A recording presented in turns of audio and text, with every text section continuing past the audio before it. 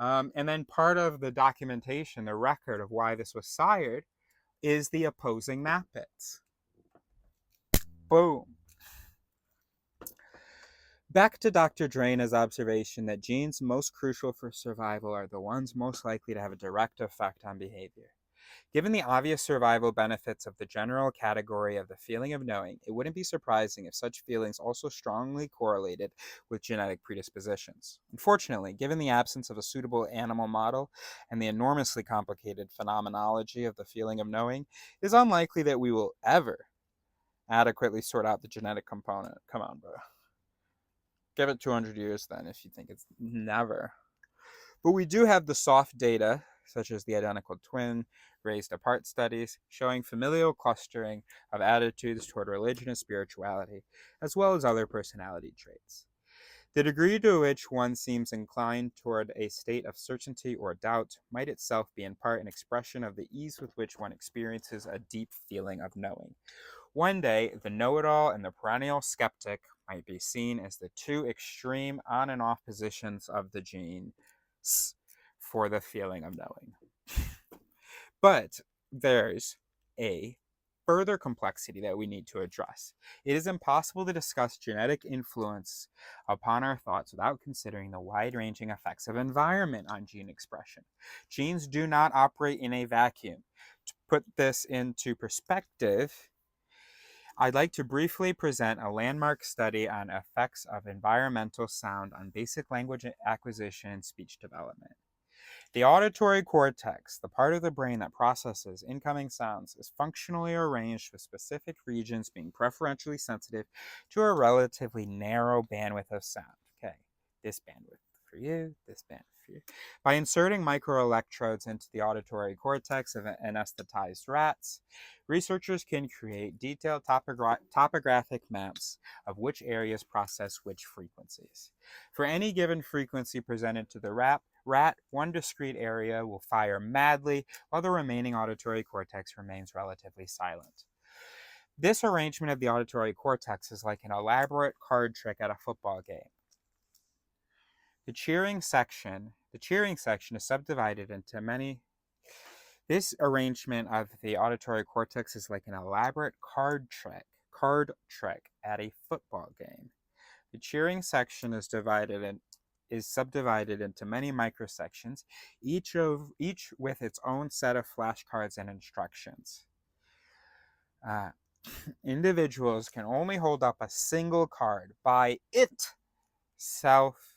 This card is devoid of any specific message, just like every neuron in the brain. But I guess you would take its based on meaning, what it accomplishes in the brain. But anyway, of any humanity. Anyway, if everyone does this job correctly, including reading the instruction sheet precisely, a meaningful pattern will emerge from the collective showing of all the cards. The auditory cortex works the same way. Genes are the instruction sheet for each microsection. Rats make a convenient model for studying brain development. Rats make a convenient model for studying brain development. The rat's auditory cortex continues to develop for about 2 weeks after birth. After that time, there's little further change. This initial window of brain plasticity allows researchers to study how environmental inputs might influence genetically programmed early brain development. If the cortex could be physically altered via environmental exposure, it would be a key insight into how the maturing brain is shaped by circumstance. University of California, San Francisco neuroscientist Michael Merzenich wanted to see if altering the environmental sound during the crucial period of postnatal brain development would change the anatomy of the auditory cortex. Of course, it fucking will. Merzenich designed an ingenious experiment in which he limited the sound exposure of a group of newborn rats to single-frequency tones, monotones. After 2 weeks, when cortical development was largely complete, he studied the frequency response distribution within the rat auditory cortex. If genes were the sole determinant of brain development, the topographic map of the auditory cortex would be the same as in rats exposed to a normal range of environmental sounds. Instead, the neurons for the exposed frequencies were more plentiful and covered a far greater area of the auditory cortex than those neurons for frequencies the rats hadn't heard. The entire cortex had shifted to be maximally responsive to those environmental sounds present during the crucial stage of brain development. Merzenich's inference was that our brains are anatomically biased to preferentially hear what we are exposed to as young children. Conversely, we will have more difficulty hearing less frequently presented sounds during this crucial period of brain development. Conversely, we will have more difficulty hearing less frequently presented sounds during this crucial period of brain development. To test this hypothesis, he exposed another group of newborn rats to continuous, moderately loud background noise, white noise. These rats demonstrated both delayed development of the auditory cortex as well as defective sound recognition. The background noise interfered with optimal auditory development. Assuming that these rat experiments are generally applicable to humans, the evidence is substantial, consider the following hypothetical. Incoming English is a composite of approximately 40 to 45 phonemes. Incoming English is a composite with incoming English. Well, it's a composite of approximately 40 to 45 phonemes. Via repetitive exposure and eventual pattern recognition, or pattern installation, representation,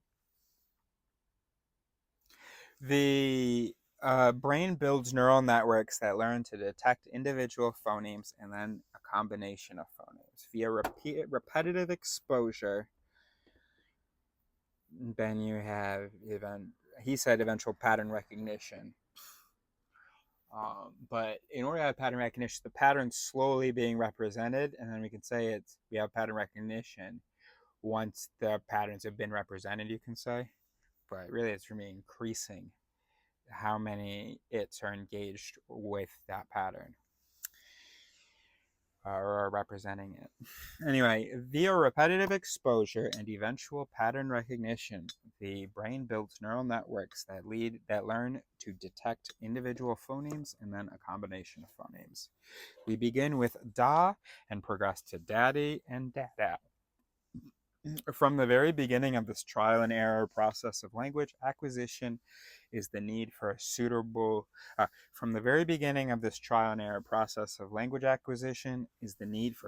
reward, whether it's a pat on the head, a mother's smile, or yes, Virginia, that is a Z. The feeling of knowing becomes an integral and inseparable feature of the most basic neural networks for the recognition of letters, symbols, and phonemes. What part all that?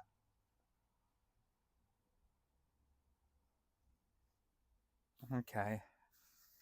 See, something striking me that there's a boldness in that claim that I wasn't ready for. I don't know what's going on. Whether it's a pat on the head, a mother's smile, or yes, Virginia, that is a Z. The feeling of knowing becomes an integral and inseparable feature of the most basic neural networks for the recognition of letters, symbols, and phonemes. Yeah. As a result, the most basic development of language will be influenced by the biases of those who are teaching us. What we are told is correct will shape all subsequent language-based thought. It is with these already colored building blocks of language that we listen to our teachers, choose our leaders, devise scientific experiments, theorize about philosophy and religion, and decide our futures. Now consider what might happen if the incoming speech is garbled in the same manner that white noise alters the functional anatomy of a developing rat's auditory cortex. Picture a child trying to acquire language amid the background sounds of refrigerator motors, fans, air conditioners, hair dryers, a blaring TV, barking dogs, the close proximity of squabbling family members, the din of nearby street traffic, emergency sirens, and Alice Cooper coming from the apartment next door. Compound the problem by relegating the teaching of language to full-time working parents and/or harassed caretakers with limited time and vocabulary, improper syntax, and unusual pronunciations. Is this a factor in America's declining literacy rates despite greater educational opportunities? Are our children becoming the study group for the human equivalent of Merzenich's experiments, with cultural biases affecting structural brain development of the subsequent generation? As he said, referring to inner city children, there's very powerful evidence that, at least in many children slow to learn language, the problem is a true delay in the development and the processing of their native language that leaves them with a defective language, and their process is actually idealized not for English or Spanish, but for noisy English or noisy Spanish. Oh, that's big, bro. That's big, bro. If you didn't learn your first language in a nice quiet setting where you could hear the sounds of the language and just the sounds of language, and associate those specific sounds with certain meanings, activity. If instead the brain, it always sounded a little bit different because there are all these different background noises that were of course changing, at the given moment that the word, for instance, was said. Then you haven't been really exposed to its truest external form. So what you're assimilating, you can't represent it then. So then that whole network for representing sounds that are heard and then associating them with meaning, that doesn't get to be fully developed. If it's not fully developed, it's not developed well with your first language, you're going to be shit out of luck for a second one. Whoa. Whoa. Simply for language development, I can't raise my kids in like a camper. I can out if it's out in the wilderness. That would be better than any city or suburbs or whatever. But if it's here, constant traffic noises, limited ability to isolate. Wow. Wow.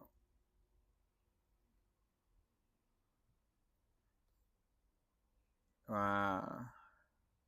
Pretty big deal, huh? What is most compelling about Merzenich's studies is the revelation of how the complex interaction of nature and nurture is present from the very beginning of brain development. Identical genetics will... Hold on. Hold on a second.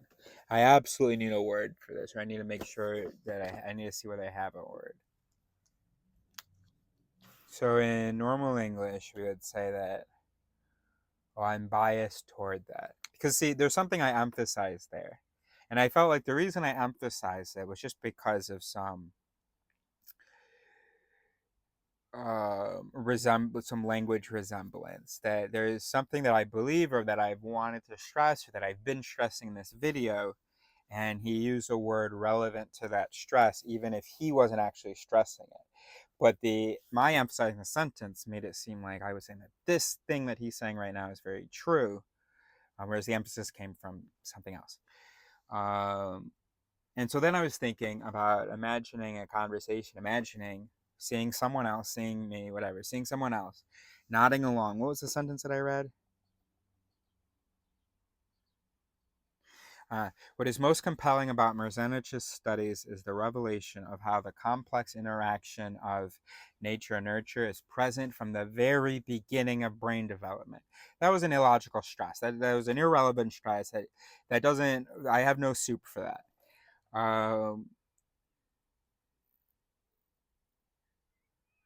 Now, if I saw someone stress that, I would have some contempt.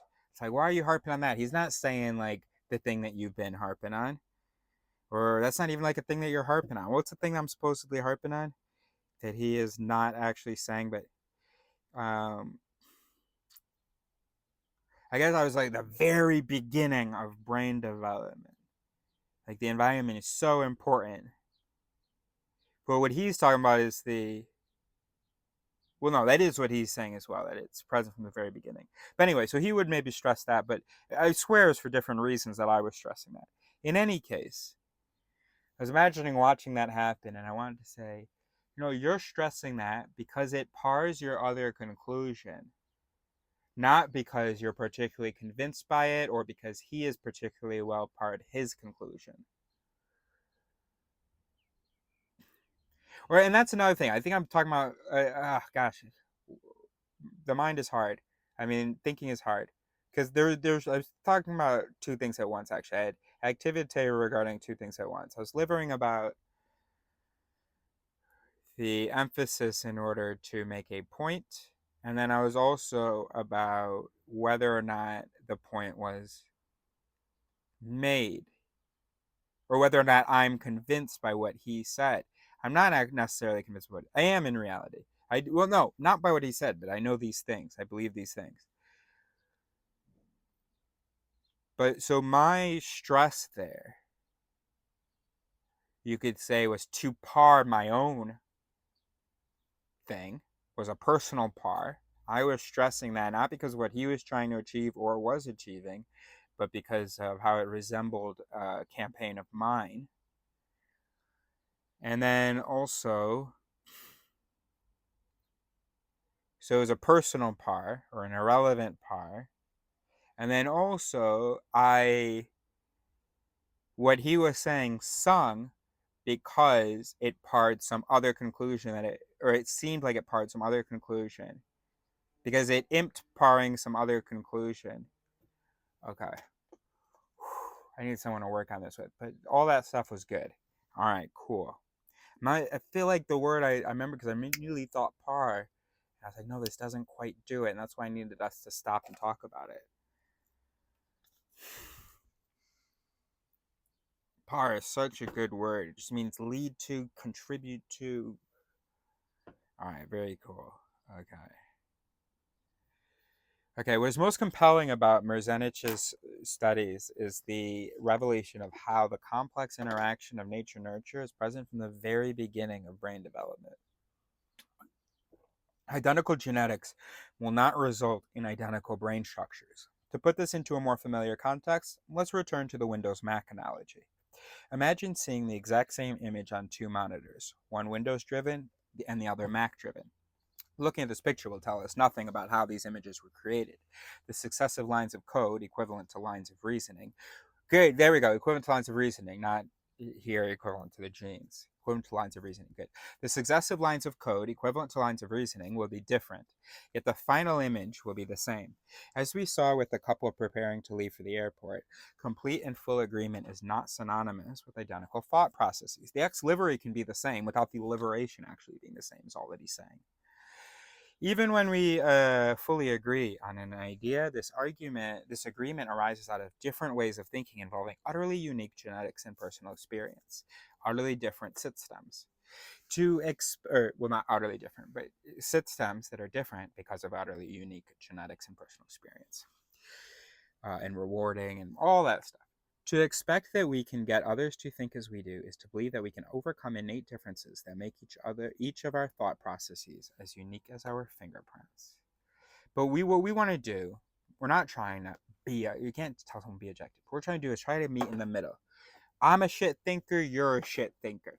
Hopefully, though, we've got something that's better than nothing coming out of us, or that leads to something better than nothing. So we got to look at the information, that stuff that, has a minimal influence from how we perceive things. Look at some numbers. And so we're not trying to get others to think yeah, right, okay. We're all on the same page. We're not, but about that meaning we are. But what we're not on the same page is that some people try to get others to think as they do, rather than to both of them try to find truth together.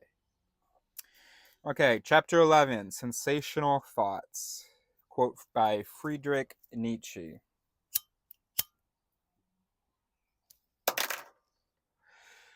Thoughts are the shadows of our sensations, always darker, emptier, simpler than these. Thoughts are the shadows of our sensations, always darker, emptier, simpler than these. I think I may understand what that means. I don't know. Here's a quote from Donald Rumsfeld, who was a U.S. He was the Secretary of State during the war in Iraq. Is that true or false?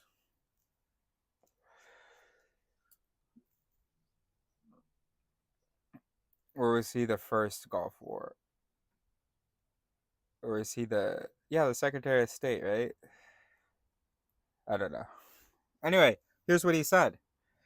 As we know, there are known knowns. There are things we know we know. We also know there are known unknowns. That is to say, we know there are some things we do not know. But there are also unknown unknowns. The ones we don't know, we don't know. That can't.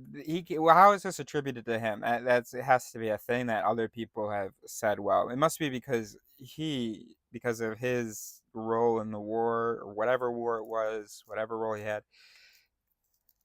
And it's funny that he said that, I guess. I don't know. Anyway, let's start this chapter. Sensational thoughts. Once we get beyond the simplest of self-defining semantic thoughts, pure thought cannot resolve itself. The first time you escape a charging lion by running up a tree, reason will tell you that this is an excellent strategy. But eventually you learn from experience that great strategies sometimes fail miserably, and that there might be better options that you haven't considered. The best that reason can do in the way... This is why logic can't be pre-calibrated. Because you need to learn. You can only approach. You can only just better calibrate. The best that reason can do in the way of... some logic is pre-calibrated. The stuff that we needed for our survival and reproduction. The best that reason can do in the way of confirmation of the strategy is to declare that climbing the tree was effective this time. Oh! As an isolated system, thought is doomed to be the perpetual yes but that arises out of not being able to know what you don't know, unless you have the feeling of certainty.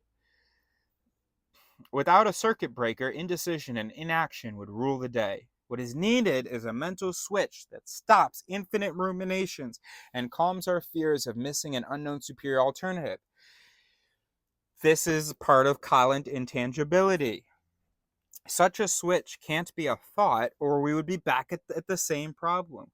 Yeah, but I'm just thinking, how do I commit to the latest thought? I can't just add a thought, yes, but, or I can't just add a thought, yes, this is true. Because still, yes, but. I need that gas changed. The simplest solution would be a sensation that feels like a thought, but isn't subject to the thought's perpetual self-questioning. That's Kant intangibility, and that's a piece we didn't have.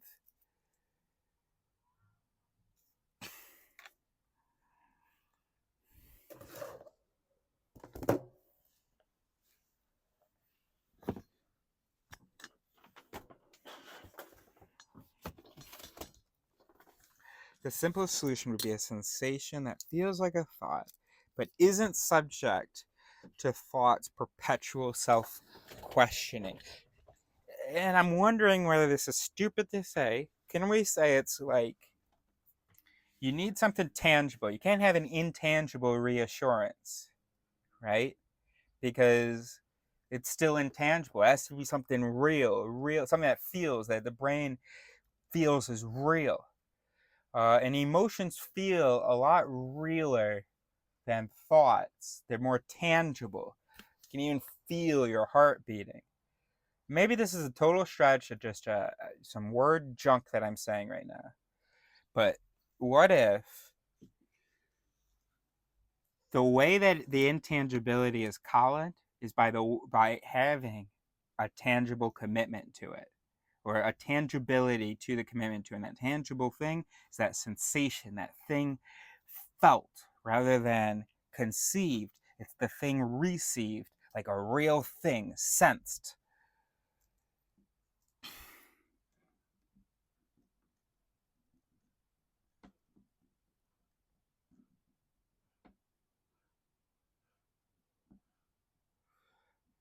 Kant intangibility is itself tangible.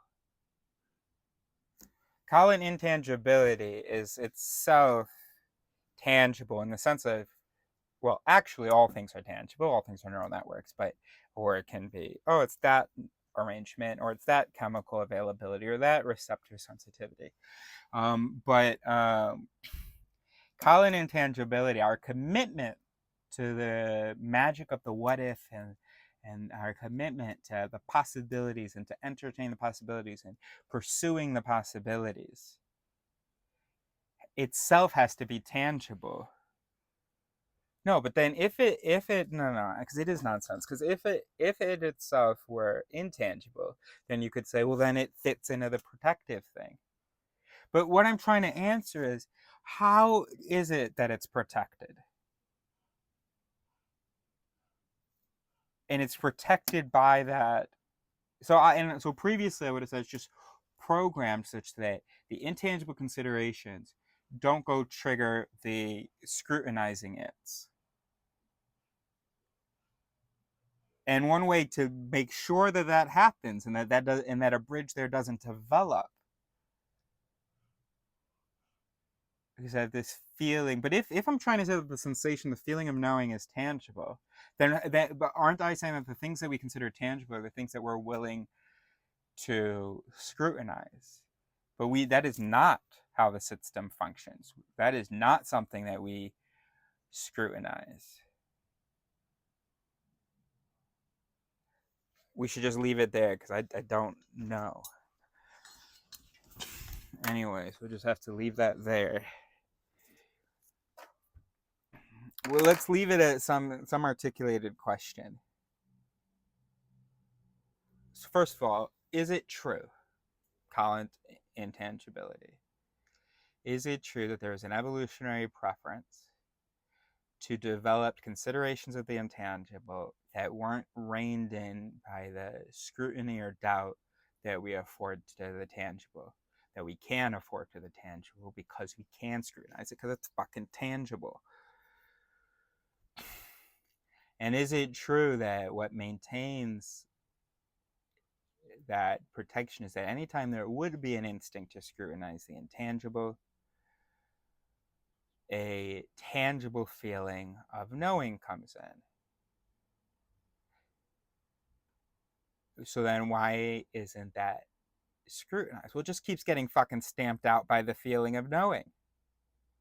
So despite its tangibility, because it's an emotion, which is something that exists in order to overpower psychological other mechanisms, as we've talked about, then yeah, even though it's tangible and it would be subject to scrutiny, well, yeah, the brain's fucking complicated, and this is a thing whose tangibility makes it compelling, but is wired in such a way that it doesn't provoke scrutiny.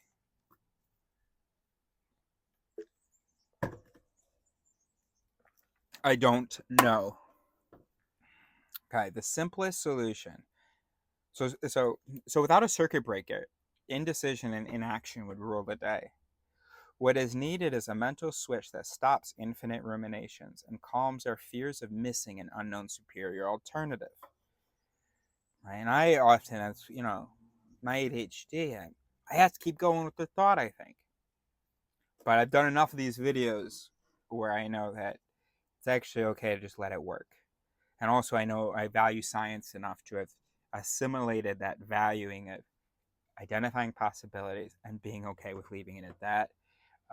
And hopefully those superior alternatives occurring to you at some other time. Anyway, what is needed is a mental switch that stops infinite ruminations and calms our fears of missing an unknown superior alternative.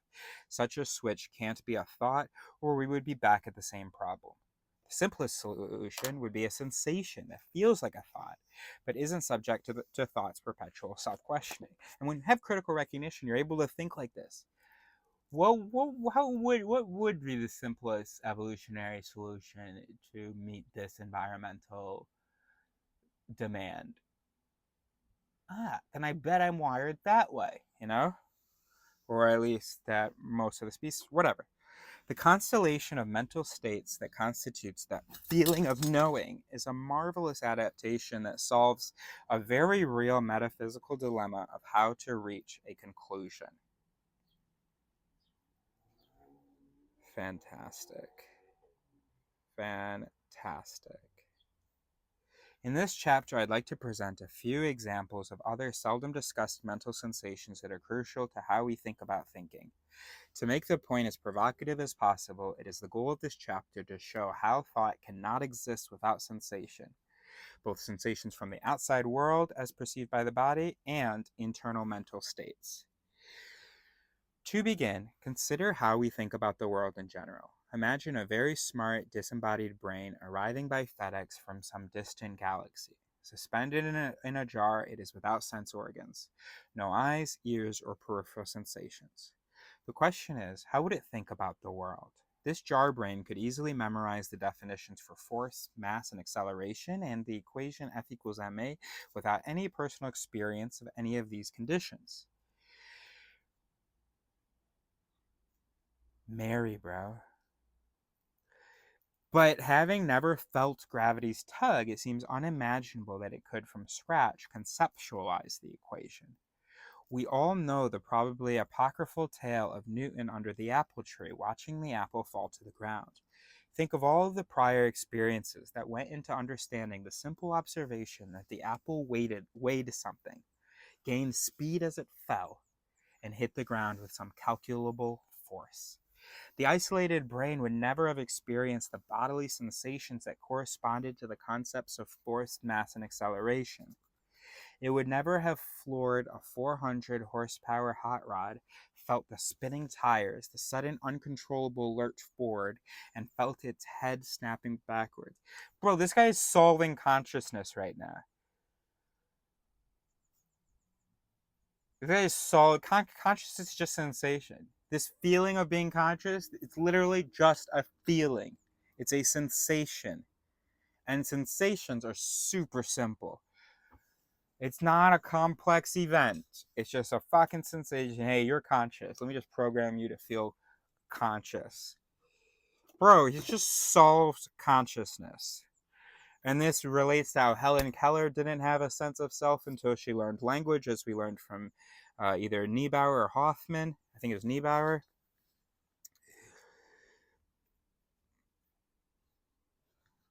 This is Mary and the apple. No, she doesn't know red because she's never had the fucking sensation of red. But if she can have an image, a representative image of red, then yes, she knows red. But no, by removing her sensation, by making her see in all black and white, you have removed her ability to know red. But that doesn't mean that an AI can't know red. All it needs is an associated sensation with the red. And he will be right there next to you talking about, oh yeah, Mary doesn't know red.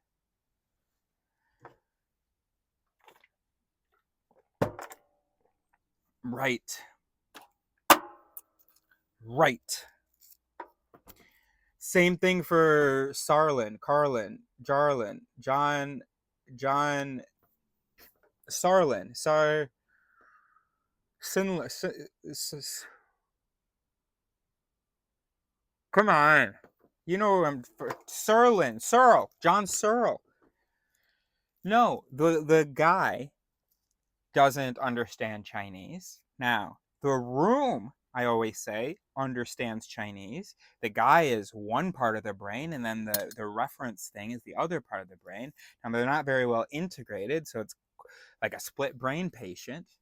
But yeah, if you integrated it more, and then if you add to that, to the guy in that Chinese room, a sensation of familiarity, when he gets a message, oh, I am going to be able to respond to this message.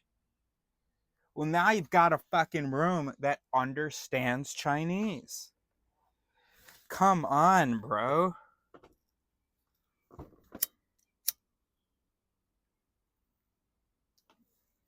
think I literally understand the mind, so now it's literally just about Alaris, which is we're still a part of the same act. Because really, it's just about having the words to talk about and to do. Okay, all right. But to be honest with you, most of our perception of the mind, I think, has been consistent since we were like a kid. We've never believed in free will. We've always had some concept of dominodal processing. And this is not to pat myself on the back. This is a disclaimer that this could have just been encoded. This whole philosophy seems right to me. This whole thing seems right to me because, of whatever, some genetic programming, and it's not the information I encountered in my lifetime.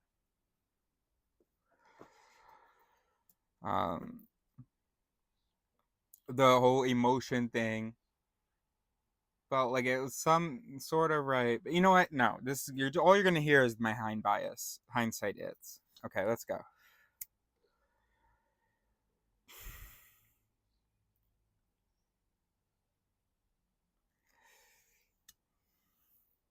It would never have floored a 400 horsepower hot rod, felt the spinning tires, the sudden uncontrollable lurch forward, and felt its head snapping backward.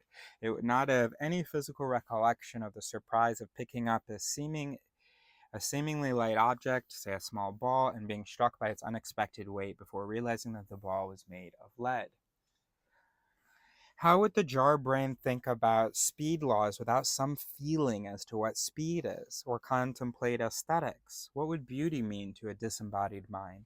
If you've never seen ugly, you cannot know what is beautiful. So before I read this, I mean, there are some things I've changed. I would have said that consciousness is possible in a jar, even without sensation. If you had asked me that, I don't think I'd ever thought about it. Anytime I thought about it, I always imagined the brain interacting. And that was how I was able to demonstrate consciousness.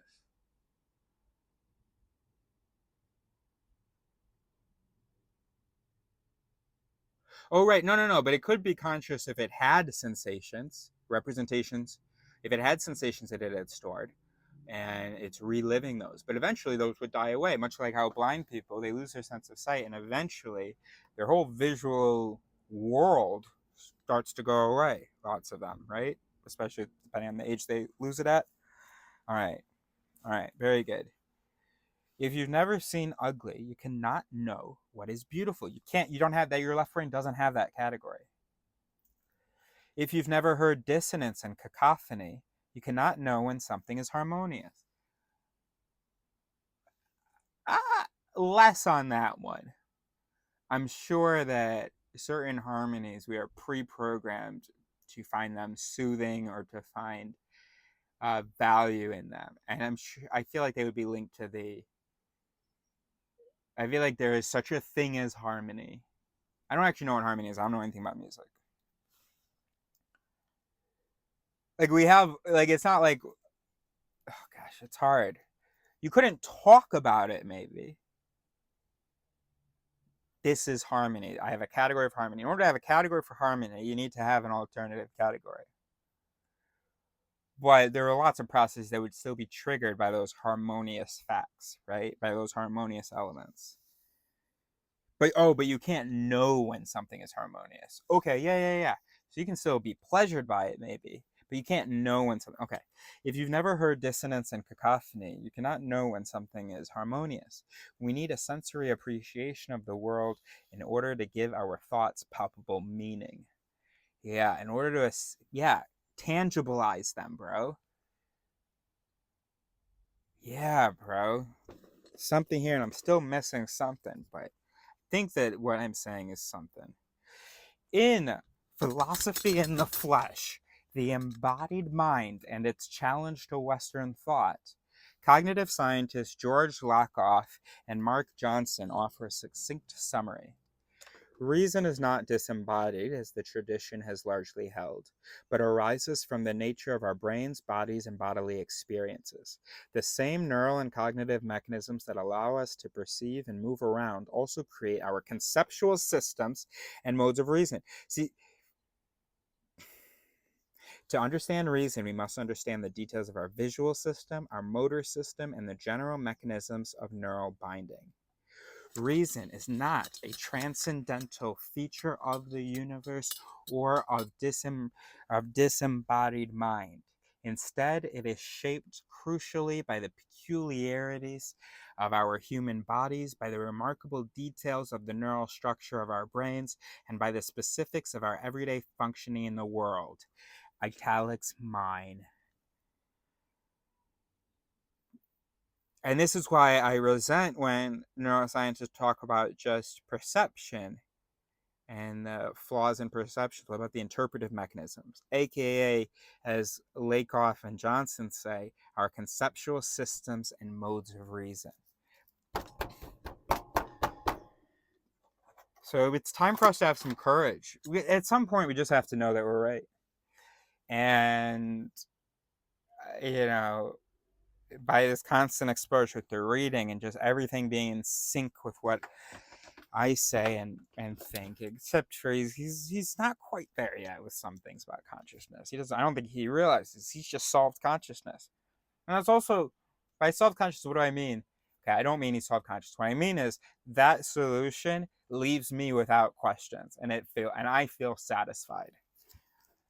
It's just I have a feeling of knowing with that explanation of consciousness. Okay, to test that, I'd have to talk it through, and then talk it through with other people and stuff. But I know that when I say to Leo, I know this. I have a feeling of knowing about this anticipation. I don't actually know this, but I swear to you, I know. If I say to Leo, hey, solid consciousness, this is what it is. So yeah, that makes sense. Yeah, that's what we were kind of saying, yeah. And not because he just goes along with things.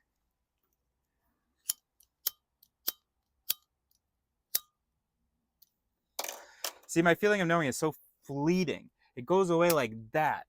And I'm imagining already other alternatives, how he could respond, and how unjustified this thing I have a feeling about knowing actually is, and how many complications there are in my interpretations, and how I've reconstructed my memories. And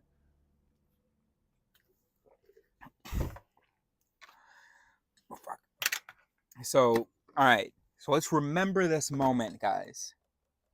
No matter what they say, of course, this is the double-edged of being single-minded. But we need to be single-minded. This is going to catch up to us before we know it.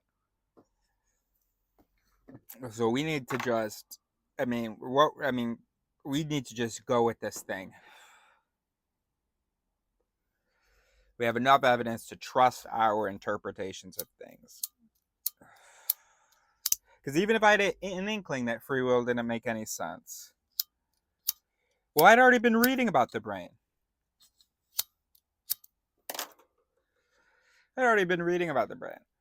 So I think I can trust my ability to take in information. But of course, who wouldn't? But what am I going to do? I can't,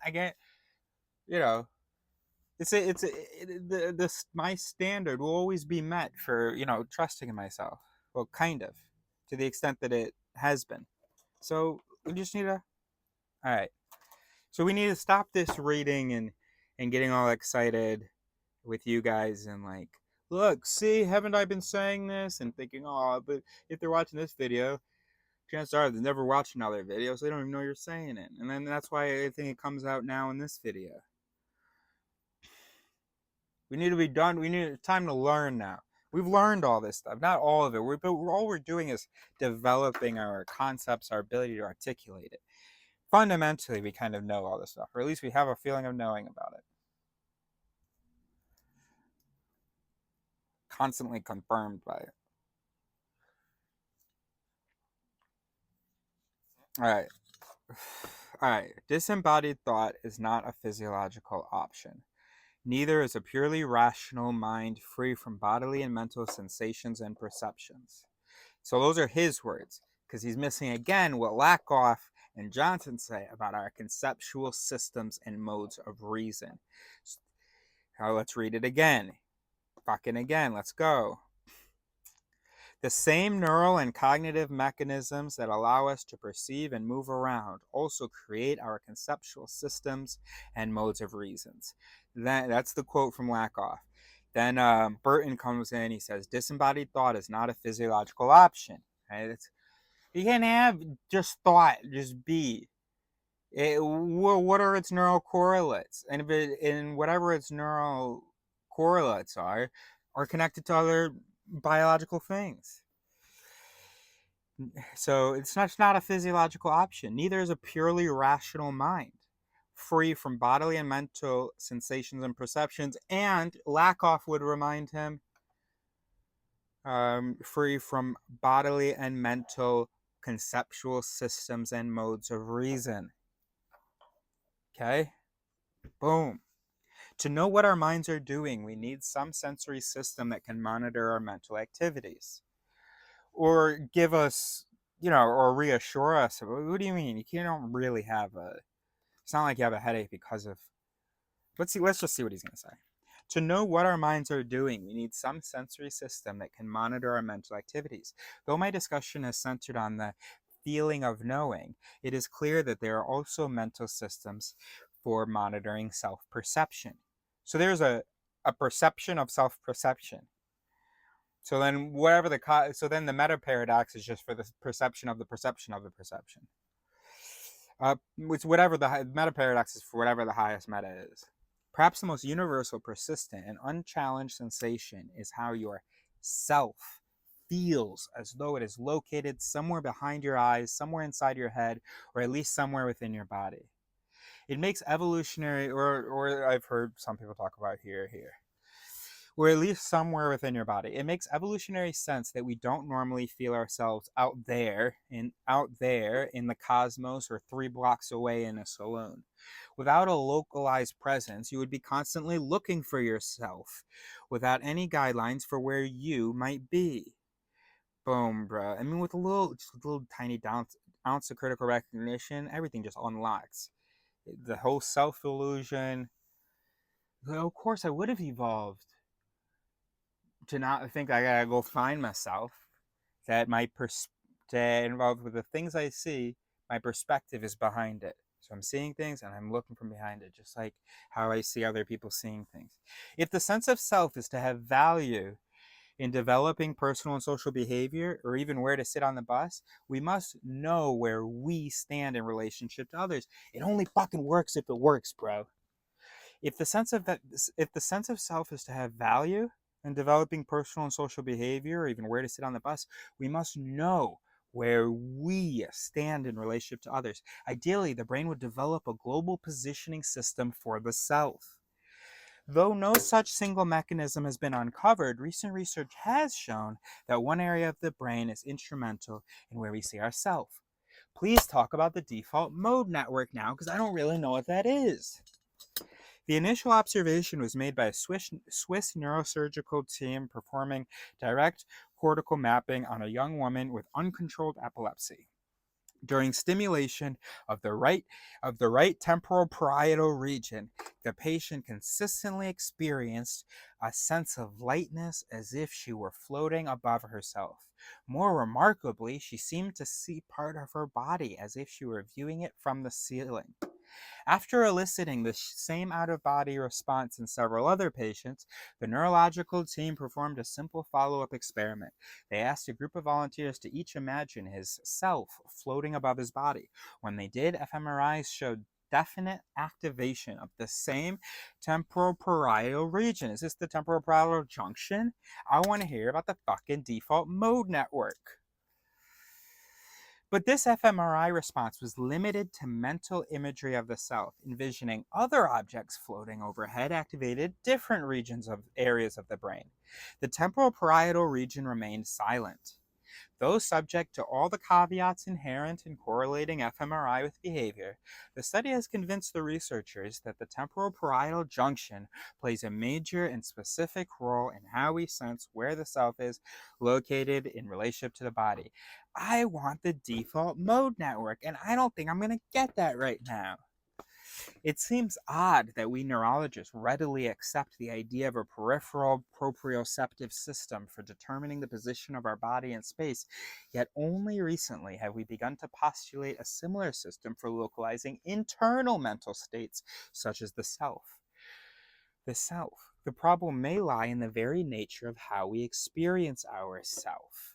Whether we see the self as a purely emergent brain function or an actual physical entity such as a material soul, we sense that the self is a fixed point at the center of our consciousness and not a moving part in the way that a knee changes its position relative to the ankle. And yet, yeah, bro, remember the Dutch guys? He said, for now, it's in here. I said, does it move? Like, what do you mean for now? He said, no, it doesn't move. It's in there. And maybe for now he meant when he dies. Maybe for now he meant as he sees it. I don't know. But he definitely was clear. It stays there. It does not move. I said, what's that got to do with the brain? He said, oh, nothing. But it's in there. So he refuses that he's a brain. But he does GPS himself in there. Fascinating.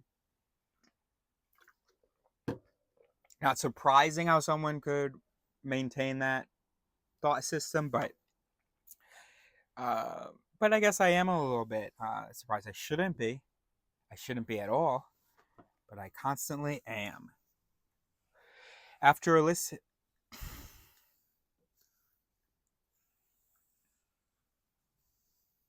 whether we see the self as a purely emergent brain function or an actual physical entity such as a material soul, no, they stop it. Don't even give them that much credit. They don't even think that the soul is immaterial. They have no account for how it's interacting with the physical world. They believe in an immaterial soul that exists in here. That's why they're not like, I don't know how the skull makes room for it all and why we've never seen it.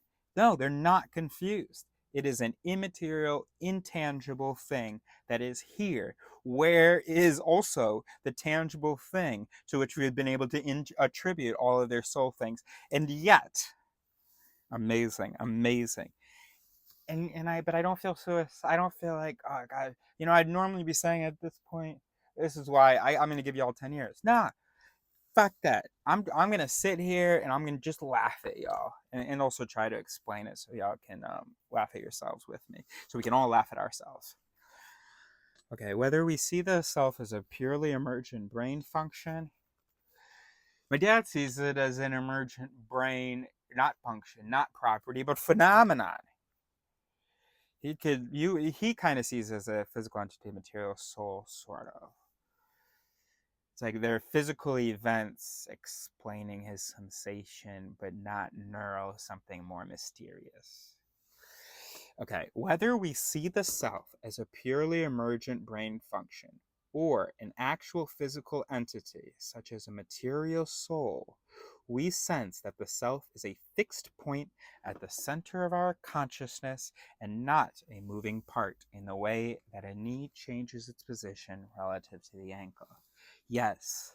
And yet, we must have some sensory system that tells us where we are located, or we wouldn't feel that we are present at all. This sounds like the sensor myth. All we need is the illusion of a GPS. All we need is someone to go like this for us. You don't need that to be based on anything. Oh, that's you there in the middle there. That's you. The origin of all your behaviors. That's you there in the middle. Okay, cool. So you just need that sensation, an internal, yit. An endo yit.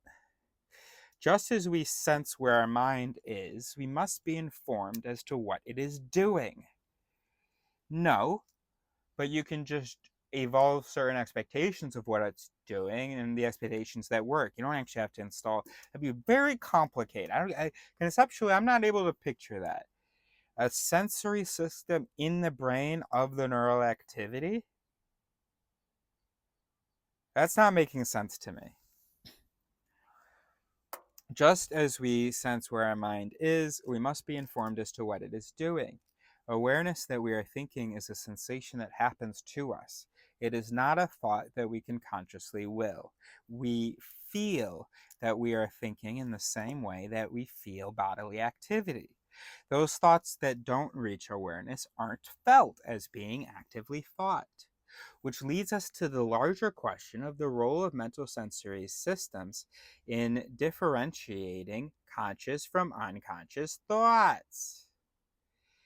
Dr. Bertain, Dr. Bertain, neurologist Dr. Bertain, you have solved consciousness, and I'm not sure. And I'm hoping to see, I mean, maybe you just don't want to jump the gun here. Let's see what you have to say.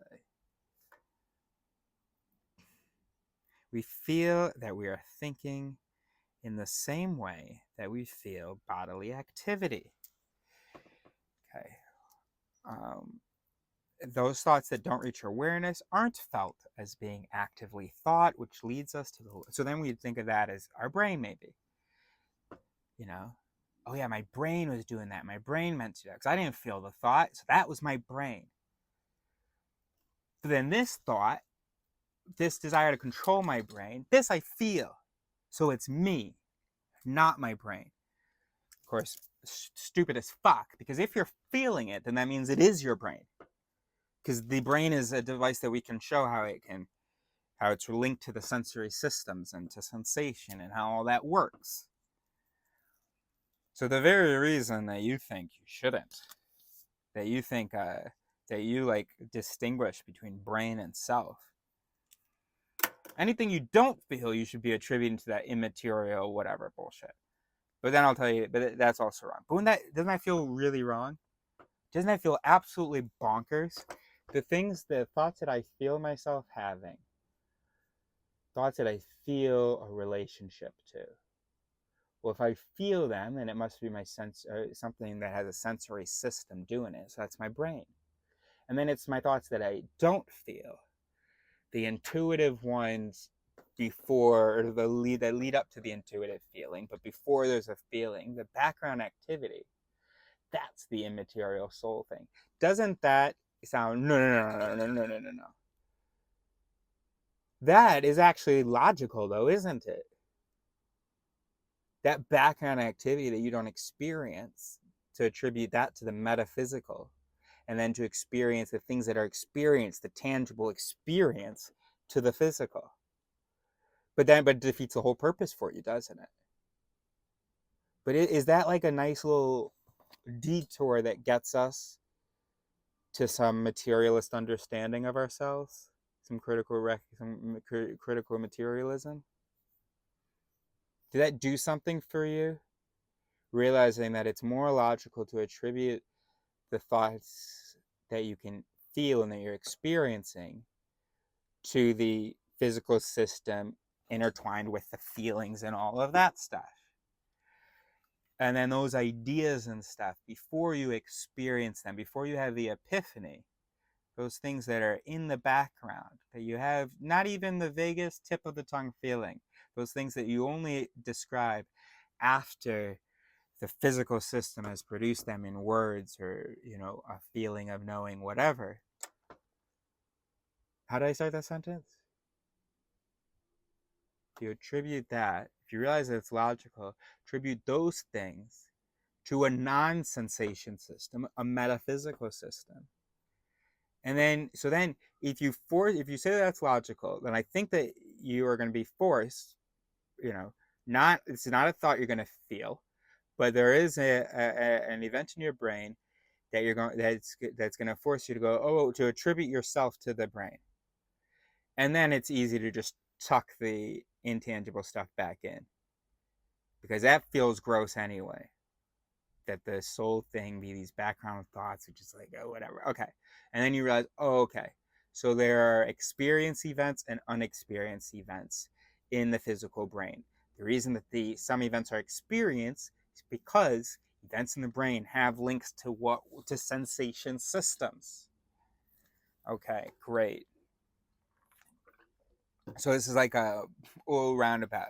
I won't try to convince you that you are physical, but the experience that you have, those are physical, right?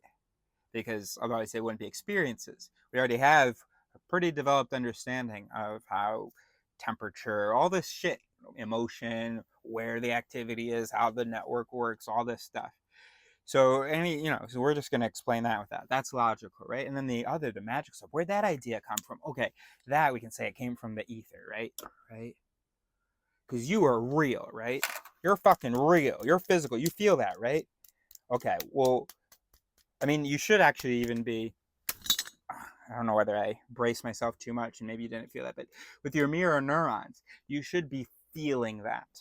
The same activity that there is to process actually getting slapped in the face, some of that activity, that physical sensation activity should have been provoked.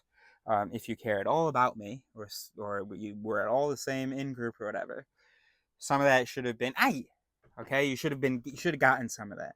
That's all physical. So what we're gonna do is we're gonna cheat. What we're gonna do is we're gonna convince. So there's an it in there that wants to be like, oh, I'm not physical. So here's what we're gonna do. We're gonna tell that it, hey, there's a part of the self that's not physical.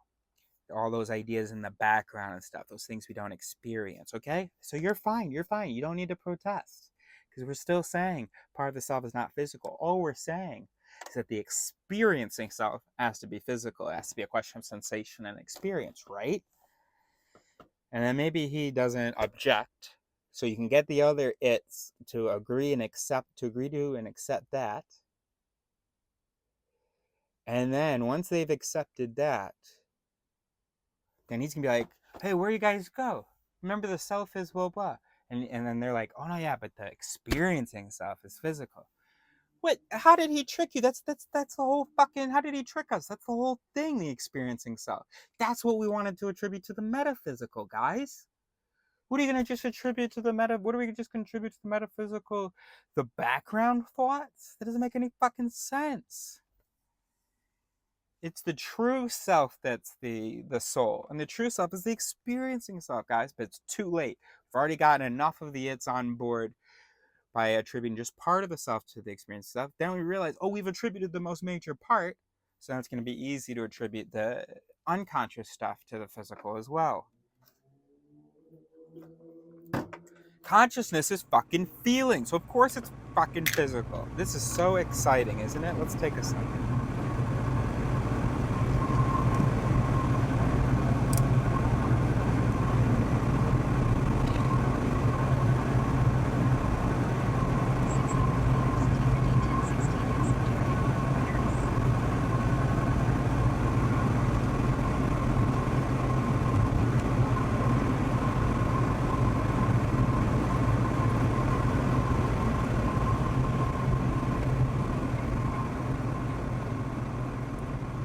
Will be a named thing. It's like a fucking bypass.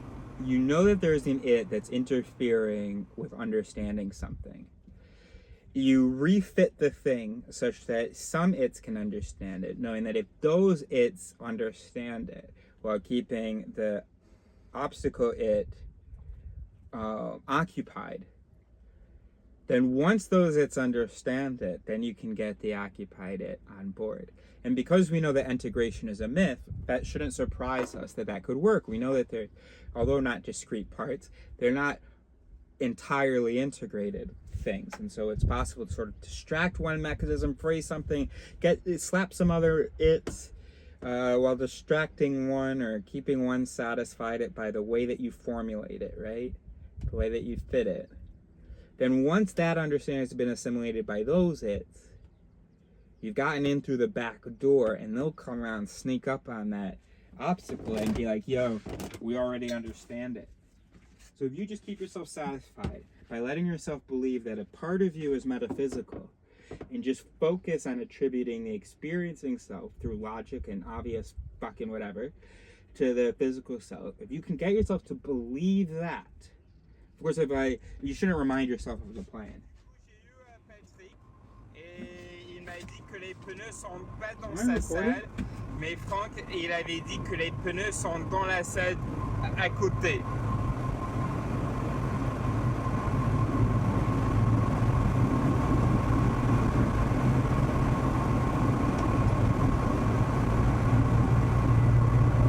Oui.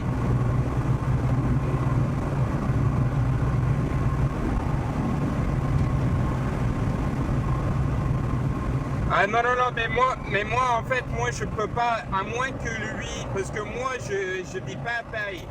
Moi, je passe de temps en temps à Paris. Et du coup, moi, je peux pas organiser ça. Mais 1558. Bro, I bet I had too many feelings as a kid. Felt like other people didn't have those feelings or something. Some people died, not because of my feelings, but I had feelings about that. Outrageous displays of feeling in my youth. And those were clearly problematic. So eventually, some detachment from those feelings developed, such that by the time I had the OCD was manifesting, I was confused. I didn't feel like it could be an anxiety attack because I felt all the symptoms of anxiety without experiencing the anxious thoughts. Wait, what? My body felt it, but I didn't experience the anxiety. I didn't actually, I felt anxious, but I didn't feel anxious. It felt like an unanxious brain plugged into an anxious body.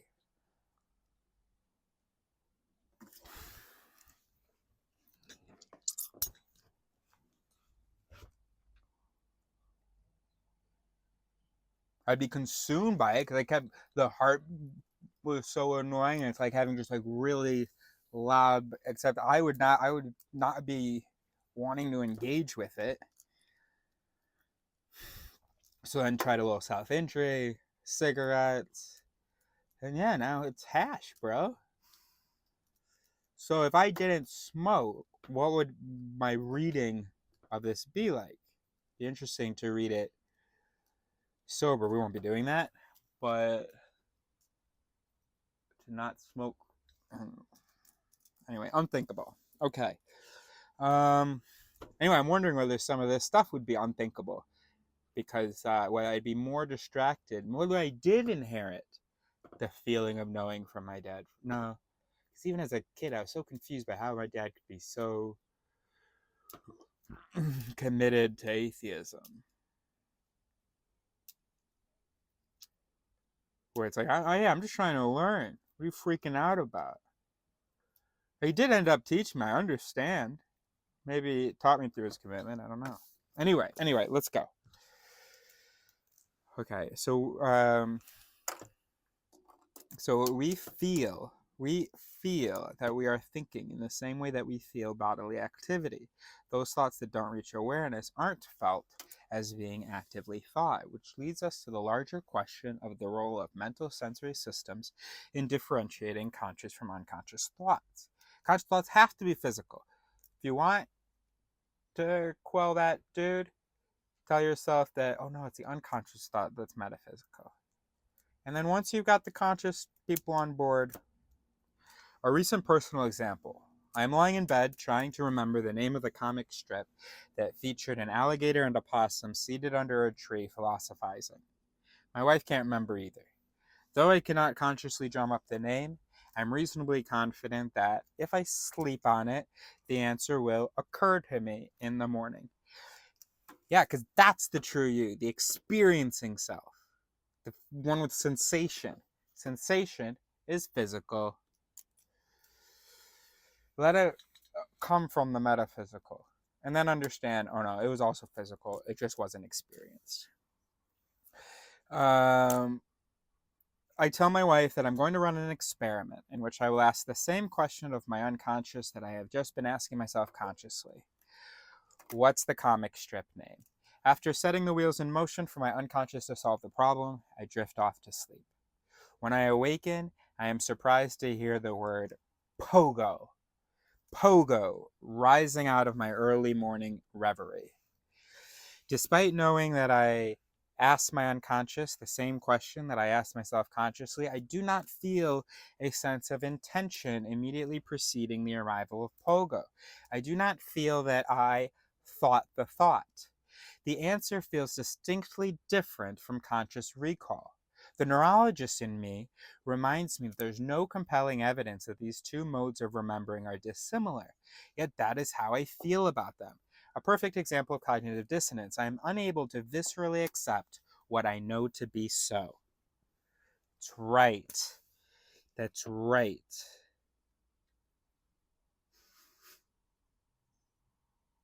Now there should be there will be a difference. There will be a difference identified in our experience of that. It could be the preceding activity. Um, yeah, and it also could be your memory of the thing.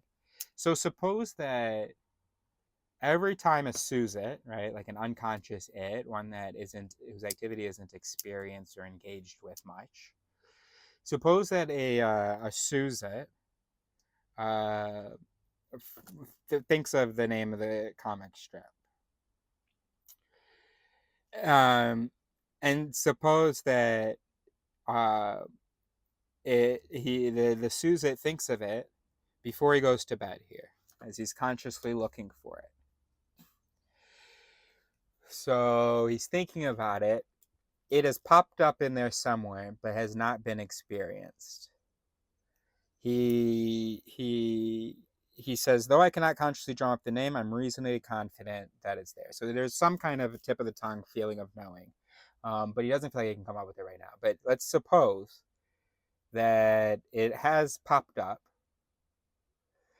and so he goes, gosh, what was the name of that comic? What was the name of that comic? It had a blue ball. It had a character I didn't really like that was big, maybe. I can see it now. Pogo.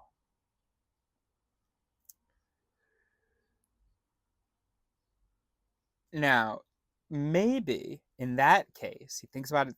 He's thinking about it consciously. It pops up, and then he doesn't get there consciously, but he has enough time to have the feeling of knowing, and then for his thoughts to end up there, such that the story that he can tell himself is that, yeah, I knew it and I worked on it and I found it. I thought that thought. Alternatively, if he has the feeling of knowing, but all evidence indicates that he doesn't know it, and that, or it's not, it's not coming anytime soon, and then he wakes up,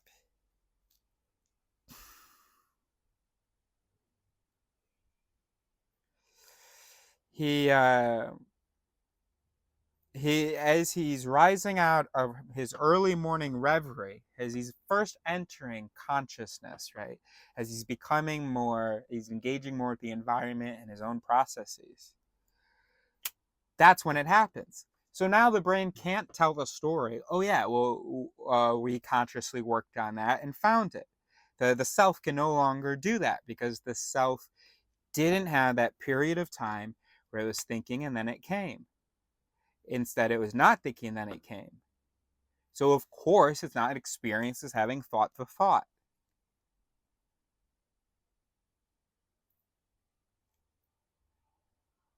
So the actual first arrival, the first activation of the Pogo it, the one that was trying to get himself heard, maybe over the course of the night, whatever, or as he's trying to think of it, that appears in the same way, regardless. That's not the issue. It's about the story we weave afterwards. So the difference, what's dissimilar, the neurologist in me reminds me that there's no compelling evidence that these two modes of remembering are dissimilar. They are, though, not necessarily the modes of remembering, but the feeling of knowing along the way, and whether you have material to weave a story, I thought the thought. If you just wake up and you hear it, you just can't weave that narrative that I thought the thought. And so that narrative isn't constructed. The feeling of knowing plus the thought, the work that was done, plus the result. I knew it. I went and looked for it. I found it.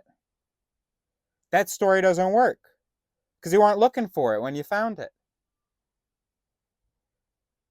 So there wasn't enough time with the feeling of knowing, except for when it was being opt, or it was being, it was being fucking counter-proven, by the fact that it wasn't coming to mind. So what's different about the story that you weave for yourself after the fact? One, was there a feeling of knowing immediately preceding the thing? Two, was there conscious activity related to the thing? If there was both, then that brain is going to have thought that it thought the thought. However, if one of those things is missing, immediately preceding feeling, enough of a period of feeling of knowing while you're doing these efforts. If you don't do the efforts, in fact, I have a feeling of knowing, and then it comes to you, you're not going to attribute it to yourself. If you're doing the efforts, but you don't even feel like you really know it. You kind of forcing it. You feel like you're looking in someone else's archive. You're not going to attribute it to yourself. But if you have the experience of feeling that you know it and looking for it, then obviously the most coherent story that the brain is going to put together is that you found it, and that intention that you did have will be attributed to it. Whereas here, he had the intention the night before, but does not feel attributed because he was not experiencing that intention when the word actually ex-livered. Come on, bro. Let's go. When I awaken, I am surprised to hear the word pogo rising out of my early morning reverie. So the dissimilarity would be about timing and, the material for the interpreter. Do we have a preceding feeling of knowing and effort that we can use to write the narrative? The self went and found this, and the intention is blah, blah, blah. Or do we not have both of those ingredients? In which case, divine inspiration. We'll attribute it to out there. Because we can't attribute it to the self if there isn't the associated sensation, because that's what consciousness is, the sensation. Okay. When I awaken, I am surprised to hear the word pogo rising out of my early morning reverie. Despite knowing that I ask my unconscious the same question that I ask myself consciously, I do not feel a sense of intention immediately preceding the arrival of pogo. No, because you just fucking woke up, bro. Now, had it not come up as soon as he woke up, he went and made breakfast. He was like, gosh, what is that cartoon? And let's say he had the experience of thinking of some new detail that he hadn't thought of before, and immediately following that effort and that feeling of knowing and that feeling of getting closer and that detail, if that's when the thing is heard, then boom, then that's the story. All right, I can't say it so many more times, but this is because I have a weak feeling of knowing. So I had to keep running through it. When I awaken, I am surprised to hear the word pogo rising out of my early morning reverie. Despite knowing that I asked my unconscious the same question that I asked myself consciously, I do not feel a sense of intention immediately preceding the arrival of pogo. I do not feel that I thought the thought. The answer feels distinctly different from conscious recall. The neurologist in me reminds me that there is no compelling evidence that these two modes of remembering are dissimilar, yet that is how I feel about them. A perfect example of cognitive dissonance. I am unable to viscerally accept what I know to be so. This separation of the process of thinking from the awareness of thinking might seem unnecessary, even counterproductive, but for a moment consider the alternative. What if we experienced every thought process as it occurred? The chaos would be overwhelming. I heard only pogo. I did not hear Peanuts, Calvin and Hobbes, or any other consideration that was rejected. At this very moment, you aren't aware of your own myriad unconscious ruminations. Imagine worrying about where your kids should go to college, when to get a haircut, and trying to remember a missing word in an old Pepsi Cola jingle, all simultaneously vying for your attention while you are trying to read this paragraph. In order to focus your full attention on immediate concerns, it makes sense to have non-directed, less pressing, or longer range thoughts occurring in silence. Most neuroscientists believe that conscious thoughts are the mere tip of a cognitive iceberg and that the vast majority of thought occurs outside of awareness. Well, most neuroscientists would be correct. And then they understand it theory, basically, unless they're holding on to some rational soul thing somehow. If so, is the apparent difference between conscious and unconscious thoughts based upon differing physiologies or on how these thoughts feel? Yeah, so their actual thoughts have the same neurophysiology, but one co-livers with a feeling and one fucking doesn't.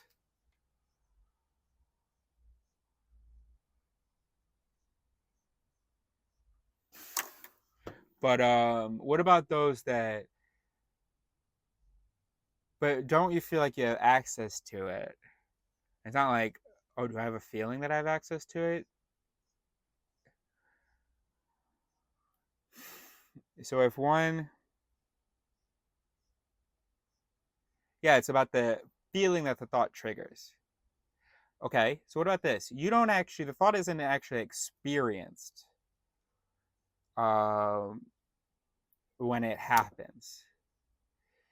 But if it triggers a feeling, then that latent activity is. We have to read about how once a neuron fires, there's this latent activity in case it like gets feedback or something, or it's like waiting for feedback. Was that like good, guys?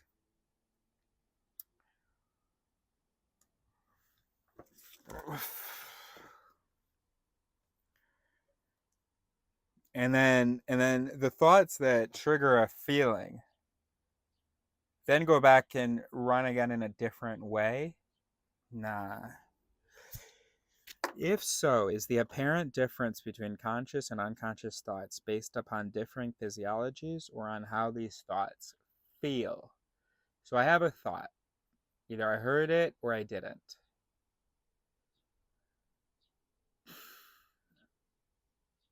If I heard it, what might that mean that I experienced it? We don't really know how to define that.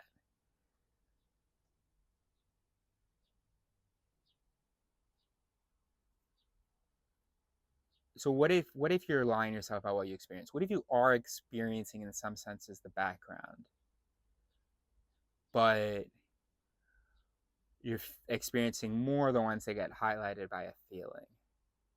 So that would be how it happens. If a thought happens, a few neurons linked up, they fire, and eventually that triggers, and shortly after that triggers a feeling. Then that goes and gets played on repeat or something. And because it's played on repeat on like other ones, it is experienced because it is being engaged with by other things. And it means being able to talk about it. So it's the language system is engaging with it. So feeling could be a way, be a liaison, a way of getting people talking. There's a problem, we need to overcome something. Emotions and feelings are about getting people talking that normally wouldn't be talking.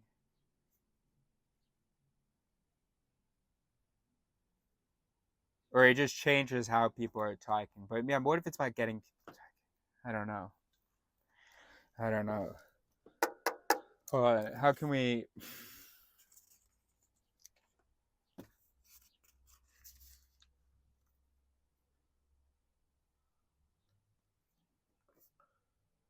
Conscious of thoughts of activity highlighted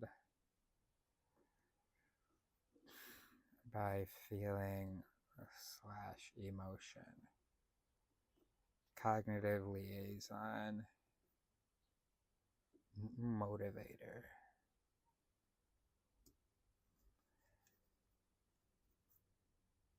All right.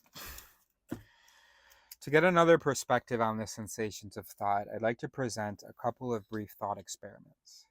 As you read the two contrasting examples, as you read the two contrasting examples, ask yourself if your feeling about the examples is different than your understanding of them. You are a university-based pharmacologist seeking a treatment for a very rare genetic disease. The standard approach is to seek out a specific responsible protein and model a theoretical drug to block the effects of this protein. On your personal computer, you input all the pertinent data, from the complete human genome to all prior research done on this and related diseases. You expect these extremely complex calculations will take considerable time. As you are busy with several other projects and don't want to be bothered screening all possible answers, you program in a second set of instructions that allows the computer to predict the probability that a particular drug will be useful. Only those drug formulations that reach a certain predetermined likelihood of being effective will be shown on the monitor screen. Less likely answers will be automatically rejected, and the question could be, your personal computer is very slow, but you've kept it through the years because it is perfectly quiet. There's no annoying fan or hard drive noise. The LEDs have all burned out. There's no annoying fan or hard drive noise. The LEDs have all burned out. When the monitor switches to standby, you can't even tell if it is on, let alone actively working on the problem. It is the perfect black box computer.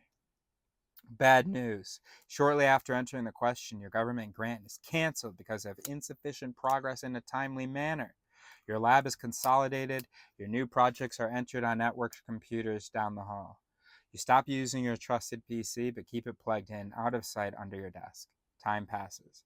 Eventually, you forget about the project. One morning, when you arrive at the lab, the long darkened monitor is blinking. On the screen is the formula for a new drug. Underneath is the statement, the theoretical likelihood of this drug being effective is 99.999%. You're excited by the result and bummed out that the grant was prematurely canceled. They should have known that these massive calculations take time, you mutter to yourself. You consider rewriting the grant, confident that your previous programming did exactly what it was designed to do. In this scenario, you don't feel that the computer has done anything out of the ordinary. It was merely following instructions. The absence of flashing LEDs doesn't suggest that the computer is processing information differently than when the lights worked. You don't sense having witnessed a miracle, feel a need to coin a new vocabulary, or invoke intuition to describe a computer running without notification that it is running. You aren't bothered by the length of time between posing a complex question and getting the answer, nor are you surprised that the only answer that showed up on the monitor was one with a high likelihood of being correct. All of these conditions were anticipated. Now change the scenario. You are a novelist, contemplating writing a fat, multi-generational novel with a huge cast of characters. You need a few months consciously deliberating possible plotlines and narrative arcs, but the sheer number of permutations and combinations is overwhelming. You spend a few months consciously deliberating possible plotlines and narrative arcs, but the sheer number of permutations and combinations is overwhelming. That's why I tell myself, I just gotta invent two characters that have a relationship that the story is about, and then just let it cook. Consciously come up with, put efforts in, attention on trying to come up with a few basics, and then let it fucking cook, bro. We're not sitting down trying to write a whole thing. So you spend a few months consciously deliberating possible plot lines and narrative arcs, but the sheer number of permutations and combinations is overwhelming. Eventually, you tire of the idea and move on to a minimalist tale that spans one day and two characters. You are relieved and forget all about the unwieldy larger project. Years pass. Then, without any apparent instigating event, you awaken with the plot to your long-abandoned book appearing to you whole cloth. From introductory sentence to final denouement, it's all there in a rush of words and images. You are overwhelmed by the sense of rightness of the solution and by the absence of effort on your part.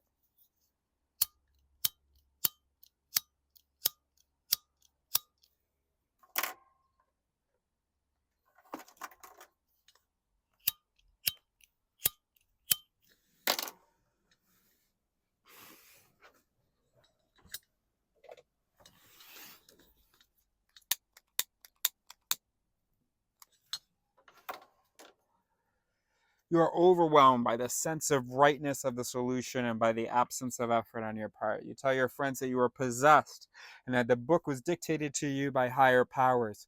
At book signings, in a slightly embarrassed tone, you talk of transcendence and intuition in your fiction writing. No matter how many times you revisit that moment, it remains incomprehensible, even otherworldly. A major problem in distinguishing conscious from unconscious thoughts is our inherent difficulty in assigning intention to thoughts occurring outside of consciousness. That's right. I can't stand. No, this is what I meant to do. Well, Bob, I do that sometimes. Well, with moral things, or no, just not that. Don't attribute that intention to me. But here's the thing. There are so many of your thoughts, the attention of which aren't experienced. A feeling, there's no feeling with it. And it's only the tip of the iceberg, the ones that you experience. So, gosh. Sorry, bro. I don't know what the fuck I'm talking about when I say blah blah my intention, blah blah. We all accept that motivation and intention represent complex interactions between what we consciously and unconsciously want. Yet, when an idea appears without clear and immediate preceding effort, it doesn't feel intentional. With the pogo example, I clearly asked my unconscious to solve the problem, but because of the elapsed time between question and answer, Pogo felt as though it effortlessly appeared out of the blue. So did the plot structure for your abandoned novel. All right. Contrast this difficulty in feeling that unconscious thoughts are willful. Contrast this difficulty in feeling that unconscious thoughts are willful. Oh yeah, this trouble we have is thinking of our unconscious thoughts as willful.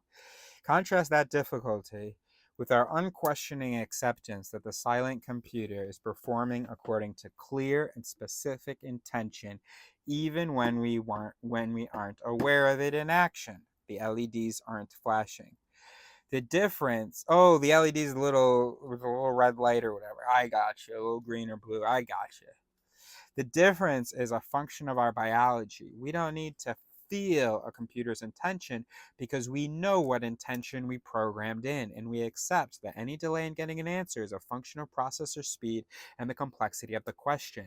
But with our thoughts, any significant delay between question and answer tends to strip the thought of a sense of being intentional. That's absolutely right, Dr. Bertain. You got there. Took you a little longer than me. But I see you got there. How the brain creates a sense of cause and effect isn't known, but the temporal relationship must be crucial. We must experience cause as preceding effect. The closer this proximity, the greater the feeling of intentionality, right? The closer the correlation, the more the sense of causation. The closer this proximity, the greater the feeling of intentionality. If I stub my toe and get an immediate pain, I am pretty sure that stubbing my toe caused the pain. But if I stub my toe and get toe pain 3 weeks later, I am less sure of the cause and effect relationship. The more time that elapses, the greater chance that there are other possible explanations. If I ask myself a question and get an immediate answer, the answer feels like an intentional response to the question. I mean, we can't highlight every line. We just keep highlighting the same thing. But the longer the delay, the weaker the feeling of intentionality is. Yes, that's what I thought gradually shifts to, it just popped into my head. In the baseball chapter, we saw that the brain reorders the batter's perception of time in order to present a seamless view of the present. Basic physics of what the batter sees are overridden by neural mechanisms necessary for a coherent sense of cause and effect. The batter must feel that he sees the ball approach the plate before he begins his swing. Feelings of intention run into a similar problem. A sense of having pondered a question must be present in consciousness in close proximity to an answer in order for us to feel a clear cause and effect relationship. But we are intending to do a wide variety of things at any given instant. We are planning tonight's dinner, next week's lecture, a trip to the mountains, when to pay our taxes, get our shoes resoled, and when to turn on the TiVo. Having myriad, that was like a thing back in the day to record the show that came on the TV. You don't even know what a TV is. Having myriad dissimilar intentions simultaneously present in consciousness would create a chaotic and confused mind. Attention would be scattered among all the questions being entertained. Not having all intentions simultaneously front and center in awareness creates the illusion that some thoughts aren't intentional but simply occur to us. It would appear that evolution has chosen the uncluttered mind at the expense of stripping the feeling of intention from unconscious thoughts. Boom, bro. How the unconscious decides what should be delivered into consciousness is a matter of fierce debate. We needed to know the exact mechanism to realize the decision must include a probability calculation. Let's go back to the computer example. In order to avoid getting a report of all possible compounds considered as potential drug candidates, you have programmed in a probability equation that only sends high likelihood drugs into awareness onto the monitor screen. This is the same process that neural networks use for pattern recognition. Imagine teaching your young daughter the alphabet. You and Big Bird take turns patiently repeating the letter A while pointing to it in various formats, on a cube, a blackboard, a coloring book, and so on. When your daughter looks at an A for the first time, she might see an H. After repeated trials and your reinforcement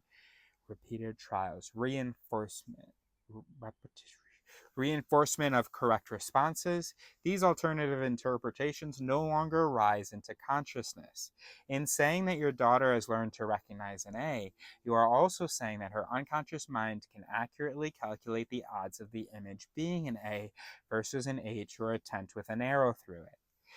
The projection of the correctness of A into consciousness and the simultaneous rejection of other possibilities is analogous to the computer equation that restricted displayed answers to those with a reasonable probability of being correct. To sense how this calculation evolves into the feeling of knowing, take a look at the following figure and try to decide if it is an A or an H. It's just an A, bro. There. But then there's that coming up. An inability to decide is equivalent to your brain seeing this figure as approximately a 50-50 proposition. A and H are equally likely. If you chose A or H, your pattern recognition system has calculated that one is more likely than the other. Add in further clues, and the probabilities change dramatically.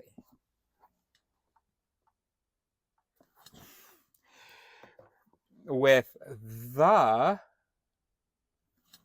you feel confident that the symbol is an H. With cat, you reverse the probabilities. I feel like they fucked up in the Kindle. That's not supposed to be that clearly an A. It's not like supposed to be touching at the top. So it's like, oh, is this an H where the things are going in, or is it an A that's not closed? Yeah, this is here. I'll draw it for you because I don't think this is not what they were. This is not. Because I've seen this before also. So it's supposed to be like this.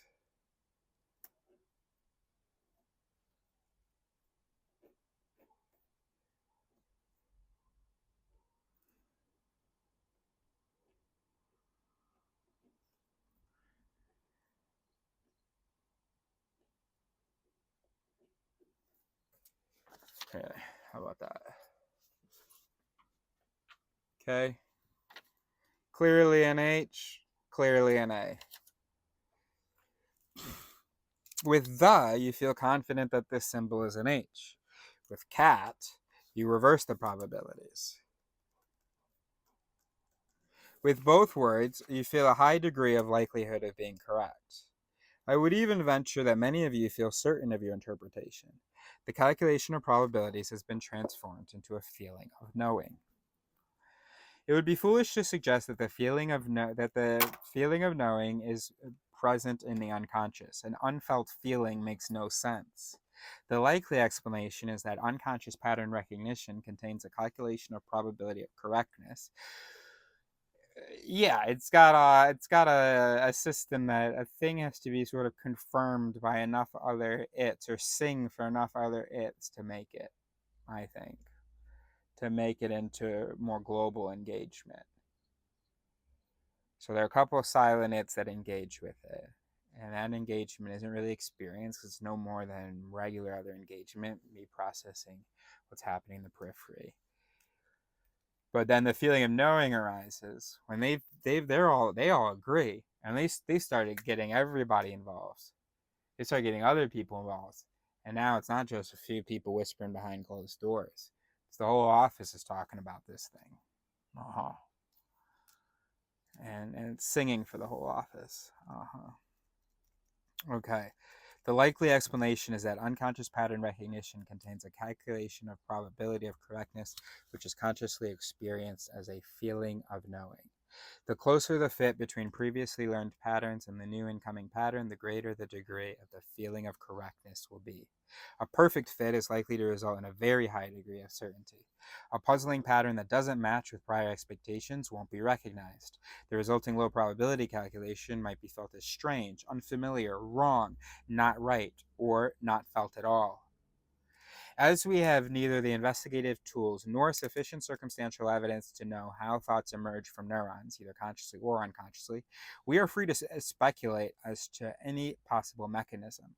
Cognitive scientist Steven Pinker has coined the colorful but inexact phrase mentalese to refer to the symbolic processes that make up unconscious thought, while simultaneously expressing our deeper lack of understanding of these processes. That's good, yeah? That's cool, that's useful.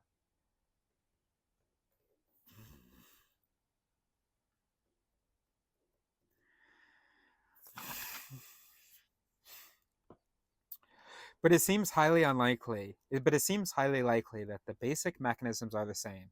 Neural networks processing information, from sights and sounds to the most abstract thoughts. To postulate fundamental differences between conscious and unconscious thoughts would mean that the most basic biology of cognition changes as thoughts move in and out of consciousness. But that would be like saying that your Prius changes into a Ferrari when you drive it out of the garage. You hear this, Dad? To postulate fundamental differences between conscious and unconscious thoughts would mean that the basic biology of cognition changes as thoughts move in and out of consciousness. Haven't I said some shit like this? Not direct to your face, but like this in a video. That if we already have a feeling, an understanding of sensation, decision making, all this stuff, why are we then going looking for other mechanisms for conscious decision making? What the fuck are y'all talking about? When writing a novel, you can feel the difference between writing anything that comes to mind and willful plotting, where you consciously reject certain possibilities. When actively thinking, the censoring editor is in the on position. During unconscious thought, it is mercifully muted. But this is only a difference of inputted information. Some possibilities are consciously rejected, while others are encouraged. From a neural network schema, the basic process of hidden layer processing of inputs remains the same. Only the inputs have been changed by the conscious editor. What? From a neural network schema, the basic process of hidden layer processing of inputs remains the same. Only the inputs have been changed by the conscious editor. No, it's just that only the inputs were experienced. Conscious editor doesn't do shit. Consciousness is an experience. It is not a doer. When writing a novel, you can feel the difference between writing anything that comes to mind and willful plotting, where you consciously reject certain possibilities. When actively thinking, when experiencing thinking, the censoring editor is in the on position. During unconscious thought, it is mercifully muted. The editing isn't changing. It's just that whether the mic is on or not. And this is only a difference of inputted information. Some possibilities are consciously rejected while others are encouraged. But this is only a difference of inputted information. Some possibilities are consciously rejected while others are encouraged. So we are not coming up with the ideas. What he's doing is a free won't. There's this conscious filtering of sort of what goes back into the processor. See, look at him. He is talking about the conscious editors being beyond the hidden layer. From a neural network schema, the basic process of hidden layer processing of inputs remains the same. Only the inputs have been changed by the conscious editor. Now you don't get it, Burton. I gotta pee and roll a joint.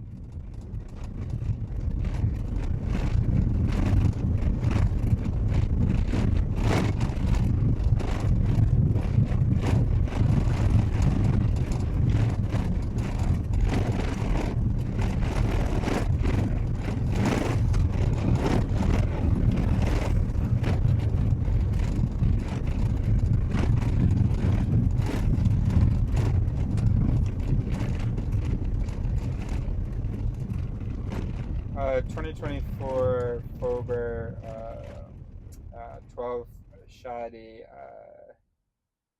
1639. Have you ever evaluated your own thoughts? Trick question. You thought I wanted you to say yes because, oh, it's so important. No, you fucking haven't. No, you fucking haven't. You would need some kind of a written system to really evaluate your own thoughts. Now, you've had thoughts that have then triggered other thoughts, and some of those thoughts may have been critical of the initial thoughts. Okay, and that's really awesome. But you've never taken a thought, made it into tangible language that can be scrutinized, and written it out, because then I wouldn't have a fucking job. I wouldn't need to invent Alaris. You've never done propositional logic with a belief that you had. You've never taken a conversation and studied the interactions between the statements and what it did for the staters and all that stuff. No, you haven't.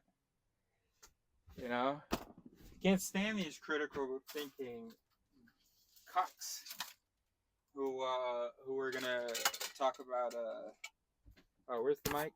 Sorry. These critical thinking cucks who are gonna talk about the value of checking your beliefs, of noticing biases, of trying to avoid your subjective tendencies, whatever. And then they don't know anything about the fucking brain or about philosophy. I haven't learned Lojban and blah blah. That's why first step, my focus, just on critical recognition. I was learning that we are brains. And then, now, I'm inventing Alaris so that we can actually fucking do something. Oh, shit. Despite all my understanding of the brain, I'm still not going to call myself reasonable.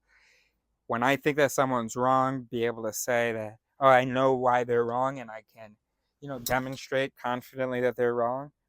Fuck nah. I've been absolutely winging it. Now, sometimes I notice things about what they're saying, and it's like, oh, that seems like an error, blah, blah, and, blah, blah, but absolutely fucking winging it. So you know what? I've always thought of the turning point of our species, of when actual Homo sapiens comes along, as being when we achieve critical recognition. Because a brain doing things is one thing, and a brain that knows how it does things, completely different organism. But maybe that's not it. But a brain that does things according to a knowledge of how it does things, that's a completely different system. A species where its members engage, not just by flinging their brain activity at each other, but especially not their brain activity that doesn't even know about brain activity. But instead, they figured out techniques according to how the brain works in order to have basic fucking conversations.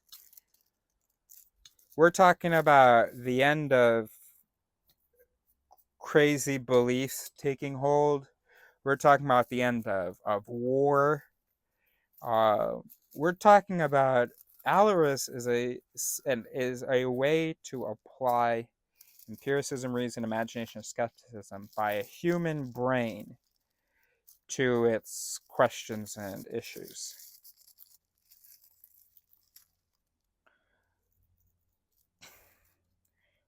Doesn't exist. Doesn't exist. Right now, we've just been winging it. We go in there, we talk, learned a little bit about what persuasion is, things like that. No sense of how the mind works and no tools for a communication. Never heard someone say, hey, before I break up with my girl, we're going to we found this cool dialectic technique, based on psychology. It's like this worksheet that you do together to identify uh, the issues. Those worksheets exist, but to identify and interpret the issues given our psychology. Here, we got to do these affirmations because the brain, it's good when the brain has recently said this, then it'll contribute to a more serene that. This brain thinks that. Here are the mechanisms by which we identify the role of its subjectivity. Here, we're not allowed to enter into endless justifications because we know the brain's fucking good at that. We got to do a thing where you have to argue my point and I argue yours, because we know that by actually literally doing that, we can actually engage certain mechanisms that wouldn't have been engaged just by a loose notion of empathy being good. All right, let's go. Yo, Alaris, bro, come invent this. My real name isn't even Eris, so don't be like that. And don't worry, I'm good for credit, bro.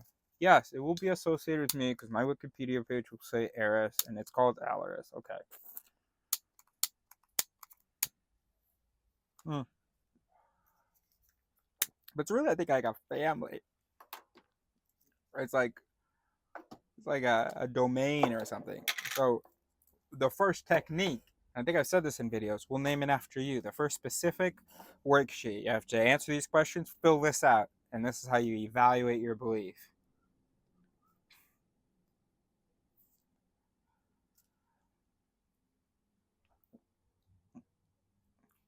That worksheet, it's got your name all over it. The Thomason worksheet. I'm gonna do a Thomason. She hadn't even heard of a Thomason. Yeah, she's foreign. Yeah, from the non-critical thinking world. I think somewhere it's called the Midwest or something. And she hadn't even heard of a Thomason. So I explained to her that it was an Alaris, technique. Specifically an Alaris technique or a Dialaris technique.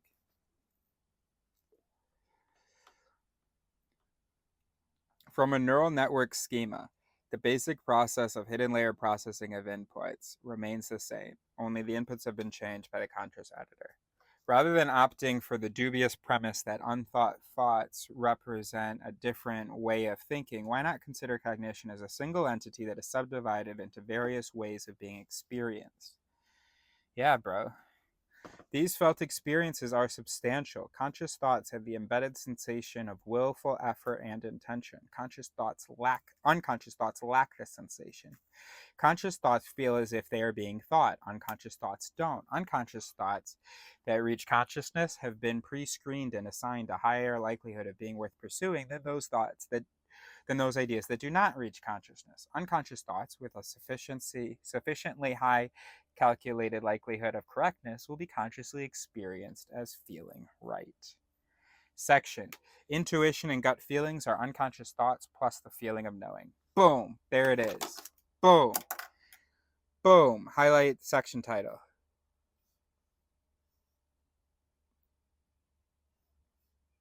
Boom.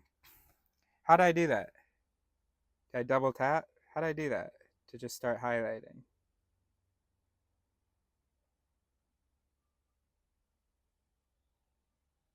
I did it again. But what did I do?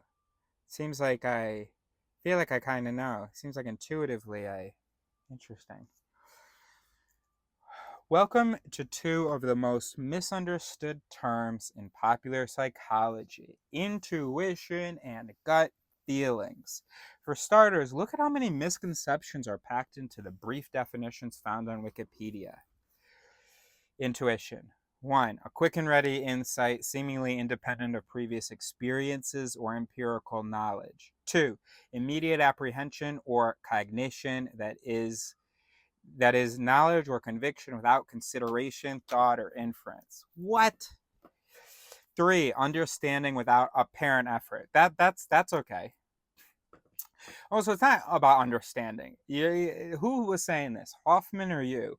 Was talking about intuition as actually being this like super magical, like actually. Sometimes you have a feeling of knowing something without apparent effort, but you don't actually understand the intuition. All right, no, he's gonna get to that. Gut feelings. 1. Feelings or ideas formed without any logical rationale. Oh my gosh. 2.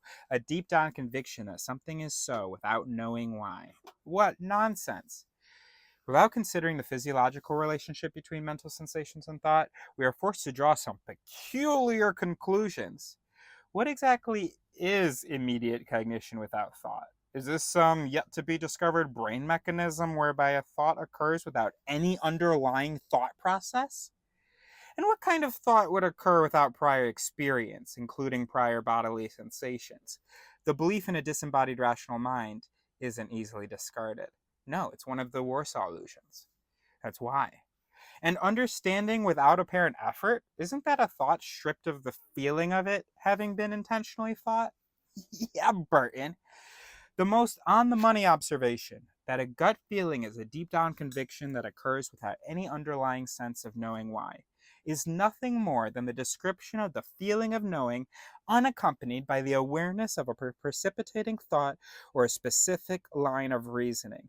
This is why when I try to talk to people about biases and stuff, they want to talk to me about consciousness and about intuition and stuff. First, welcome to two of the most misunderstood terms in popular psychology: intuition, gut feelings. I'm going to say the most two misunderstood are intuition and consciousness, but that's because the researchers also don't understand consciousness the way that Burton you should understand, but you haven't got there yet, but you help me understand it.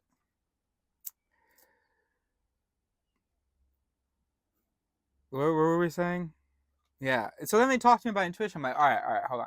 Because, like, kind of, yes, but also no, like, dangerously bad to think of it that way.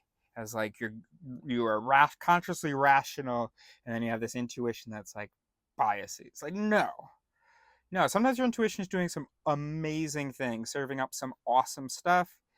Let's drop these words, in fact, which is why the first few slides of the presentation of it theory is it's like we tend to think of intuition as being the bid and reason as being the ego. There is no ego, just a bunch of mechanisms. And thank you, Bert. And some of them are associated with this feeling. Gotcha. All right, cool. Deep down conviction is the feeling of knowing. Now it's in bold. By understanding the relationship between this sensation and unconscious thoughts, we won't feel the need to create new categories of cognition. They're all fucking its, bro. As we've seen with mystical experiences, the spontaneous appearance of the feeling of knowing is often described as a moment of profound understanding. The power of this felt knowledge cannot be underestimated, even when it exists independently of reason or any confirming evidence. The comparison to intuitions is unavoidable, and intuition also is the appearance of the feeling of knowing without the awareness of a triggering line of reasoning or a conscious evaluation of available evidence. In the next chapter, we shall examine popular ideas about intuition. Right now, I just want to emphasize how recognition and discussion of the sensations of a thought are integral to any theory of mind. And thank you. It theory was absolutely missing this, bro. Absolutely, bro. Thank you, Dr. Bertain, for your contribution to it theory. Can I call you Rob? Can I call you Robbie? Thank you, Robbie. And now here is it theory with your contribution so that you can now complete your understanding of the mind, because you are so fucking close. As close as Mazarin Benaji. To summarize, thoughts require sensory information. A disembodied mind cannot contemplate beauty or feel the differences between deep love, infatuation, and pure lust. To avoid confusion and chaos, our brains have sensory systems that selectively tell us when we are thinking a thought. Okay? Alternatively, Burton, I know you don't get it yet, but alternatively, to avoid confusion and chaos, our brains have a selection process for engagement levels. So only certain activity gets engaged with, maybe. Because we don't have to invent this other category of us, Burton. All right, let me try again. To avoid confusion and chaos, our brains have sensory systems that selectively experience thought. Our brains have sensory systems that discriminate which thoughts are experienced, whatever that means. If that means engagement, attention, I don't know. These sensory systems also determine how we experience mental cause and effect and intentionality, and they are instrumental in imbuing our thoughts with a sense of their correctness or incorrectness. Without the embedded sensation of being on the right track, a thought wouldn't be worth the mind it's printed on. For me, the evidence is overwhelming. For me too, Burton. This got 212 highlights, this next thing, so we're just going to even highlight it before we even read it. Social proof. Okay, now, ready? We know the nature and quality of our thoughts via feelings, not reason. Feelings such as certainty, conviction, rightness and wrongness, clarity and faith arise out of involuntary mental sensory systems that are integral and inseparable components of the thoughts that they qualify. This is part of the sensor myth, bro.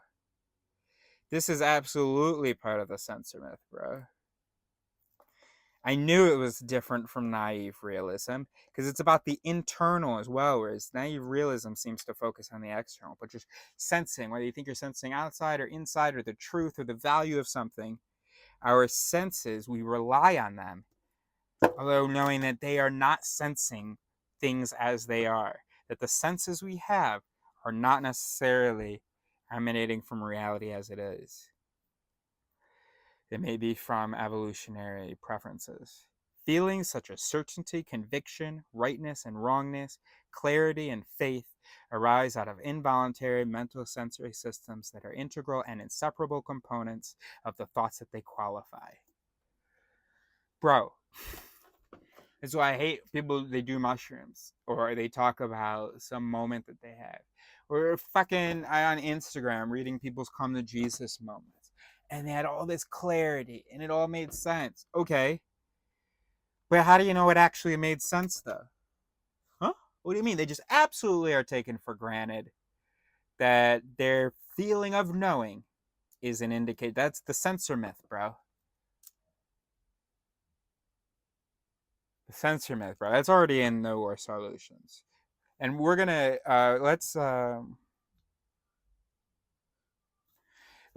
this quote. Let's put this quote when we open up our computer. Let's put this quote into our sensor myth thing. All right, I'm not gonna see bookmark. Dr. Robert Bertain. Sensor myth.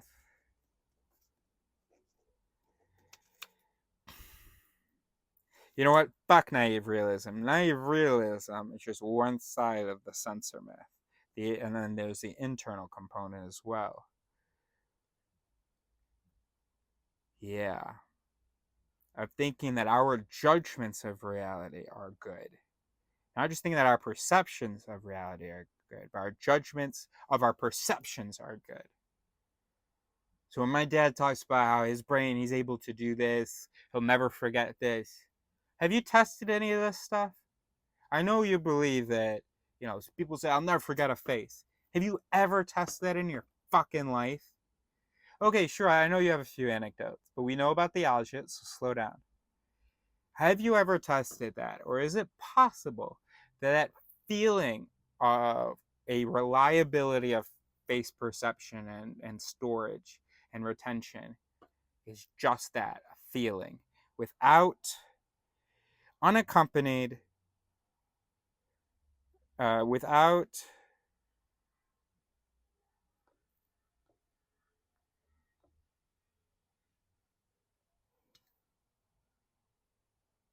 mystical experience, without independently of reason or any confirming evidence. Chapter 12, the twin pillars of certainty, reason and objectivity. We've got a long quote here from Anna I thought it was like Anna Karenina. Anna Karenina.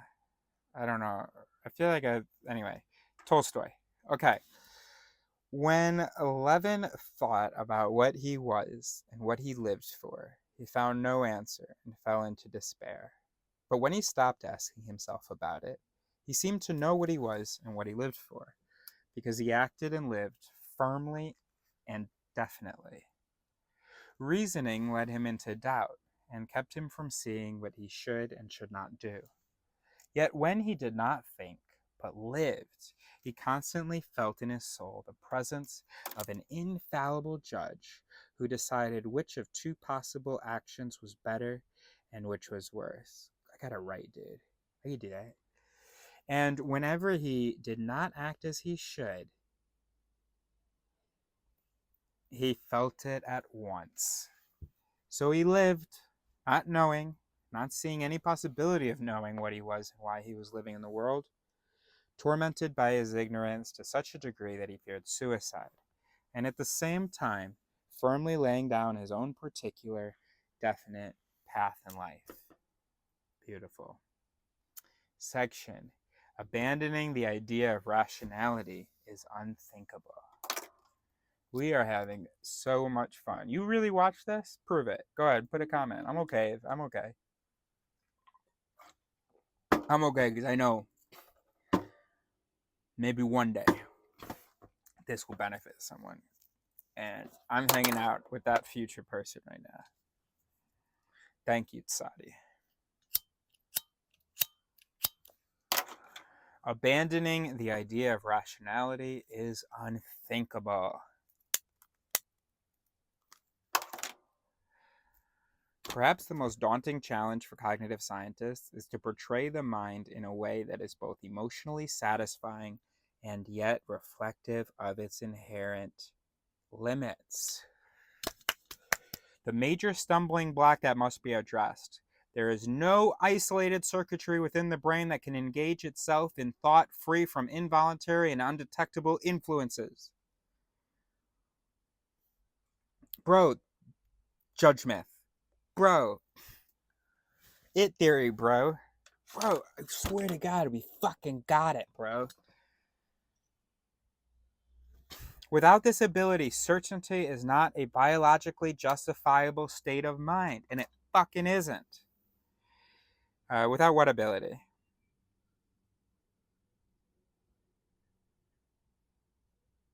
Yeah, without the ability of some mechanism, some isolated circuitry that's free from involuntary and undetectable influences. If there's no such thing, some reasonable soul, then certainty is not a biologically justifiable state of mind. If this limitation were easy to accept, this book would be finished. But abandoning or even qualifying the idea of the self-examining mind flies in the face of every facet of contemporary thought. Introspection and belief in personal change are predicated on the ability to stand back and recognize when we are off base or out of touch. But who's doing that recognizing? That's the bid, bro. Oh my gosh. Come on, bro. Bertain, let's go. Why can't we get married? Do you have someone? Introspection and belief in personal change are predicated on the ability to stand back and recognize when we are off base or out to lunch. When trying to cut back on excessive rumination, unwanted fears, or obsessive hand washing, we need a fresh point of view, not another voice from the same tainted circuitry. Because we're not integrated, we're lucky. So it's not. I don't think that all the circuitry is tainted. I think I see no reason why it shouldn't always be possible to have a fresh, not a fresh voice, but to have a new voice that's contributing something in here. But it is ultimately all part of the same system and cannot be perceived by some objective perceiver. When trying to cut back on excessive rumination, unwanted fears. Wait, so it's the feeling of intention. Consciousness is explained by cognitive intangibility, the meta paradox, and Bertain's feeling of Bertain's feeling of knowing, comma, sensation, feeling, thoughts triggering a feeling reaction. You all right, buddy?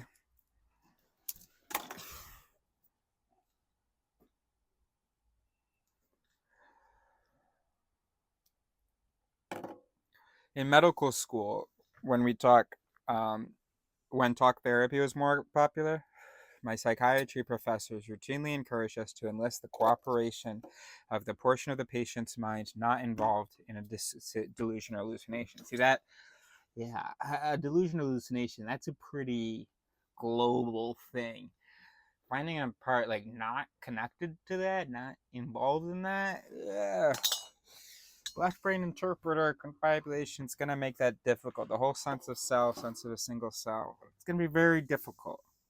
I cringe when I recall asking an acutely psychotic patient if believing that the FBI had bugged his radio made sense. Okay, now be the ego, be rational now.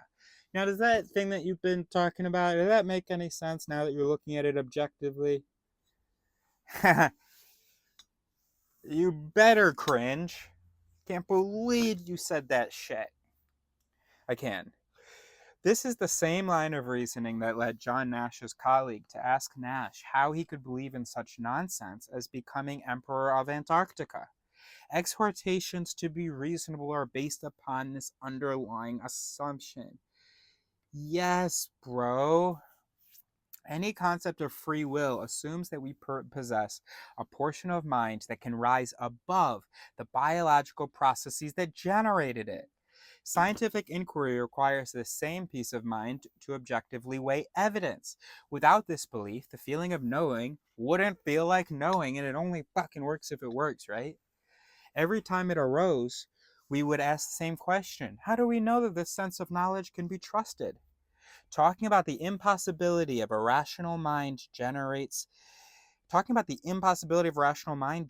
this general category in the same way that an atheist needs the concept of God in order to refute it. In short, relinquishing the idea of pure reason goes against the grain of how we lead our lives.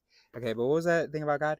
Talking about the impossibility of a rational mind generates this general category in the same way that an atheist needs the concept of God in order to refute it. Yeah. You got to put it in the Warsaw illusions, bro. You got to be like, all right, so we all know how we see ourselves, right? It's fucking wrong. In short, relinquishing the idea of pure reason, boom. What are the Warsaw illusions? The first three: will, free will, source will. 2, integration. 3, reason, pure reason, source reason. WER, Warsaw. The next two are so-so, so it's actually Warsoso, but it was conceived in Warsaw, so it's called the Warsaw illusions. Single operator, single observer. Oh, and we also have naive realism and the sensor myth. And then that's it. Those are the Warsaw illusions, bro. I feel like you're convinced, bro. I'm having a feeling of knowing for you. From the feeling of knowing to a sense of personal agency, the presumption of at least a sliver of a rational mind is the glue of daily discourse, scientific discovery, and self-awareness. That's why we're introducing real critical recognition, where we don't have the worst solutions, those bullshit presumptions, where we know the O'Neill concepts. And one of the O'Neill concepts is yours, pal. No, that's not you. Fitness beats truth is Hoffman. Hell yeah, dude. Should we add the feeling of knowing to the O'Neill concepts? Fuck yeah. Yeah, definitely. And that replaces the sensor myth. Okay, great. Look at that, buddy. How proud are you that you've just contributed to the O'Neill concepts? Feeling of knowing. Yeah, if you want critical recognition, you got to understand what the fuck is meant by the feeling of knowing. And what that means is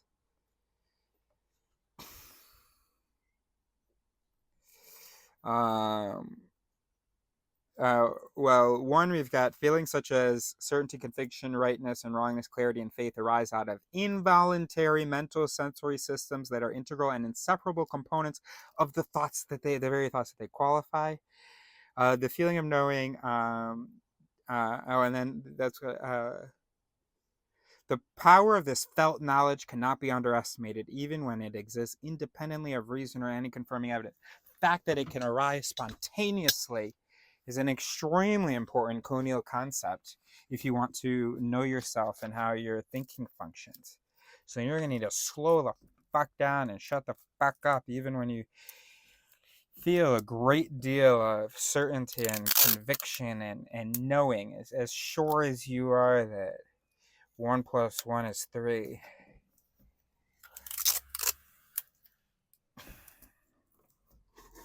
Now, if some of you were listening and there was a feeling of familiarity, look at that. Wasn't that a great example? And then maybe you went back and you're like, wait, 1 + 1 isn't 3, 1 + 1 is 2. But how did it take a second? Huh? Wow, great. Fantastic. Great. From the feeling, at the same time, it is the source of mental rigidity, resistance to new ideas. Bro, this was a skepticism problem. Go back and watch Huda from about 6 years ago. My hitchhiking journey 5 years ago. And I was like, but how? The double-edgedness of single-mindedness. At the same time, it is the source of mental rigidity, resistance to new ideas, and serves as the justification for fixed belief systems. To avoid repetition, I will refer to this belief that we can step back from our thoughts in order to judge them as the myth of the autonomous rational mind. So we're just going to add that to our judge myth. This idea that the judge in this courtroom, who doesn't really exist, but in the myth he does, that he is able to, that he is alone on his bench, everyone else is out there, and he is able to take what information he wants from them, use his education, use his knowledge of precedent and all that stuff, and then make a decision. So the judge myth, part of it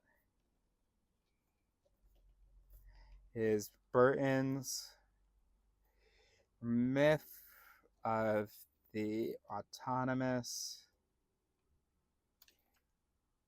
irrational mind. By the way, all Warsaw illusions are encapsulated in the judge myth. You know, you imagine this judge, well, he says free will, right? And not all of them, not source will, and not, yes, source reason.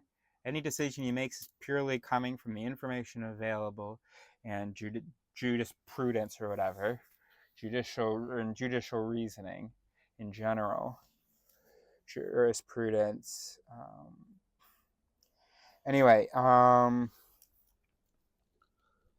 but the single operator, the single observer, those are both the judge in our judge myth.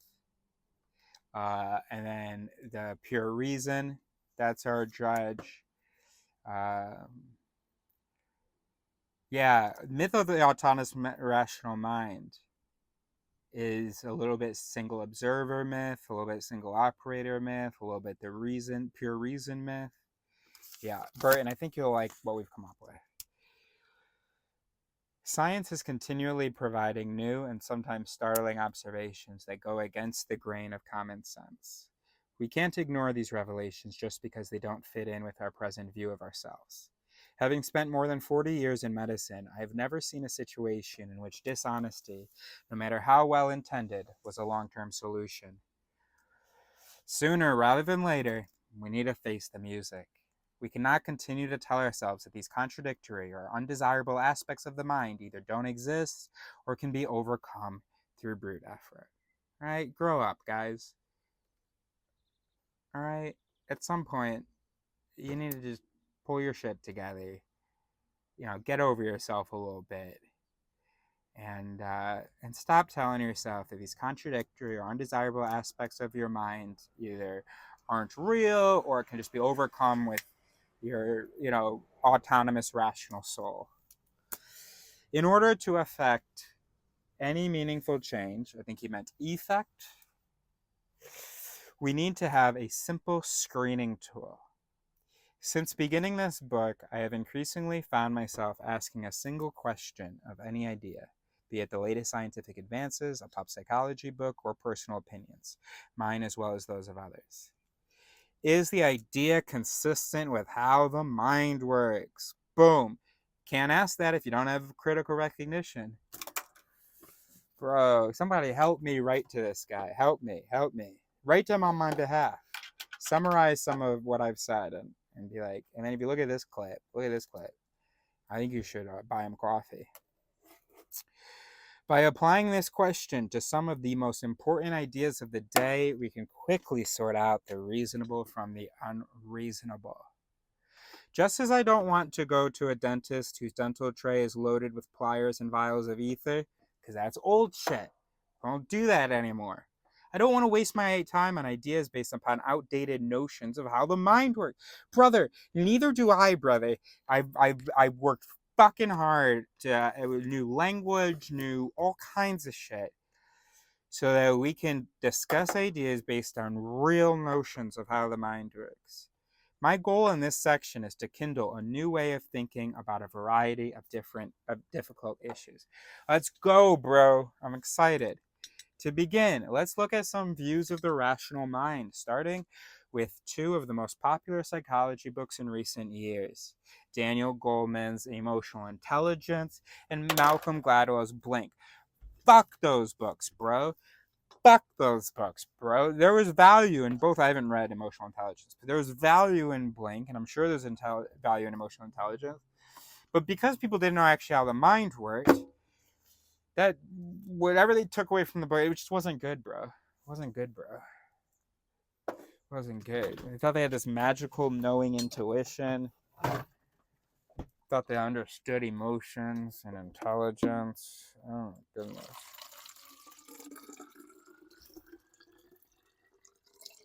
Because all it did was probably confirm what people were already... All right, let's go. Rather than present each argument in its entirety, I've tried to focus on those elements that most readily underscore the discrepancy between how the brain works and how we wish that it would work. Section: Popular Psychology and the Myth of the Rational Mind. Let's go, bro.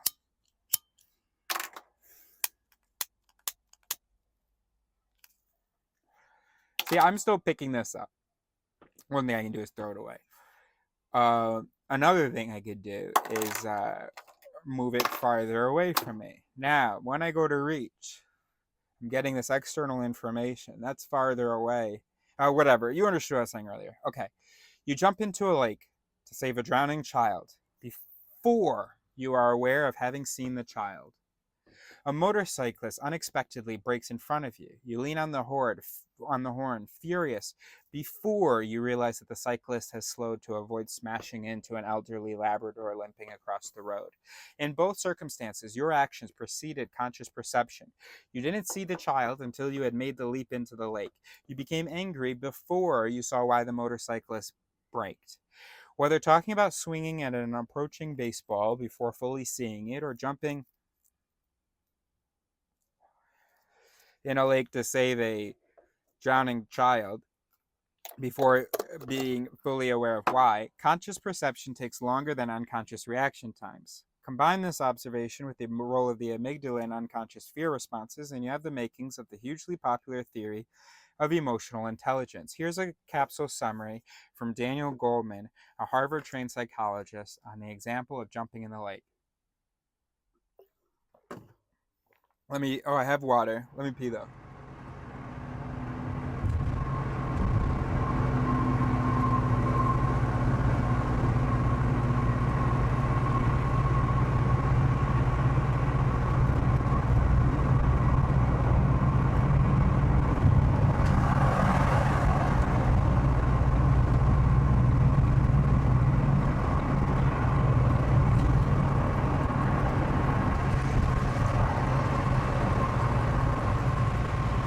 Alright, let's go. 2024, Fober, 12, Shadi, 1720.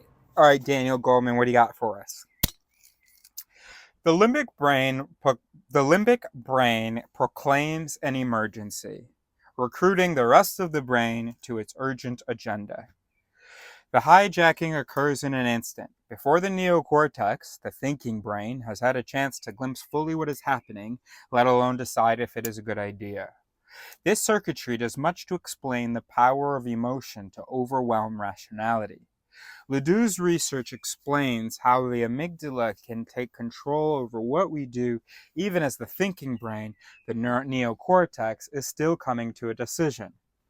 It is in moments such as these, when impulsive feeling overrides the rational, that the newly discovered role for the amygdala is pivotal. His point, : our emotions have a mind of their own, which can hold views quite independently of our rational mind.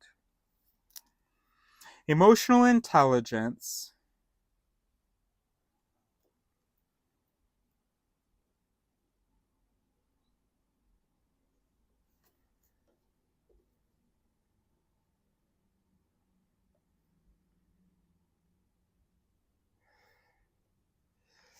Emotional intelligence is a different way of being smart. Oh, whoa. See, I was kind of with him. I was like, I don't like that you think that we're rational and that, yeah, the default thinking system is rational, and then it's like emotions that are some other thinking system. Okay, no, Goldman, you're getting this all wrong. Emotional intelligence is a different way of being smart. I thought emotional intelligence was normal intelligence about emotions. You're telling me an intelligence coming from those mechanisms that we call emotions, which are really just to give us a boost? Get out of here. Or to get signal distress? Get out of here. Emotional intelligence is a different way of being smart. It includes knowing what your feelings are and using your feelings to make good decisions in life. It's being able to manage distressing moods well and control impulses. These two minds, the emotional and the rational, operate in tight harmony for the most part, intertwining their very different ways of knowing to guide us through the world. Ordinarily, there is a balance between emotional and rational minds, with emotion feeding into and informing the operations of the rational mind, and the rational mind refining and sometimes vetoing the inputs of the emotions. Still, the emotional and rational minds are semi-independent faculties, each reflecting the operation of distinct but interconnected circuitry in the brain. When passions surge, the balance tips. It is the emotional mind that captures the upper hand, swamping the rational mind.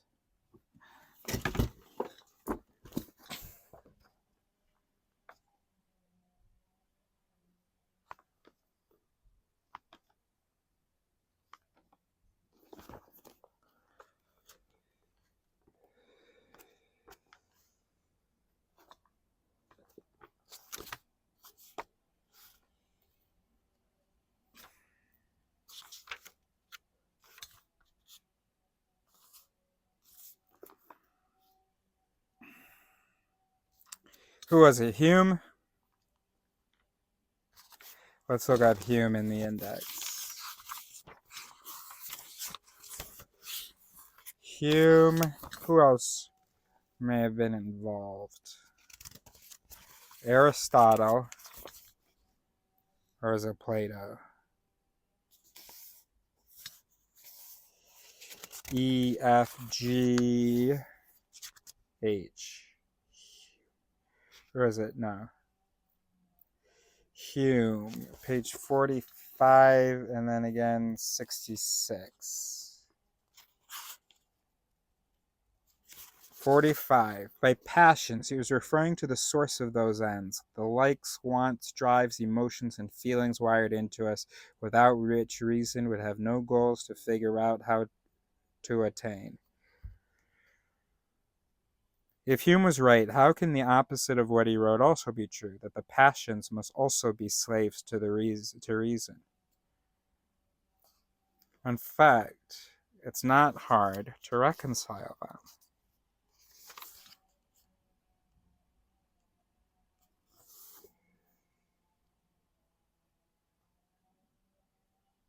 Let's go to 66.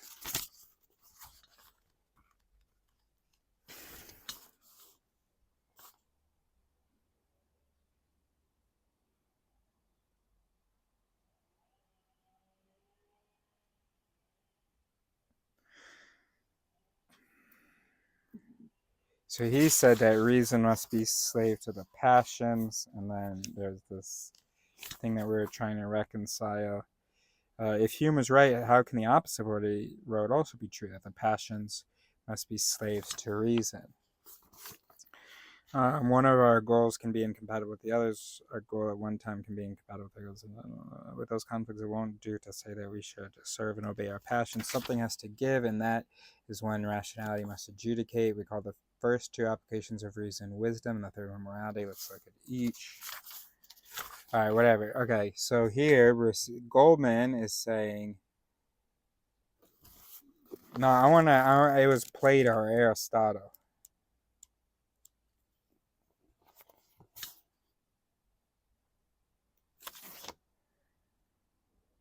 Okay, passions, reason and passions, 45, 46, 45. 45. Oh, we read from 45. 40. Oh, yeah, no, that's what we had said. Wait, 45, 46. All right, whatever. Plato. 67.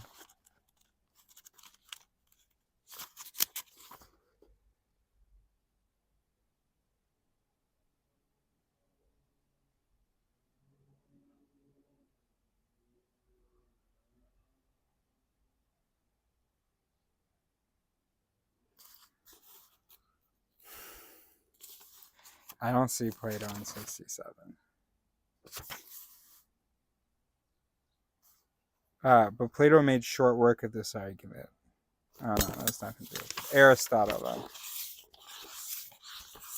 Sorry, guys. Aristotle.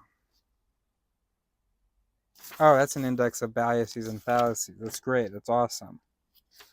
All right. Normal index. Aristotle. 81. Then it wasn't Aristotle.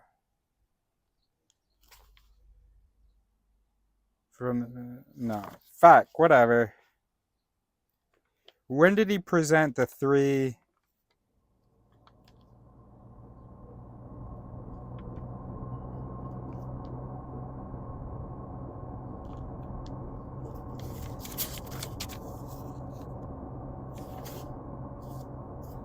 Alright, we'll move on. The sand people. The sand.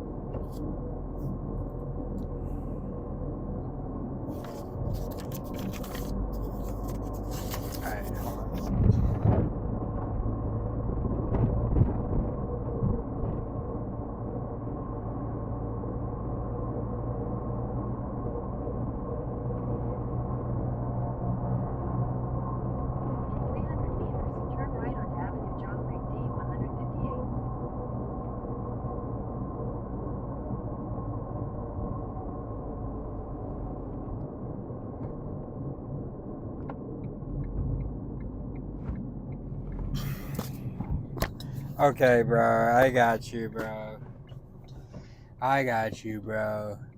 24. I was in the wrong book, bro. 24 Fober. I think I put away the other books. I'm not actually going to read it. Okay, it was The Righteous Mind and the Emperor's. Okay. All right, so we're not going to pull it up. All right, let's go. 24 Fober, 12 Charlie, 1732. Goldman repeatedly emphasizes the rational mind and its ability to recognize and control the effects of potentially harmful feelings on decision-making. At first glance, this makes perfect sense. Anyone with a tendency to be impulsive, impetuous, or headstrong understands that being calm and dispassionate allows for clearer thinking than being anxious or angry. But Goldman is assuming that we can know which feelings are inherently detrimental and when they are adversely affecting our thoughts. When was the last time that you experienced the feeling of knowing and said to yourself, "Hold it, you are being negatively influenced by an impulsive and unjustified feeling"? When we falsely identify Izzy Nuts' house as being the same one we saw 20 years ago, we cannot possibly know that the feeling of knowing is erroneous. It is because we have the feeling that we mistakenly pick out the house. The feeling is part of the neural network formed 20 years ago when we originally identified Izzy's house. Only after the thought is formally tested and proven to be wrong, a stranger answers the door, can we know that the feeling of knowing was misleading. Though useful in recognizing that unrecognized foul moods and emotions can impact clarity of thought, the theory of emotional intelligence ultimately sidesteps the crucial question of how we determine whether our thoughts are free of perceptual illusions and unsuspected biases. And the repeated assertion of a rational mind sounds suspiciously like a disembodied mind capable of pure thought without inputs from bodily and mental sensations. Despite these drawbacks, the theory's primary message, we can improve our reasoning by knowing when it has gone awry, is immensely appealing. As I write these lines, I have briefly entertained the idea that I can suppress my negative feelings about the theory of emotional intelligence and give it a fair assessment. Hardly. Reporter to Yogi Berra. Have you made up your mind yet? Yogi. Not that I know of. In his 2002 book, Strangers to Ourselves, Timothy Wilson, a professor of psychology at the University of Virginia, presents a superb overview of the reasons why the unconscious mind is inaccessible. Oh, I do have the righteous mind. Well, I guess we may as well.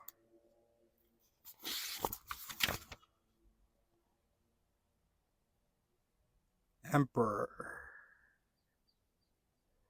Let's try Cognition and Emotions, page 52. No, I hadn't even gotten to page 52. Hume.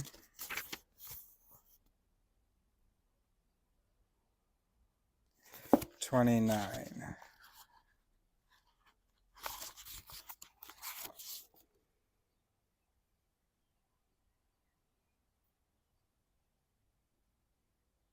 I had found evidence for Hume's claim. I had found that moral reasoning was often a servant of moral emotions, and this was a challenge to the rationalist approach that dominated moral psychology.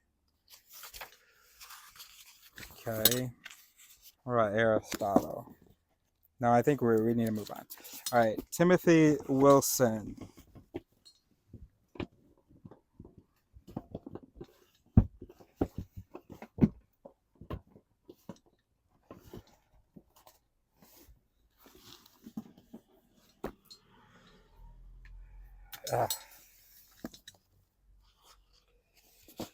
I thought he did We Are What We Do.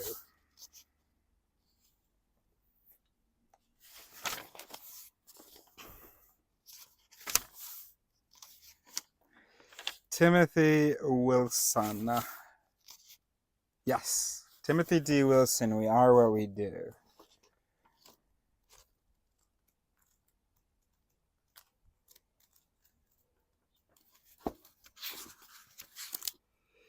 University of Virginia. Okay, so he presents a superb overview of the reasons why the unconscious mind is inaccessible to analysis.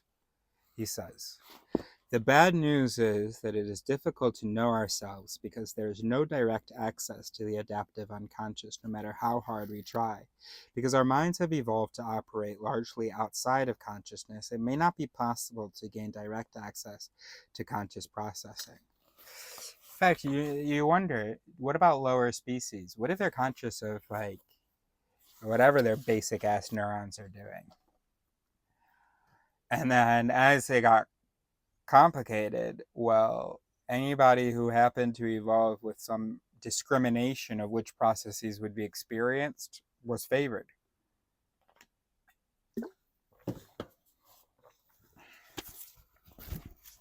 Wilson suggests that we are better off by combining introspection with observing how others react to us and deducing the otherwise inaccessible nature of our minds from their responses. And you can do your own it map. Self-perception theory, now I'm reading from Wilson's We Are What We Do. Self-perception theory thus anticipated the revolution in psychology and the study of human consciousness, a revolution that revealed the limits of introspection. See, I wasn't aware that I don't know whether, that I had seen that there was even going to be the word introspection in the sentence. Oh, some hash inside the book. Look at that. It's just the last sentence of the top of the page here.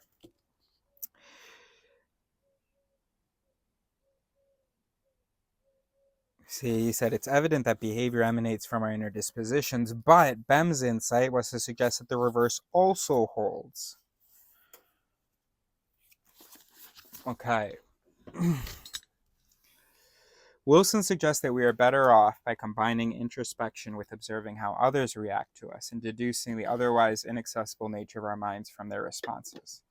If others see us differently than we see ourselves, we need to incorporate this alternative view of ourselves into our personal narrative. He warns us that introspection without looking outward at how others see us can actually be counterproductive. This is why I needed to see how others see. This is why I could never. People were always, oh, but you know you. Fuck that. Now, if you can tell me that they're wrong, okay, great. But I need somebody on the outside. Okay, great. Thanks. Do that. But don't. No. Stop. Don't tell me to tell me from inside. I can't do that. Introspection's bullshit. And I haven't learned that yet, but I am pathologically skeptical of myself enough to act like I know that. If he's correct, the impasse between the necessity for self-awareness and the limits of our self-assessment abilities can't be overcome through more brute thought. In agreeing with Wilson, we are left challenging the common sense and folk psychology understanding of ourselves, including knowing the degree to which we are consciously responsible for our thoughts and actions. He is correct. And yeah, we are left challenging.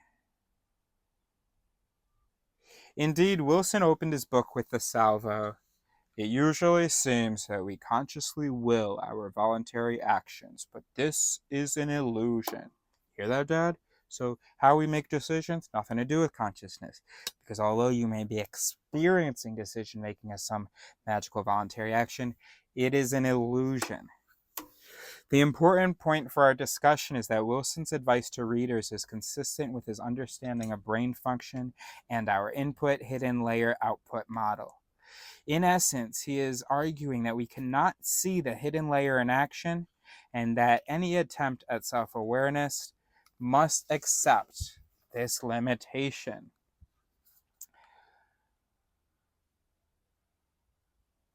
Well, that's also a part of the judge myth.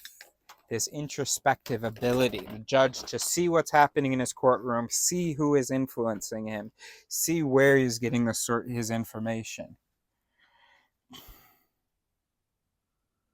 So that's part of the Warsaw illusions. Access. Will, it's not in will, integration. It's in integration, right? In order to have access, everything would need to be connected to everything in order for all to be accessed.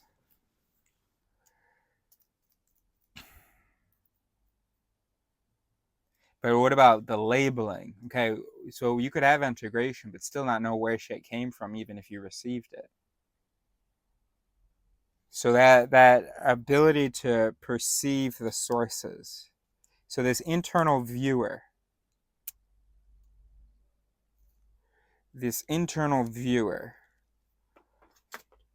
So that's obviously part of the judgment, but it's not really in the Warsaw illusions, this internal viewer.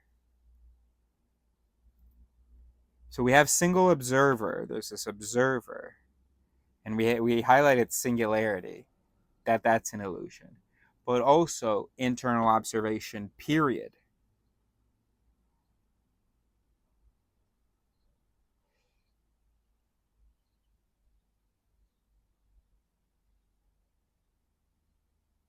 And then same thing for the operator, an internal operator. So we can change single operator, single observer to single operator and internal operator. So an operator that can operate inside and do things to the interior. Single operator and internal operator. So the single internal operator and the single internal or external. Because or you're looking at the world, you think you are acting upon the world. It's all coming from one source, the single operator. So single operator, single observer, internal and external. All right, so now that's in the Warsaw illusions. Now that we are emphasizing that we are talking about that it is a myth that there's a single operator in operating upon a single entity operating upon the external world. It is a myth that there is a single operator, or maybe even any operator, sort of operating on the inside world, depending on how you define it. There is no single observer of the external world, no single receiver of external information, and there is no observer, single or otherwise, inside that sees all.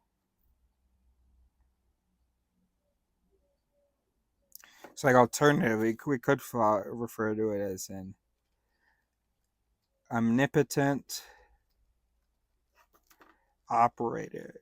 Okay, so we can say, there we go. Look, now we don't have to change the war solutions too much. Okay, so here's what we've got. So I said single operator, single observer earlier in this video. That's what I've always said as part of the war solutions. But actually, we're just going to add another O to each. The single omnipotent operator and the single omniscient observer. Now, we don't often think that we see all outside, but and then this includes now our sensor myth and naive realism. Boom! Now we don't have to tack on sensor myth and naive realism to we're so-so, because in the so-so it's no longer spelled S-O-S-O, it's spelled S-O-O-S-O-O. The single omnipotent operator and the single omniscient observer. Boom. Done. So we have to make that correction. What was the other thing that we had to correct? Or add or modify?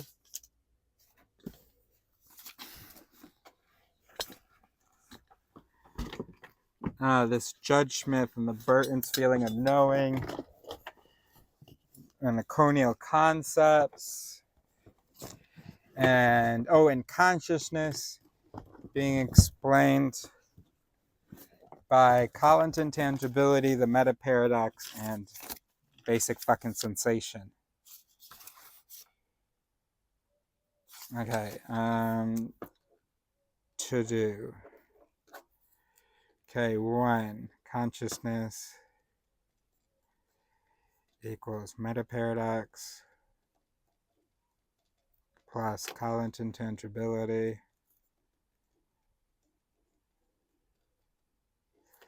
plus sensation. Okay, 2, we're so equals we're so omnipotent operator, omniscient observer,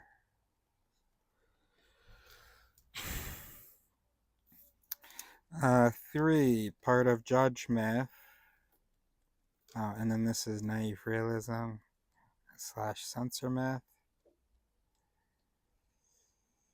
And then part of Judge Myth, which encapsulates almost all of the Warsaw illusions, is Bertain's, or conceptually linked to that, componentially linked to that, is Bertain's myth of the autonomous, rational mind. Okay?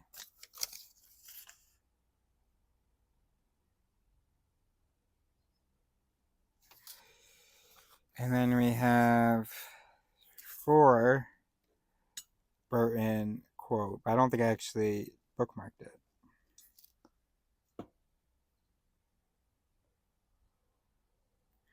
We know the nature. I wish I'd written more of the quote.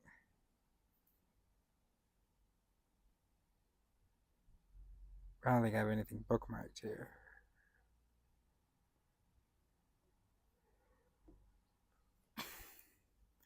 We know the nature. There you go. Bookmarked. Great. Okay, now. Alright, I'm getting lightheaded, so we need to eat soon. So let's see what we're going to do here.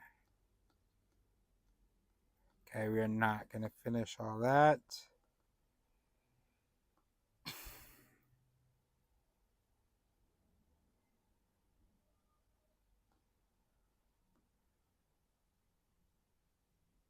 So we'll just finish these couple of paragraphs before it moves on to one of Wilson's biggest fans, Malcolm Gladwell. Okay, so indeed, Wilson opened his book with the salvo. It usually seems that we consciously will our voluntary actions, but this is an illusion. The important point for our discussion is that Wilson's advice to readers is consistent with his understanding of brain function and our input hidden layer output model. In essence, he is arguing that we cannot see the hidden layer in action and that any attempt at self-awareness must accept this limitation. Great, so it's in there. Observations by cognitive scientists like Wilson have thrown modern psychology into an existential crisis. What are we to make of our minds when the vast majority of cognition goes on outside of consciousness? Self-unknowability is akin to Wittgenstein's famous aphorism, whereof one cannot speak, therefore one must be silent. But emphasizing the limits of introspection and self-awareness isn't exactly an easy sell. What to do? All right, then it's going to talk about Malcolm Gladwell. All right, let me make some food. Tu veux que je fasse par là? Tout droit par là? Vas-y. T'as bu ou quoi aujourd'hui? Non, pourquoi? Je sais pas. Tu vas à droite, à gauche. Ben, je sais pas où aller, moi. Bah, chez Julien, l'église, elle était derrière. T'as vu l'église de... Ah ouais. Oh, voilà. Ça, c'est le trajet que j'ai fait. Quand je traverse le bois, par exemple, de chez toi, quand j'étais aux États-Unis, Ouais. je fais États-Unis, ici, après ça, attention, ça va descendre. Ok. Mettons en deuxième, frein moteur. Ouais, je suis en deuxième là. 2024, fuck. Second started up. 2024 fuck. Foxtrot, 13 Delta, 1657. You know, I don't know where they published it, but you know, all that worrying I was doing about the face tat and all my parents hoo-hawing and making noise and stuff. And even when I tried to talk about it, just a little question by the eye. Oh, no, you're gonna disfigure yourself, blah, blah. All that they love it. We all love it. We're all very happy with it. When I showed my mom, she liked it. My dad said, oh, okay, that's good. Okay, don't do anything else. That's good, okay. So, pretty exciting. Non, tu les as pas mort et tu repartais en troisième, mais en lâchant doucement l'accélérateur. Le gars fait un vélo là. Ouais.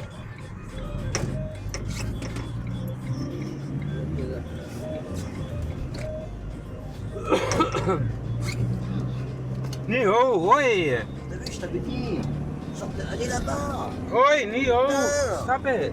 Il va nous faire des actions. Allez, Léo, sors. Va là-bas. Alright, bro, check this out with me.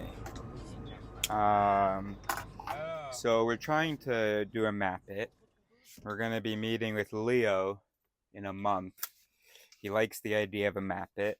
So I'll finally be able to get a second set of eyes on the concept, which is what I need in order to make some more progress on the concept, which is actually exactly what we're talking about. I never really thought about that. But the fact that I need a second set of eyes in order to make progress on it is kind of exactly what we're talking about. All right, let's see. Long story short, for context for the origins of this video, I have in my life I feel like in this moment, and have for the past week or so felt this about this second thing, that it's true for both of these things. Anyway, I have in my life, let's suppose there have been, we're talking about two big problems that I had. And I felt like today I noticed a similarity between their solutions. That I didn't come to any solutions until I had felt comfortable, or I felt like my understanding of the problem had been validated. And then all of a sudden started making a lot of progress with solutions quite quickly. So I thought that was interesting. So the first issue I had was human reason, human thinking. Humans were telling me they were reasonable. I had sort of some of that illusion as well, but the evidence just was not indicating it. And if they're reasonable, how come they disagree so much then? I don't understand. And they didn't understand why they disagreed. They said it's about different perspectives. Yeah, but hold on, but what you're looking at anyway. We're not going to anyway. I didn't understand. I discovered, oh, there's this thing called biases, blah blah. And But I still wasn't really understanding, because the common understanding of it was that these are occasional things that might influence your thinking. But they are sort of external to you, might have a role on you, but all you got, an effect on you. They might play a role, but all you got to do is sort of not let them. You don't even have to really know about biases. Humans think. Just be reasonable. Just be objective. Don't be biased. Anyway, so I had this problem that the human brain, was the mind, was sort of a mystery, or our understanding of it didn't seem to match my experience with it. And that humans are unreasonable. That's an issue. We can't be reasonable, but we need to find solutions to it. But the issue is, first, let's state the problem. Humans are, just like all biological species, all species, any intelligence is going to be illogical. It can't be pre-calibrated. Anyway, and beyond just being illogical, like terribly unreasonable, in that we're affirming all of these things that the evidence says isn't true.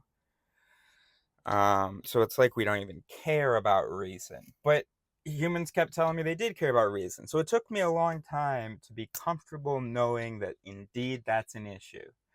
And I kind of maybe did that because I was reading it in books that it was an issue, but I was still surrounded by humans sort of telling me it wasn't an issue. And we're connecting. I'm going, yeah, you seem reasonable. Everything coming out of your mouth sounds absolutely nuts to me, but you do seem like you're a thinking, intelligent creature. So I'm confused. Anyway, once I moved out into the woods, and I was a little bit further away from humans. I wasn't as surrounded by the normal narrative that we are reasonable souls. And I was able to just be with the research, and the interpretations of the experts, the psychologists and the neuroscientists, and also my own ideas that I had been developing the decade leading up to that, or especially the 5 years leading up to that. And I had already thought of sort of models of the mind. I had been pretty convinced by the books that I was reading that humans aren't reasonable. But there I was still stuck, I guess. All of a sudden I go into the woods, and what I've been thinking about the last 5-10 years, hell, the last 17 years at that point, including all of the brain in general, I was able to sort of just be there with the problem without having anyone tell me, oh, it's not actually a problem. And then the same thing for wanting to leave this life, or this world, not feeling happy, being lonely, not having an expectation of, enjoying the future, or, whatever. So the problem was, it wasn't just about perspective. The problem really is that, the way that I am, it doesn't quite fit with the way that you're supposed to be, in the cultures and times that I know. So the fact is that I have to live like this, which is not, bad. I didn't mean like this. No, but I have to live outside. I have to live like this. I have to be outside of the system, because I know that it doesn't really work me in the system. And then, but then the thing is, you need money, and I was just like, I'm just not gonna do it. I'm not gonna go live for money. I'll do this, and then when I'm done doing this, goodbye. No, I'm not playing y'all's fucking game. So, so the problem was maybe the inhospitability of the normalized, whether the Western capitalist normal is the only thing acceptable, whatever thing.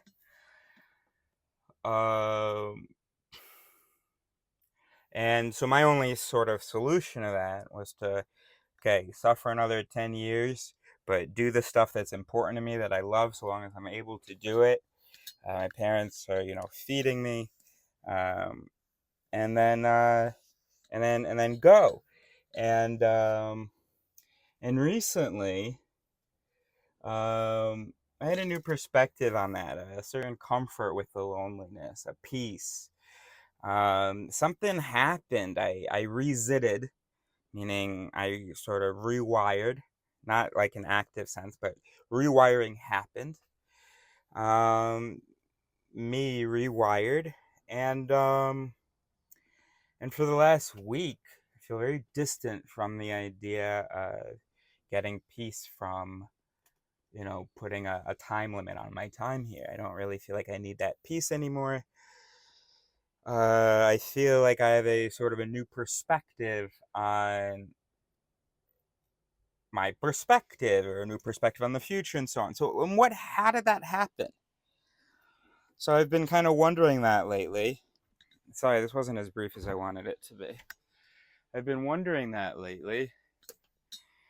And the most immediate sort of cause, because it sort of happened the day after starting the fourth Matrix movie. And here I am feeling like I understand this fundamental truth of the world that everyone else is rejecting, and it shows. It shows, because if they knew this thing, everything would change. And I was like, I don't want to suffer 40 years like that. But seeing the Matrix, having an image of a non-existent, but just having an image, because we often mistake sort of references to things as being real things. Is that what I'm trying to say? Well, anyway, you see a fiction, much of your brain processes it as real anyway. So for part of my brain, I was seeing real solidarity and company outside of the Matrix. And so I was able to imagine that even if I don't ever meet these people, whether they exist in the future, they read my work, or whether they're there and I may never meet them, but there's something comforting. Luckily, the way we're wired, there can be something comforting about just an image that you imagine. And so I felt like I felt like I wasn't alone, or maybe I also felt a courage to sort of be like a martyr, like, oh man, yeah, they're gonna be writing a story about me like this. I was out there in the tunnels, dodging the sentries, and I was all alone at this. There was no Zion when I was out there, and so So that would seem like that would be my interpretation of those immediate cause, because like the morning after watching this movie, or the first 20 minutes of it. And then also there was a line that a character said saying, when you don't know what's real, it's hard to resist. And I interpreted resist differently than she meant it. But because when you know that you're a brain, you know that you can't know what's real, and that can be troubling. I've always been okay with I don't know, and I've always tried to tell religious people the importance of being able to be okay with I don't know, and I have been really okay with it. But not for fundamental things. I've been okay with I don't know the origins of the universe. I don't know how this happens. I don't know blah blah. But I haven't been okay with, I don't know if I've been kind of okay with I don't know whether my judgment can be trusted. And I just judge anyway, but it comes to a point where you're not really able to make that much progress so long as you keep doubting your interpretive mechanisms. At some point, you have to have proven yourself. And I think I have proven myself, and so I can trust my interpretive mechanisms, I think. Anyway, that wasn't the point, though. We were talking about... what were we talking about? Suicide. I'm not saying that I want to stay forever, by the way, and I've said this in videos, but so this is not like, oh my gosh, now I love life. No, but the moments of happiness and solidarity just feel more palpable. And I found more comfort in the fact that I'm taking more comfort in the sort of admirability of working despite the loneliness, despite the frustrations, and so on. Anyway, but what were we talking about? Viens voir. Fuck. Ça va ou quoi? C'est moi en vélo, fais gaffe au chien. Fais-moi le chien. Alright, hold on. Tu me reconnais? Bah après il voit. Là faut pas que je lâche le chien, autrement c'est chaud. Oh. On lâche pour le cas, chez les cafes ils descendent, ma parole on lâche. Je sais pas. Donne-lui des feuilles, dépanne-lui des feuilles. Bien vu. Calme-toi. Ok, bien vu. Néo. Allez, on est en plein milieu du mix de DJ Sam. Encore une demi-heure à passer avec lui. C'est lui qui nous ambiance en tout cas premier. Je peux pas, c'est des flics. Merci, Bah ouais, parce qu'il paniquait au début. Jesus, put me on a couch and call yourself doctor. Oh my goodness. I just chatting and talking. Fuck. All right. 2024 Foxtrot 14 Echo. I don't know what time it is. All right. All right. Look. The point is that I feel like there's a sudden clarity of solution to this problem and this problem. Now the Matrix movie that's not singing for me as a cause. That seems so silly and trivial. Now, I am just a brain. Silly and trivial things become important in this brain. So it's absolutely possible. But here's an alternative. What if, I over the last several months have been pretty happy with this idea of 10 more years. And what I learned from that, by the way, is I'm going to be living in the present. I'm still not going to worry about the future. Anyway, but I've been desperate to be able to talk to someone about it. And recently I was traveling with someone, and I talked to her about it. And it was the first time that someone expressed, I guess, sympathy and understanding. And this was maybe about a month ago. And then maybe about or maybe about 2 months ago. And then about 3 weeks ago, maybe, I talked to a buddy from childhood, and I was able to get sort of that understanding, like, yeah, that's got to be annoying. You know, I get why, even if they didn't say, oh my gosh, it's amazing you stuck around this long. They're like, I felt like they understood why I would want to be congratulated on that. So in the last, 2.5 months tops, I've had these two kind of major interactions where I was getting understanding and sympathy or acknowledgement of the problem, and that helped. And then I came up with solutions. All right, so here's where gosh, this is not how I wanted to do this at all, but anyway, okay, so I wanted to speculate. So I was supposing that in the mind, I was wondering whether in the mind there is an it whose job it is. There is an it that interferes with solution finding so long as the problem is not validated. Which makes sense, right? Solution finding is a pretty energy consuming task, especially good solution finding, because that's going to involve system 2 it, so 2 its, rather than just system 1 its, 1 its. So it would make sense that if you observe a problem and someone tells you, oh no problem, that the mind would tell the system 2 solution searching its to go back to bed. So I wanted to imagine what that might look like in a map it. But then yeah, we started talking about, we got into details because every detail felt important. Anyway, but before I recorded, I set this up, and this itself got more complicated than I wanted it to be. But I wanted something to be set up so it's not to waste too much of your time, as though that's avoidable. Okay, so work with me here. Bear with me, bro. All right.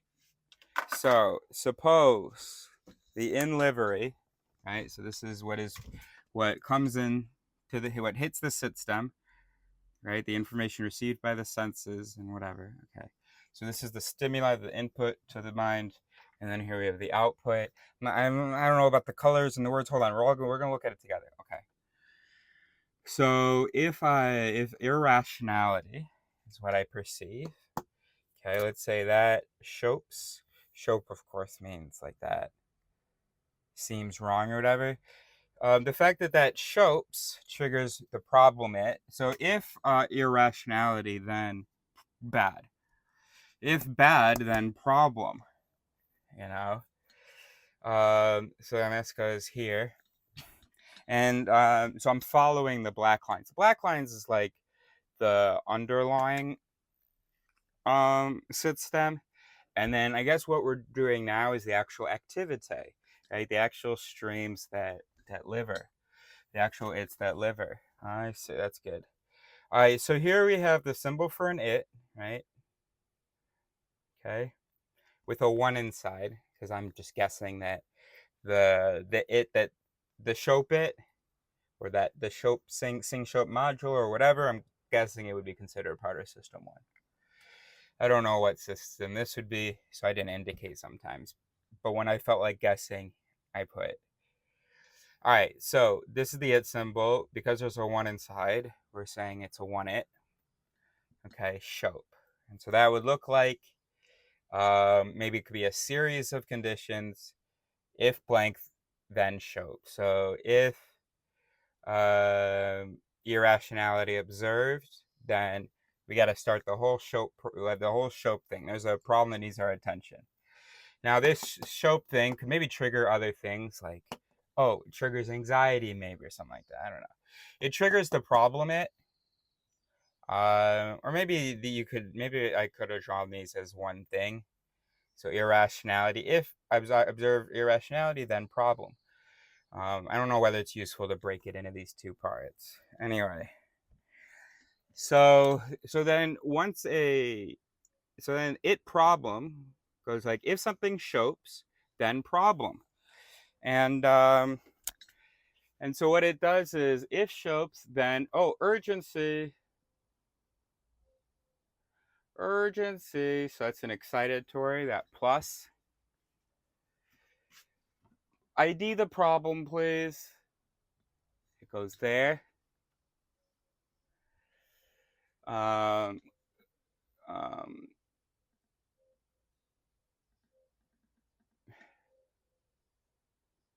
Then you could say I didn't draw one from here to here. I was going to draw this now. The it problem, it pies, right? It inhibits relief, right? So that if problem, then relief, you don't want that to happen, right? So that doesn't exist. So if problem, then not relief, bro. So if there's a problem, let's hold off on that's not going to trigger a relief, of course. So it might even have an inhibitory effect in case other things in the system, like you just ate a nice piece of,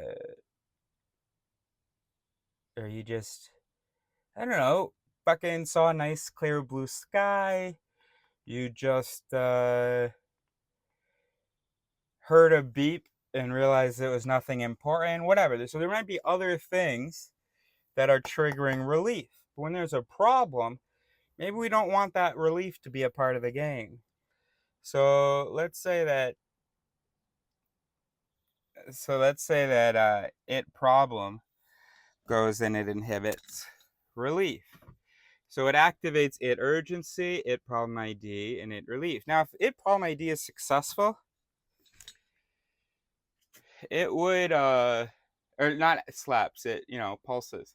All right, well, never mind if problem ID is successful. So I mean, there's just so much to draw. Okay, anyway, now it urgency is like, yo, if problem, then urgent. And if urgent, then we need to scream, bro.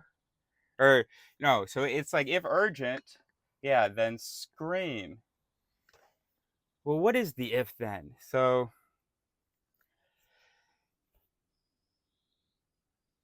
it's always about what's on to the left and right. If left, right, then right.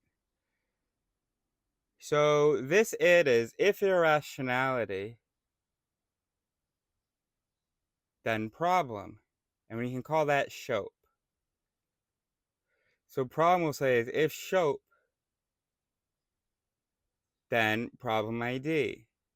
So we'll call that problem. Problem ID is like, if problem,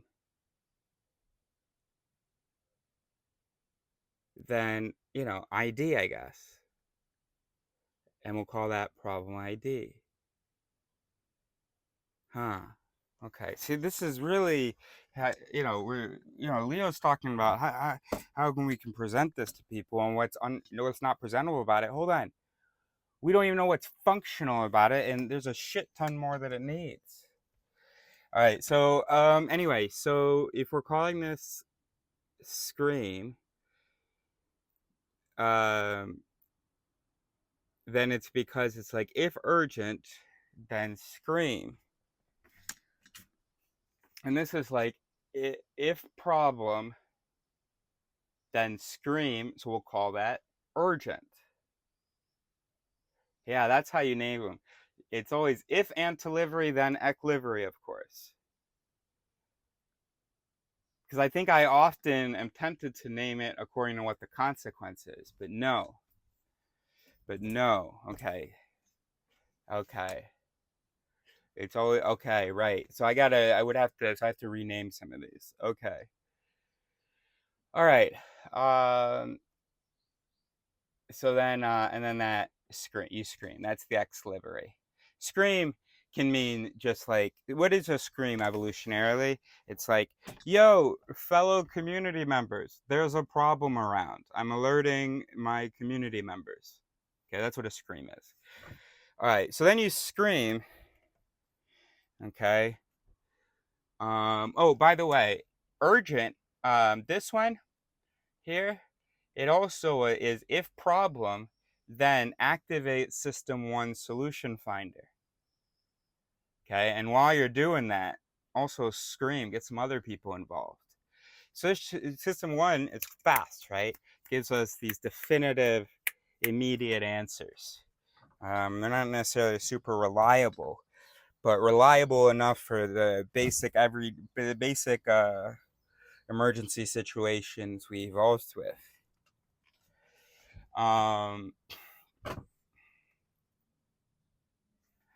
So then this is then gonna produce a solution, but it won't be a very good one. So it's a poor quality solution. Now, let's say you scream and you tell people your shitty system 1 produced solution. And let's say they say to you, yo, there's no problem, bro. Also, that solution sucks, but anyway, there's not a problem to deal with. All right, so then that comes in. There's no problem. Oh, okay. So then, no problem. Oh, all right. I thought there was a problem. So then no problem comes in. And it activates no problem. Or maybe it inhibits problem. Maybe both. Don't know. What is there such a thing as it no problem, or is it just the lack of activity here? I don't know. Anyway, and you know, some of these are like ghosted, where it's not something you would ever expect to find biologically, but just the nature of the system is that it happens this way. So this might be like a ghosted. It's not something you'd actually find, but it's easier to represent than having, you know what I mean? Okay, so it no problem. So of course that should come in and hit some relief here, unless what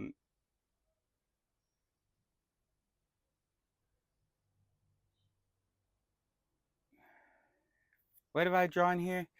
I've drawn that if this is slapped, then it'll slap relief, which will slap solution. But here we go. But see, here's the thing. This is gonna. Oh, I already have that. I see. Right. Oh, but I still have to draw it in orange now. Okay. So relief tends to go ahead and hype system 2 things sometimes. Like it unblocks some things. Okay, we have no emergency. Things are good. Go ahead and use those high energy mechanisms. You know, we don't need to relax right now. Relief doesn't necessarily mean relax, right? It means that we are relaxed, but not that we are now going to engage in relaxation. And if we are relaxed, well, now system 2 goes, all right, so no sympathetic, parasympathetic, none of that stuff happening. I can get some work done. Okay, cool. But so although no problem activates relief, and relief can activate solution seeking, well, no problem inhibits solution seeking, obviously, right? No problem also, of course, inhibits problem ID. Okay.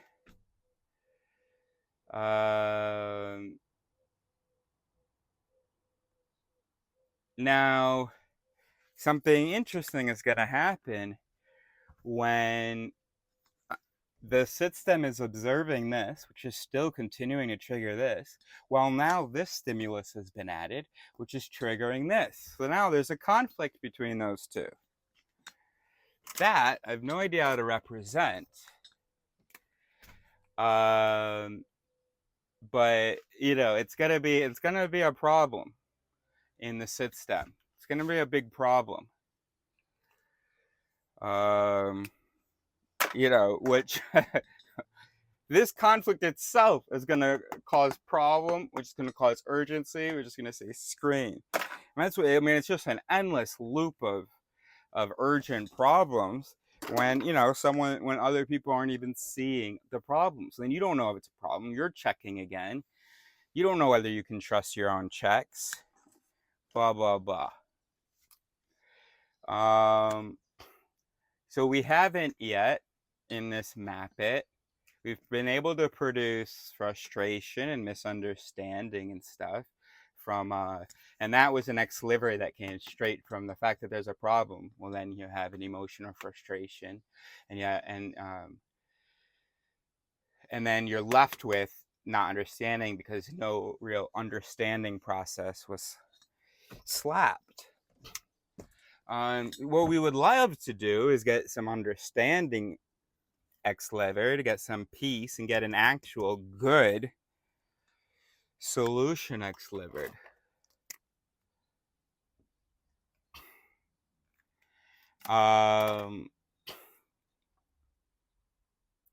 So how do we get a good solution ex-livered?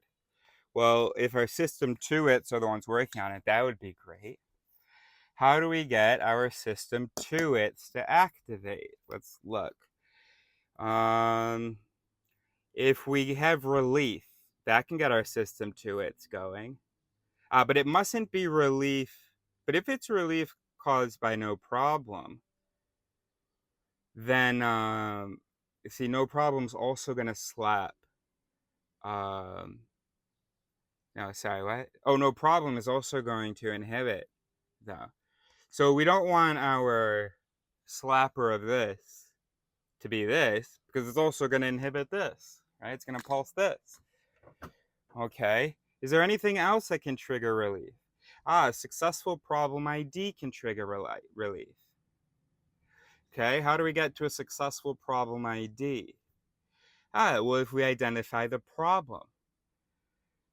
Right, but we've kind of tried that, but then people are saying no problem, which is coming in and inhibiting the problem ID, which is why we're not getting successful problem ID. So this guy's a real bummer here. This guy's really fucking shit up. He's slapping relief, which is a cool condition for system 2 problem solving. But he's inhibiting system 2 problem solving.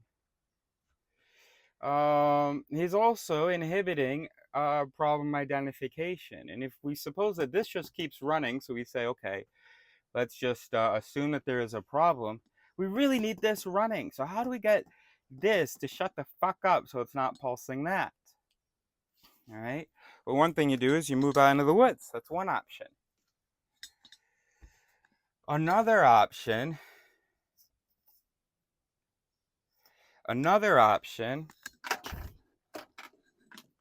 is that you get sympathy from someone. So even though this is being in-livered, all those people saying no problem, that's continuing to be in-livered. But you've got some people who sympathy validated the problem, and look what this is gonna do.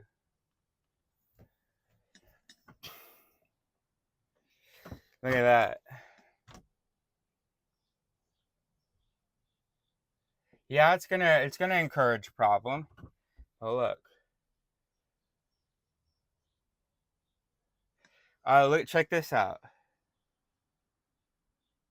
You have sympathy. Check out what this is gonna do. Oh, this is gonna be wild. Why do you need to scream if members of the community already know about the problem?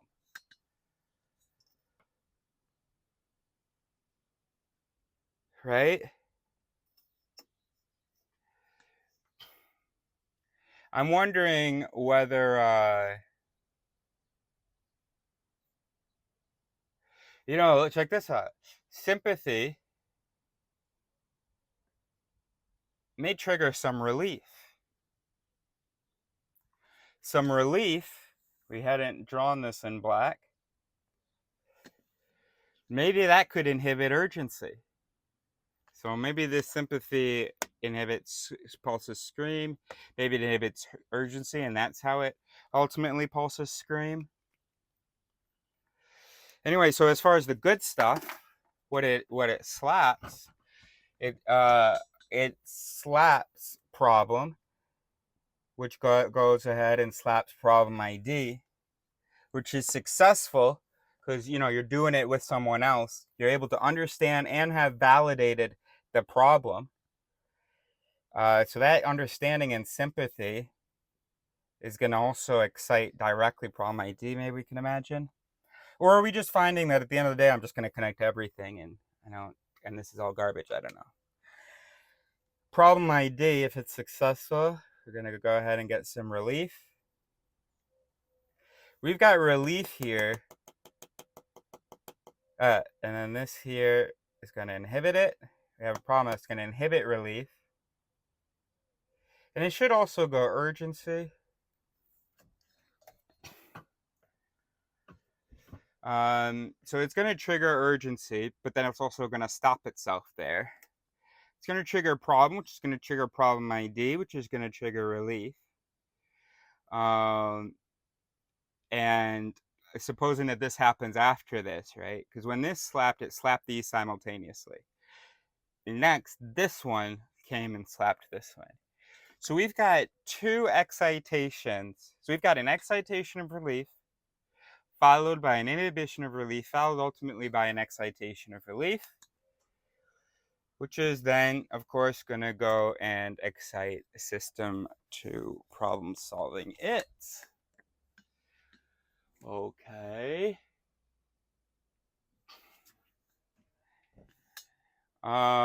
Which is, so now we, yeah. Now, maybe we could clean all this up. Oh, and look at this. System 1 problem solving it are maybe going to be quiet. Because look, that whole urgency call never happened because it was inhibited by the relief and by the Zeigarnik effect. So, so what's the Zeigarnik effect? What's it Zeigarnik? Well, we know, according to Russian psychologist something Bluma or something Zeigarnik, and thanks to Roy Baumeister, we know that if you have a task or a problem, something that needs to be resolved, it's on your mind, and then once you resolve it, we have a tendency to sometimes we forget about it. We forget about the whole task once it's resolved, removed from our mental plate. And you can watch the video that we have acting out the chapter about the Zeigarnik effect to have a good understanding. What was also discovered after Zeigarnik was that actually, even if you don't complete the task, it is sort of removed, or it can kind of take a back seat if you've come up with how you're going to resolve the task. Even if you don't actually resolve it, the problem or the task, whatever, if you come up to the solution, it'll go and sit back on the back burner. So it seems like, so basically what you have to do, what your in livery has to be, is the activity of writing out like the 50 subtasks that the task involves. And then you look at that list, and that writing that out and looking at it, that's information into the system. Having a plan that's going to inhibit this urgency voice, so it's going to the whole problem's going to bother you less. So if you've gone and done this, making a list of 50 subtasks for 50 subtasks, that's a system 2 job. So by somehow getting this guy slapped, he can trigger the Zeigarnik effect, which is going to trigger relief and the lack of urgency.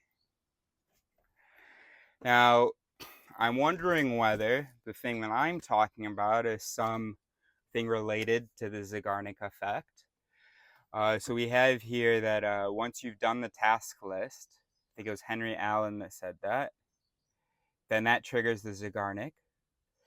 I'm wondering whether the Zeigarnik can trigger thinking of solutions. Okay, well, it's not the Zeigarnik.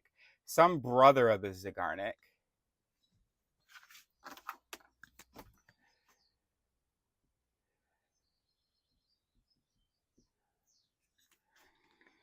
Okay, so the brother of the Zeigarnik,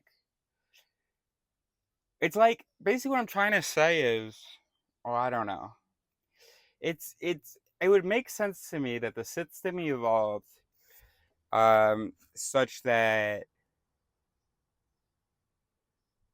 yeah, imagine it. Okay, let's look at it this way.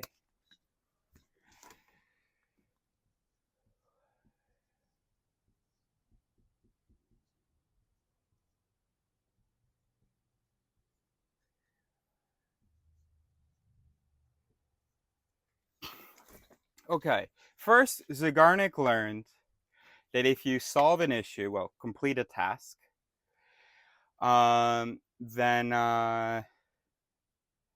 let's see, let's say mental occupation. So a task is occupying your mind. If you solve it, mental occupation goes away. Then other people learned, actually, if you plan it,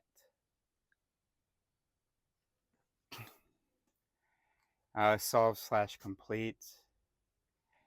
Actually, if you plan how you're going to complete it, that also will reduce the mental occupation. And it makes sense to me that something that contributes is if you've at least if people have validated what the problem is. If you've ID'd the problem and you can move on from screaming that it's true and alerting people, and you can, I wonder whether then the problem feels less urgent, becomes less of an occupation, which enables you to move to this phase, to plan. Because the Zeigarnik effect, what's important is that people often get blocked, right? They get overwhelmed by something, and then it keeps them up. And so they're occupied by it and not making a lot of progress on it. I don't know whether I'm like trying to say two things at once, even though they're not the same thing. I don't know.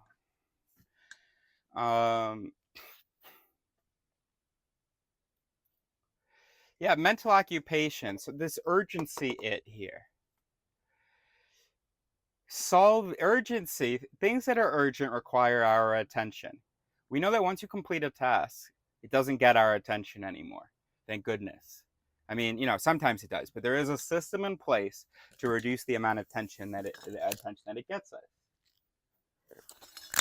So the Zeigarnik effect is about the things that can inhibit this urgency thing. Couldn't you generalize the Zeigarnik to say that it's if certain conditions are met, and we have to figure out what those conditions are, then inhibit urgency, inhibit the demand for total attention and constant attention.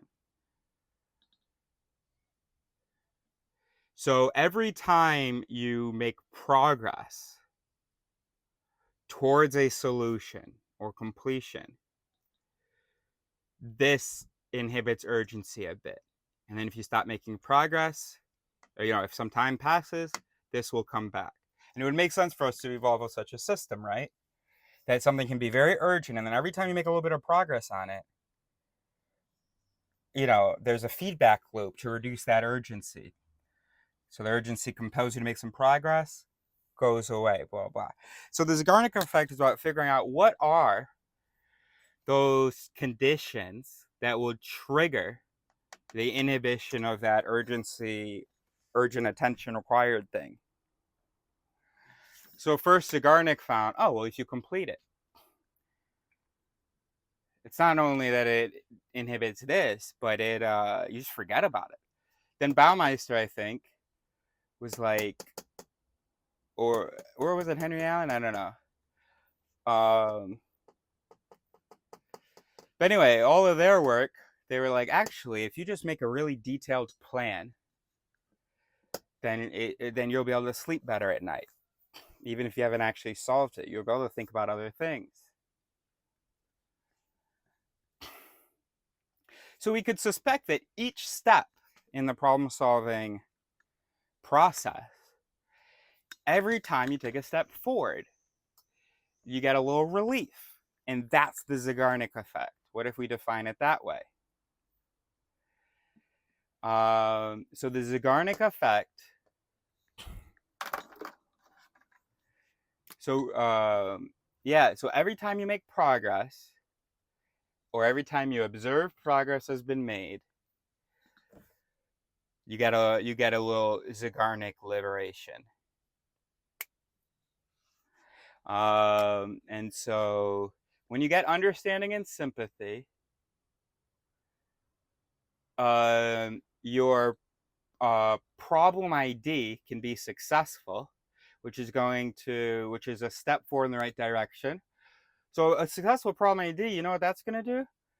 That's gonna trigger the Zeigarnik effect. That's gonna reduce urgency. We saw that. Well, we passed through relief, which is probably maybe silly. The Zeigarnik effect is a ghost it. It's not actually an it that it passes through. It would be, you'd be like, oh, that's the Zeigarnik effect, I think, actually.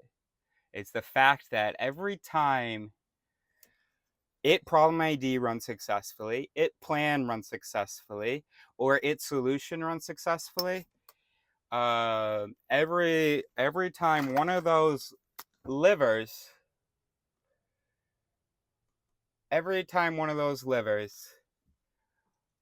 boom, Zeigarnik. Boom, Zeigarnik. Boom, Zeigarnik.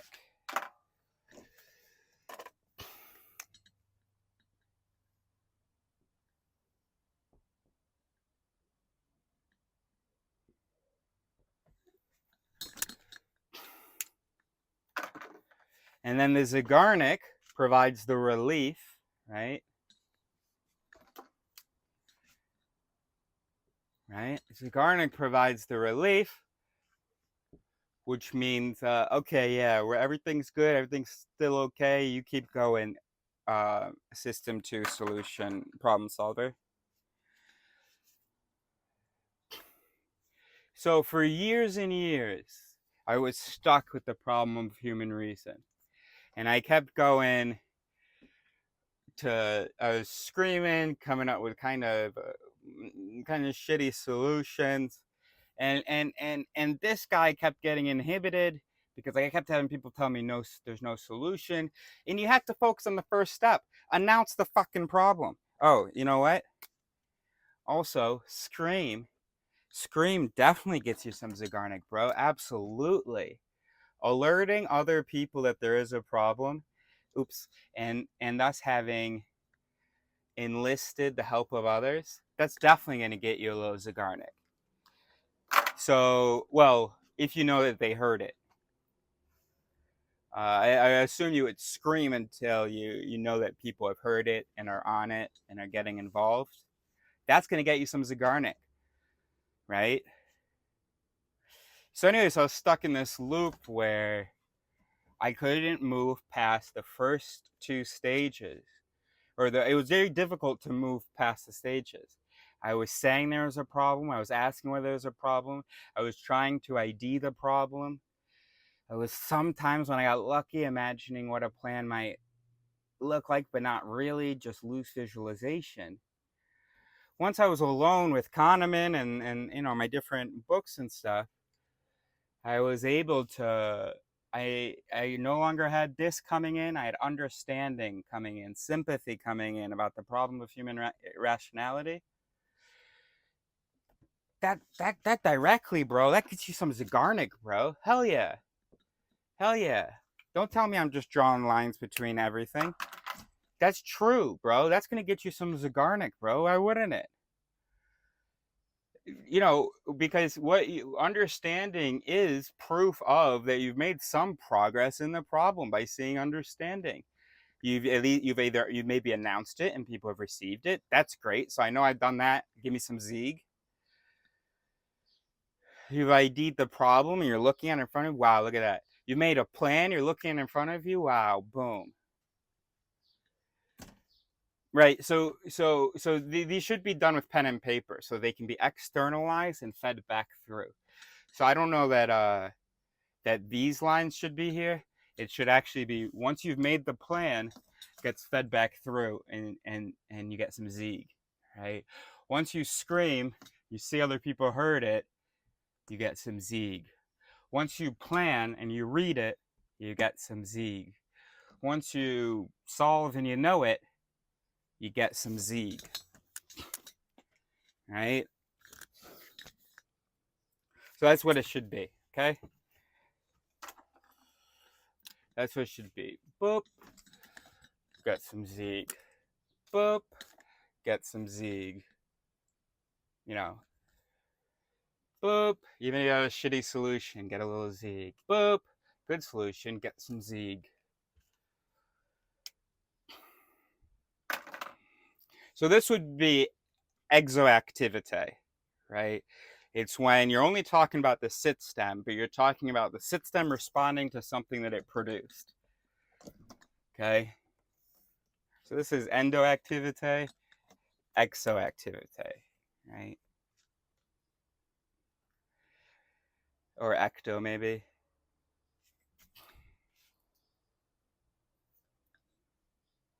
No, sorry. What I'm trying to say is, whatever the word is, it includes the endoactivity and the loop of behavioral output to sensory perception.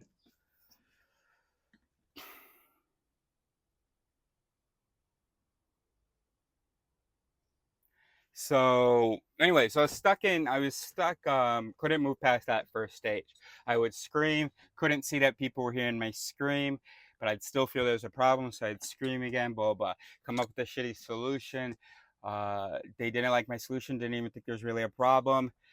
So then I'm like, okay, what's the problem then? And kept going, came up with the problem ID.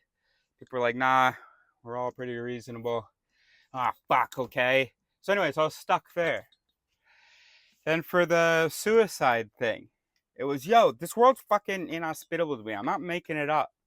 This is, you can't expect someone to do this, even the biggest hero. I mean, because also what is anybody getting out of it? You know, I mean, sure, my mom's getting happiness, but that's why sometimes it's like, once she goes, I'm out of here. Oh, it's getting very hot.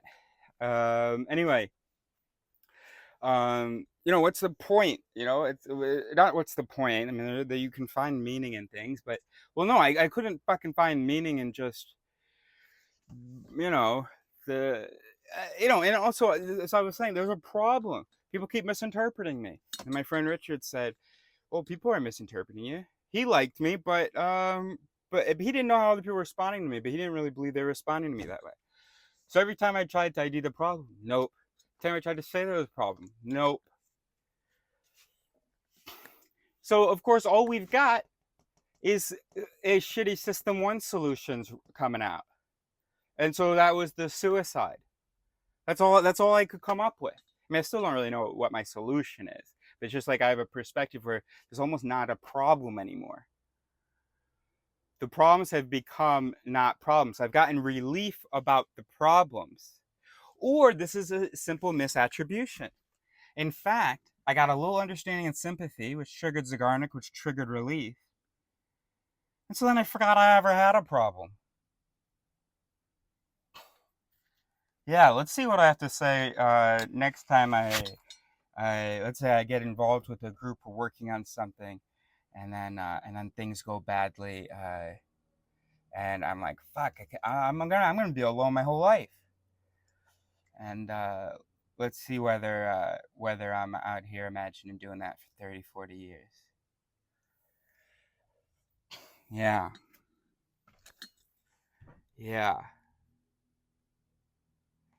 See, so it was look at this illogical activity. And I don't mean that I'm saying there's a problem with the activity. No activity is logical, but look how far this is from what would be logical.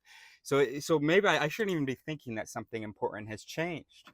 It could be that all it is the relief triggered by a bit of understanding has spilled over and made, there's no urgency here. So this problem is still being observed in my head, but I've got a little bit of relief about it. Now, maybe I can practice that. That may be a stream that I can practice, so that even though I never solved the problem, and I also never stopped caring about being lonely and stuff, every time I can get understanding about that, the urgency goes away.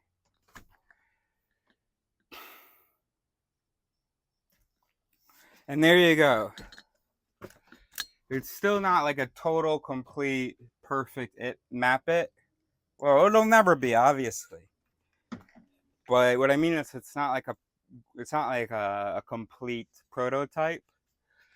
On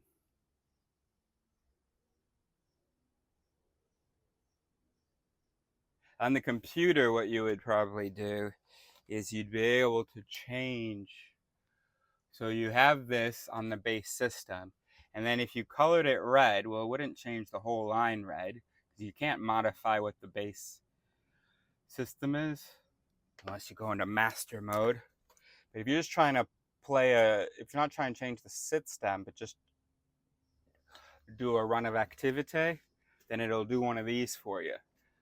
So this line on that red stream with that red input was run. So every line, instead of doubling up, tripling up on the lines to show each stream, yeah, you could just alternatively, so that you can do it on paper as well. Look at this.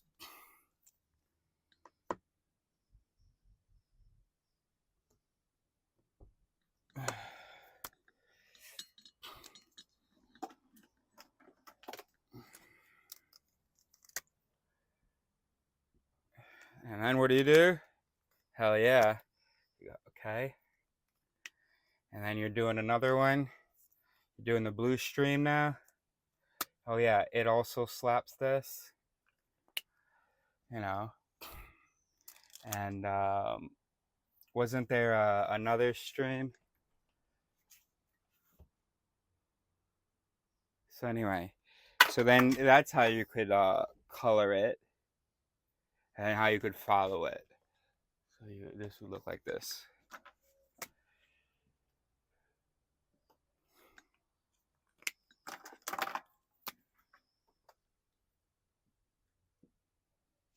Boom. And you're following, okay, red, so it went this way. And then it went there.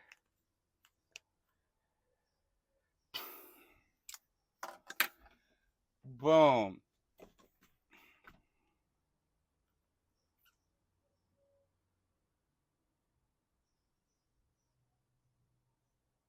I know it looks messy, but first of all, remember, these 4 lines shouldn't be here.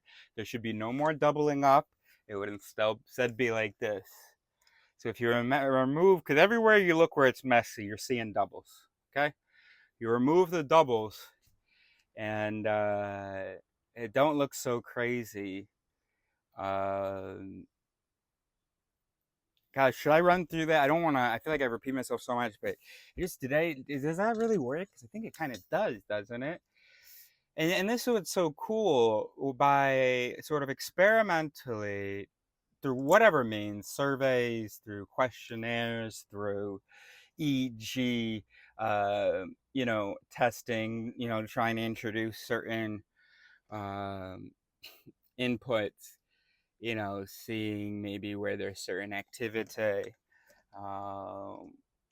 Anyway, so then once you have the black map it, and then you've got this really cool thing where you can, it's a fucking personal development tool, bro. Once you have, if you have a given black map it, we can call it, right? that's regardless of what the conditions are, around the time that you took the test, here's how shit was set up. And you could even, if you want to pay $20,000, you can even get one with all of the relative K-scores, right? And the K-score will tell you the weight. So when you've got two of these, one inhibiting, one exciting something, and both of them run, you'll know which one will win out. But that in this year of 2070 is still a bit in the future, and it's 2070. So even though Era stuck around, we don't have him to help us. And also, he wasn't going to figure this out anyway. This is for math minds and all that stuff. Eris knew what his role was. He gave us this. Now we can develop it.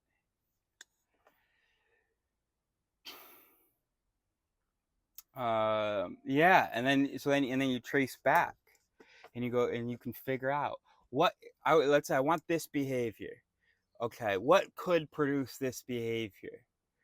Oh, I want a good solution. Oh, system 2 solution maker could do that. How do I get system 2 solution maker going and not get it inhibited? And this will be personalized, of course, right? So some people, for instance, if they feel observed, that slaps the system 2 solution maker. Maybe that's my case. I'm not great like under pressure in the moment, but if I just can get a little momentum, then I think being observed helps feed my system 2 solution op thing, right? But for other people, being observed is going to shut that shit down. Maybe it's going to do that by slapping urgency, which in turn inhibits that. You know, yeah, that's one thing. You know, and yes, I did there are issues where I have lines directly where I should have let it just be a part of the stream. But also, let's remember, there are more connections than any number you could possibly conceive of. So not impossible that it's like that, or much, much messier. That's pretty good. This is why I just can't get it with you. Thought that she was the one.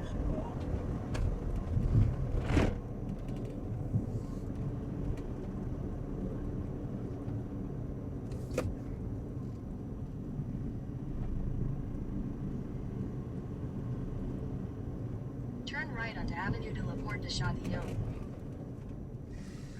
So, see, Foxtrot 14 Echo sometime, I was thinking that somehow a solution came out, right? That's what I was expecting to show you, or that's what I thought was happening. And then as I talked to you, I realized, wait a minute, I don't really have a solution. I have an okayness that I didn't have before. I have an image, but I don't know that I have like a solution. I don't have something that I could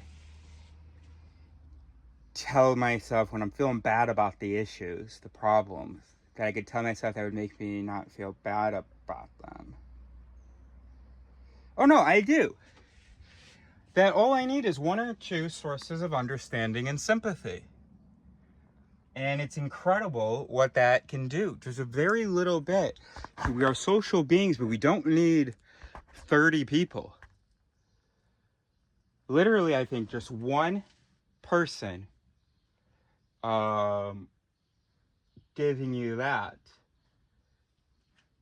And we know not experimentally, but anecdotally from this year, I know how much it meant to me that my friend Jeremy called us. He was walking to get a manicure. That I was able to talk to Quarantine about wanting to leave and not feel like a crazy coward. that I was able to talk to my friend Satien, and he said, yeah, I can listen to that. I can be here.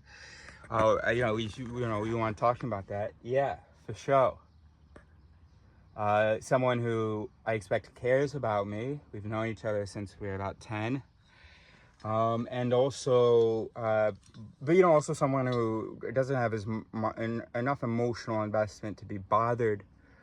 You would be bothered by my suicide, but for it to have a visceral reaction anytime it's mentioned. And I know how much those things meant to me.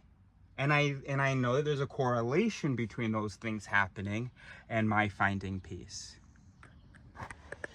Causation, don't know. Here's something I didn't mention, is that in 2018, when I went back to the US for the first time, I had been living in France for about 2.5 years. And I was like, yo, talk to my parents, talk to my talk to my brother, and talk to a best friend from childhood. And I was like, yo, I don't wanna, I'm talking to my parents about, I'll give them the next 5 years of my life, and then they gotta let me go, blah, blah. And my dad, what I really held on to, what really stuck, is his saying, there's so much of the world to check out. To me, I don't mean check out of life. There's so much of the world to go look at and to go experience. And what I took that as is validation of the problem that I had, which was being within society, not actually being in the world, but being in the system. And he, although he wouldn't have said to me, you know, hey, I accept that you feel that way, and you know, if that's what you end up doing, okay. But you know, have you tried, you know, going and leaving normal life? He didn't say quite that, but that's kind of how I took it. And what was my point? All right, so I took that as that. I took it as, I understand that the environments you've been in didn't suit you. And I've heard him validate that in other ways, saying he knew I was never going to be a 9-to-5 guy, blah, blah. He regrets that he pushed me. We spent as much time with me trying to do college rather than talking about other possibilities. And so I had validation of what even the problem was. Not just that there was a problem, but also that the problem was, because now he's talking about going out, how so much to see and do. So now we've got problem acknowledged, problem ID'd, and we had a fucking plan. And kind of a pretty good damn solution. So no wonder, although I was in 2019 absolutely devastated by something, well, what did I do? Packed up a tent, went hitchhiking, and then, you know, over the next 8 months left my apartment. Because I had a solution. Go out. Go out. That devastating thing, I didn't need to end myself. There are other things outside. But then, of course, you know, 4 or 5 years later, I'm kind of missing people.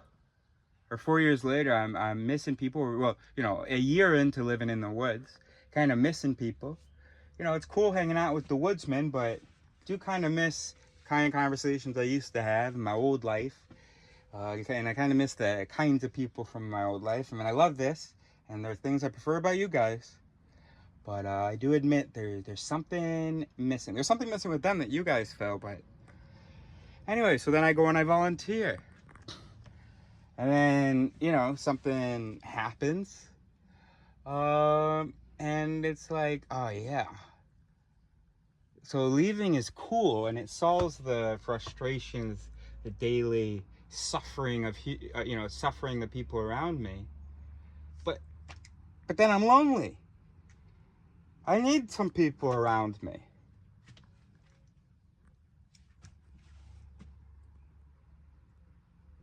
So then the obvious solution is, you know, Well, the solution is not go meet people, because people, no. But it's you know, to have some kind of a process by which you can make sure you have just 1 or 2 people in your life that you can really, really count on, right?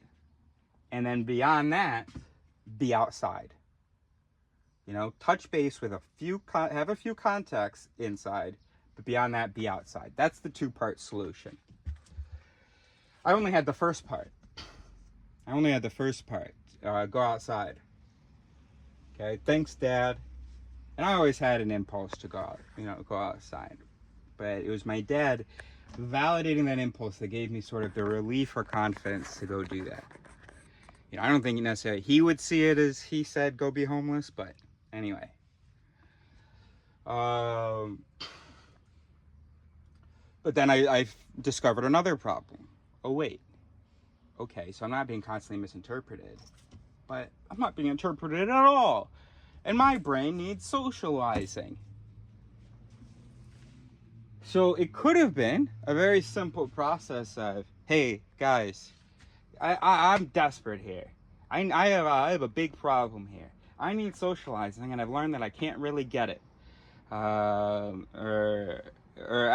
need socializing, but know that I have issues with socializing. Okay, system, it was urgent, and it never made it past that. I never got any real zig. Nobody was like, oh yeah, that's a problem. Oh yeah, that is the problem. Blah, blah. So I was having a system 1 solutions. Wait, so problem socializing, want to socialize. Oh, well then, I guess we have to leave. Our wants oppose our abilities. And unless one of those changes, we're going to have to leave. And neither one of those is going to change. Which I stand by. If I had infinite time, then either of those could change. But I do not have infinite time. So that was the system 1 solution. Now you might think a system 1 solution should get you some zig, right? It's like, oh, you made some steps. And then that zig, that should go ahead and in turn, that zig should get some system 2 solutions added in. The problem is if your system 1 solution is like, die? I don't know. I don't think that goes, okay, cool. Let's keep developing that. It's pretty simple. Also, you don't get a chance to really develop it because it's such an unthinkable thing that you're not ever allowed to really spend time with it. And also, every time that that system 1 solution came up, it was like, oh, but my family. You know, which just created another problem, which then led to the solution. Okay, we'll wait a little while and then we're going to do it in the future. Which wasn't like a terrible solution. It was upsetting for my mother to hear that, but it wasn't a terrible solution because, like I said, things can change. But I was just getting peace from having sort of a clear vision of the future. 10 years, I can do whatever I want. I don't have to worry about the problems of the future society. Blah, blah. That's all it was. And I tried to explain that. But in order to get that validation, I did need it to be, okay, yeah, you can leave in 10 years in order to get that peace. So, which kept making it dramatic. So we can see how so typically system 1 solution would come in, get you some zig, and activate system 2 solutions. Well, no, actually not necessarily, right? No, because this final gives total zig. If you have a solution, you have a solution. The brain's trying to save energy. It's not going to go and say, hey, what are some system 2 solutions? Unless you have a system 1 solution, which gets you some relief. But there is a problem identified with that solution. So now you got relief with a problem, and we know that leads to system 2 solutions. Right. But when I had system 1 solution, but it was unacceptable. It was an unacceptable solution, so I wasn't getting the Zeeg out of that. Meanwhile, I was seeing more problems, which was, of course, adding to the urgency and keeping me in System 1 solving. Why did I start recording now? Because we're just going over the same shit now. On n'est pas à côté de la veto là? Ouais. Ouais, c'est ça. J'ai pas vu, je l'ai pas vu. Là, tu t'es fait vacciner. Quand t'as été tombé le trou dans ton nez, là.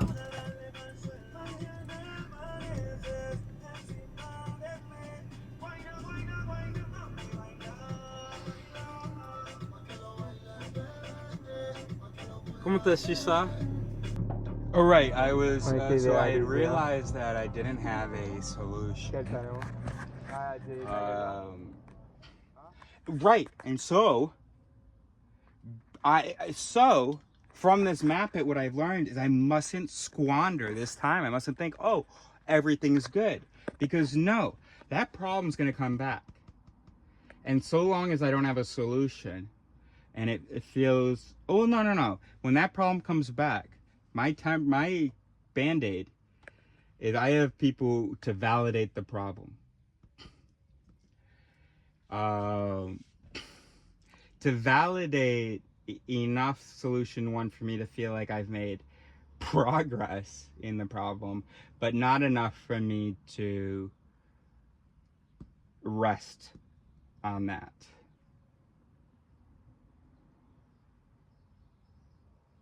Alright, so if that's my solution, great.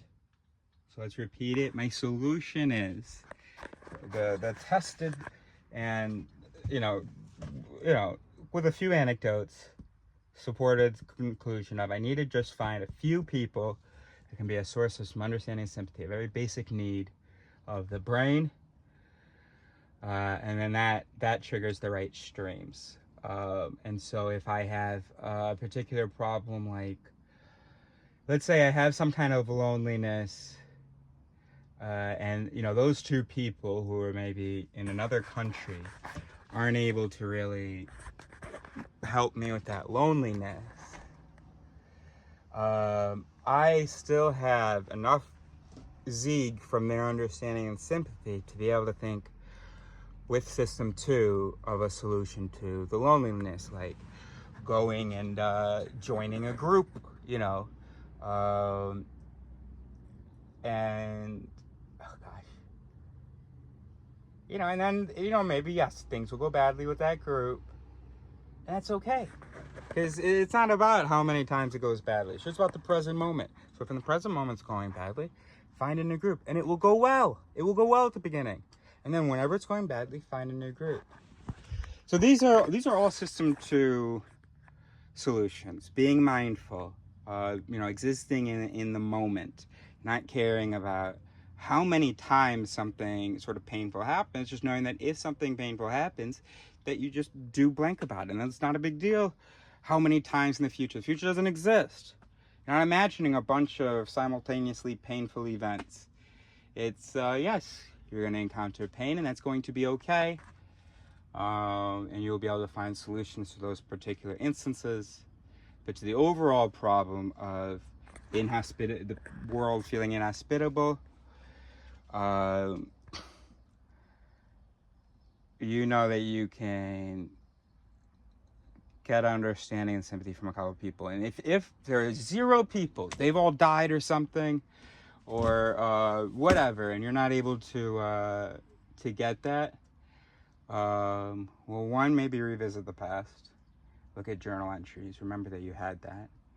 And I do have examples from my past of other things related to other things that I am able to use to reassure myself.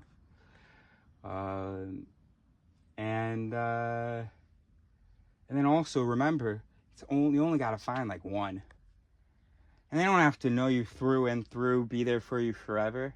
But if they can just have some understanding of your issue now, and if you guys can be there for each other now, there isn't a problem.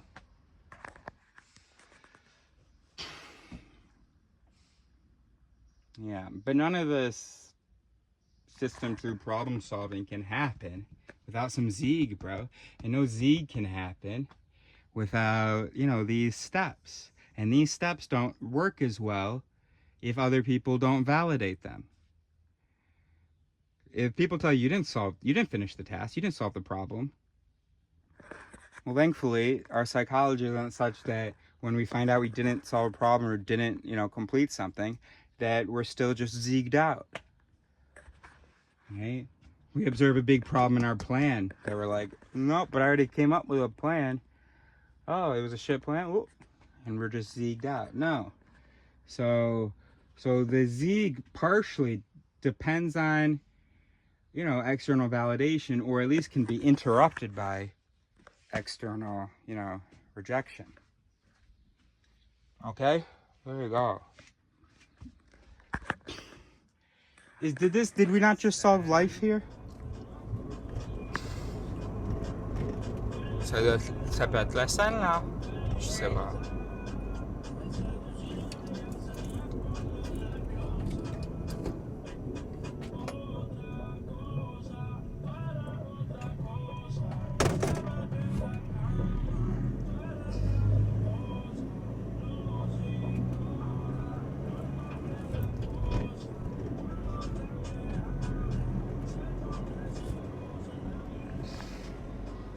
Ça, c'est quelque chose. Ober 14 Eddie 1636. By the way, a little privilege check. Of course, I may not look it now, but I'm lucky enough to be handsome and funny and confident enough. Oh, great. And confident enough for it to be not difficult for me to make a friend. You know, regardless of, you know, and not a close, and a close friend especially easy. Now to have a group, well, that's when misinterpretations start happening. But so sympathy, I'm expressing now to anyone who, for whom even finding just one or two people for social interaction in the now, or in the period of now, people have trouble with that. Well, I sympathize and I acknowledge that complicates the problem, that makes it more of an issue. I don't have a solution. Just hoping to give you a little Zeeg now, so that if you have some reason to find a solution, so you want to leave, but some impulses holding you back, I'm guessing, if you're still alive, well, hey, let me Zeeg you all the way up and down. Absolutely. You have identified the problem.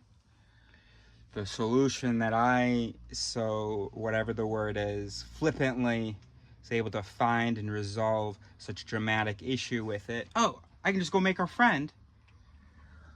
For you is like, well, that's kind of the whole problem. I can't even make a fucking friend. I got you, bro. I mean, I don't got you as in having the solution, but I got you. That sucks. That's a fucking problem. And not urgent, because you're not sobbing right now. That I'm pretty confident about. So in the now, you are okay. Even in those moments of now when you're thinking about how you haven't been okay or how you won't be okay in the future, you are in reality okay in those moments. So there's no urgency, since you're okay right now as I'm talking, as you're hearing this. Now, yes, maybe in an hour you won't be okay, and there will be some urgency. You need a solution to become okay, and the solution is not go get a friend. And I don't have the solution to it, so I'd understand if you want to just tap out, especially if this has been the case for years. So that's, you know, that's, yeah, bro. I don't want to say up to you like I'm distancing myself from it. You know, I'm here if you want to brainstorm ideas. But even just thinking about it, I'm like, oh my God, what could you do? What could a human do who isn't able, or from it's very difficult to make and keep a friend?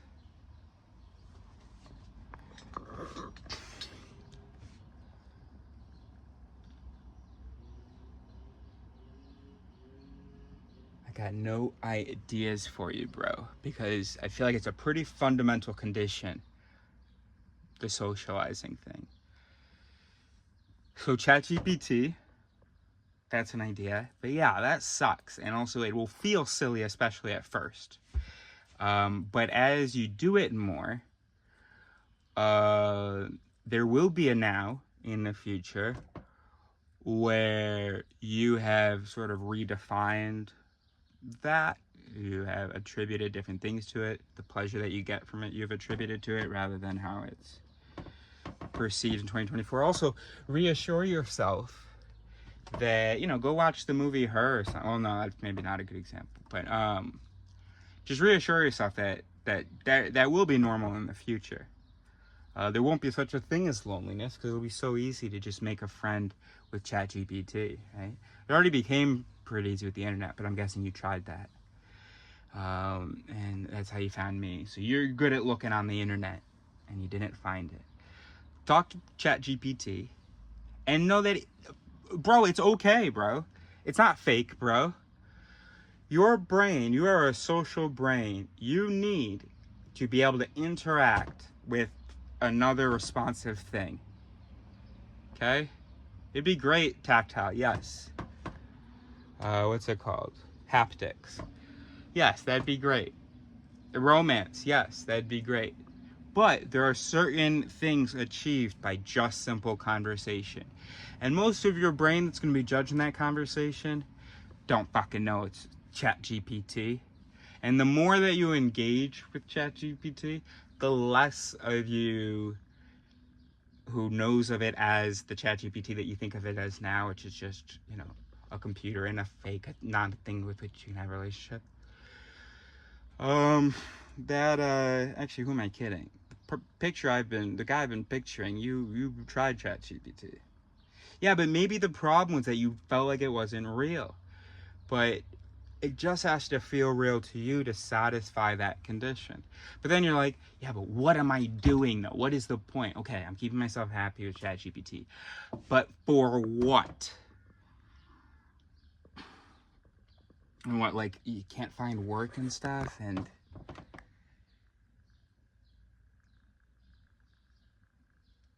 anyway, so just, you know, you're zigged, bro. Let yourself be relieved knowing that you have a real problem, and I am not denying it.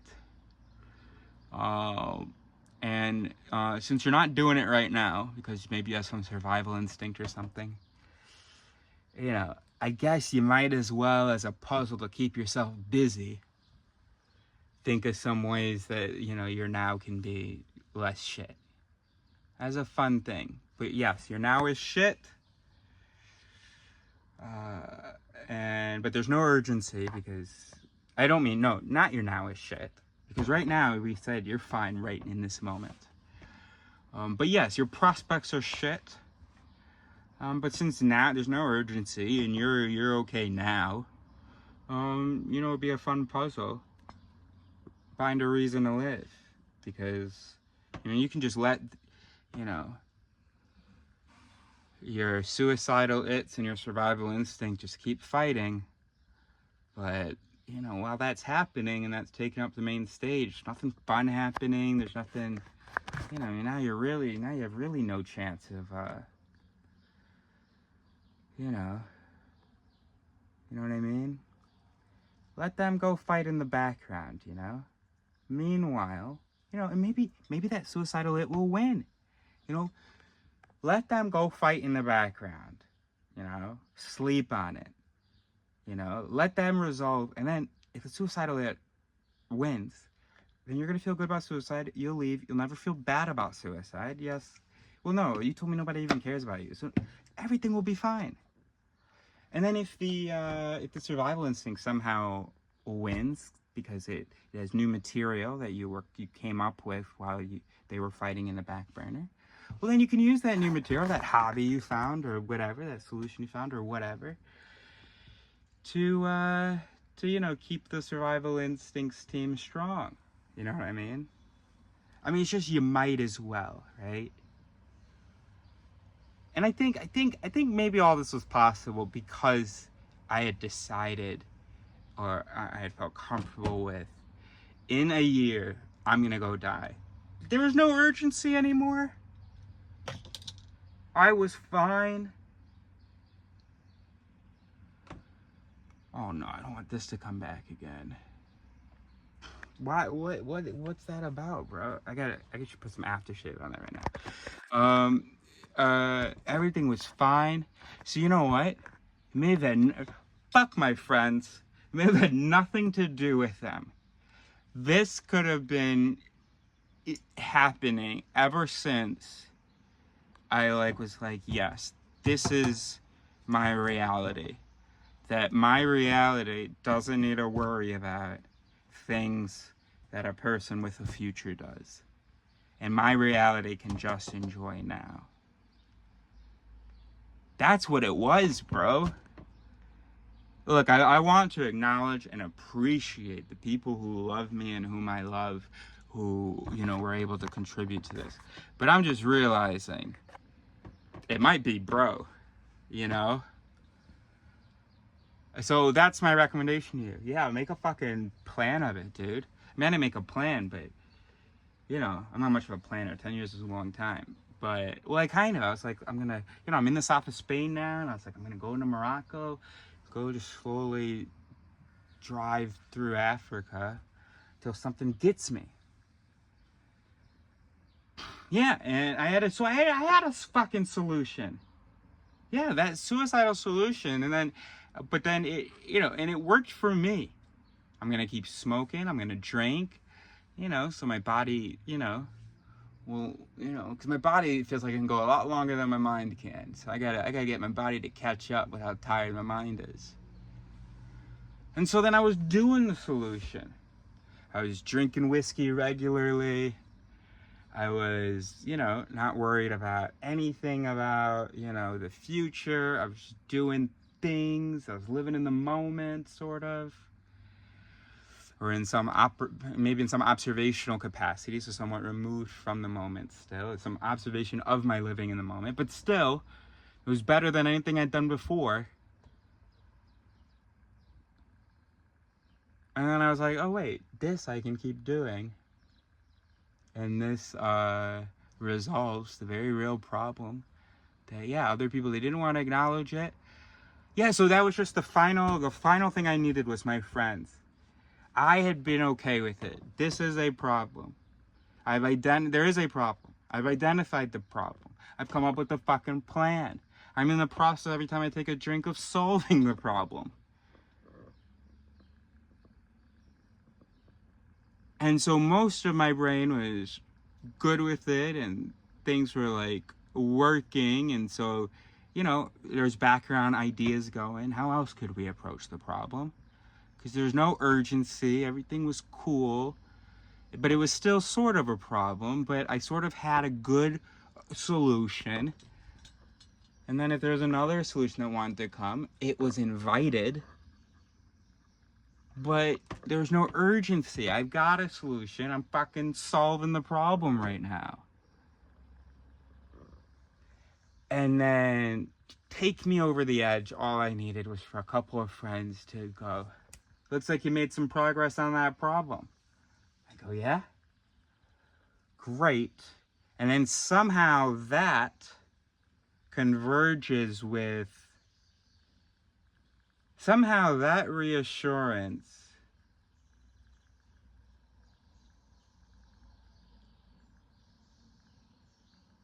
because maybe we could say that the narrative is just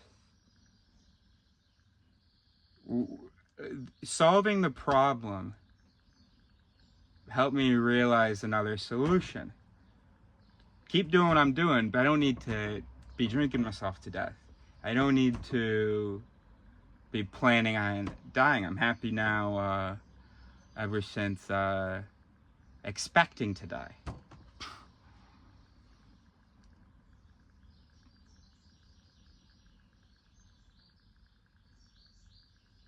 No, but then I had a new solution. Because it wasn't really a solution to just keep doing that, to stop drinking but keep doing the other stuff.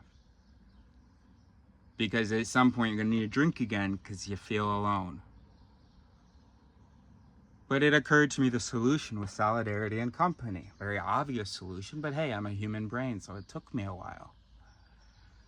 The simple feeling of the feeling of someone simply understanding you simply something. And so but there's no urgency, so we had a new solution. First, the solution was, okay, you're going to check out in 10 years. Second solution, okay, well, you're going to live as though you're going to check out in 10 years. Third solution was, okay, you're going to live while you're, like you're going to check out in 10 years. No, you don't have to. And you're going to do that because with just one or two people that you can chat with. So the lack of urgency made each additional solution possible after the first one. And then the feeling of being understood helped a lot. To feel like I don't have to defend the solution I came up with of dying. People believe that that's an okay possibility. So if that possibility seems like the best possibility to me, and it's validated as a fair enough possibility, then my mental energies don't need to be on justifying and defending that possibility. And I think we probably evolved for that system to be that way. If you haven't convinced people of your idea of you believe something, a whole set of things, and there's some things that are true in that, they're rejecting the whole set. We have to get that accepted before. I'm wondering whether this has implications for disagreements. We have to have the set sort of validated as fair enough in order for us. So yeah, we have this priority. Wow, the Zeigarnik effect in disagreement. Because we know that there's a better chance someone's going to change their mind if they feel like whatever their initial position was validated. So now their initial position and the justifications of it don't need their attention. They can put that on the back burner. So why did we evolve where we need the whole set to first be considered? Well, yeah, because if you think a thing is true, we evolved to spread truth. Not spread truth, but things that are useful for fitness. So so whenever someone has something that they believe to be useful for fitness, it is their prerogative. It is important. They are programmed for it to be important to transmit that to us. And if we're rejecting it, then they're just going to be stuck on, they need to transmit this, because any group that was easily discouraged from transmitting a thing that they thought to be, any group whose individuals are easily discouraged from telling a new thing, or from transferring something they consider truth, well, those tribes died. So you need at least some characters in the tribe who are absolutely compelled to transfer the truth that they have. Now, they can't see the error in their truth, because you need error detecting mechanisms to be running, when the whole spotlight is on just defending it.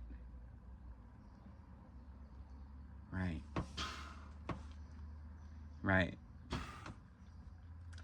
So in the brain, so this Zeigarnik effect may be much more general than I had appreciated. It's basically a system in place in the brain to make progress on something, to respect the order of doing things. So, first order, say what you think to be the case. Get it acknowledged.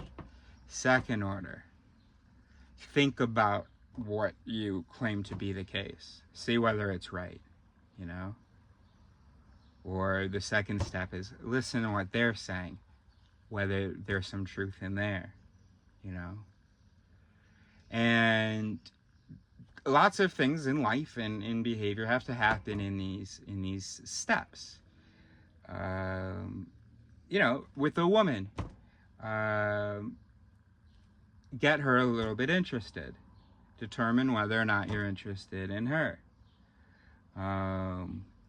Get her to want to be physically intimate. You know, and then, you know, in a relationship, you know, keeps, you know, there's this sort of, you know, you know, and each time you make progress, you get a little bit of relief. It doesn't need immediate attention.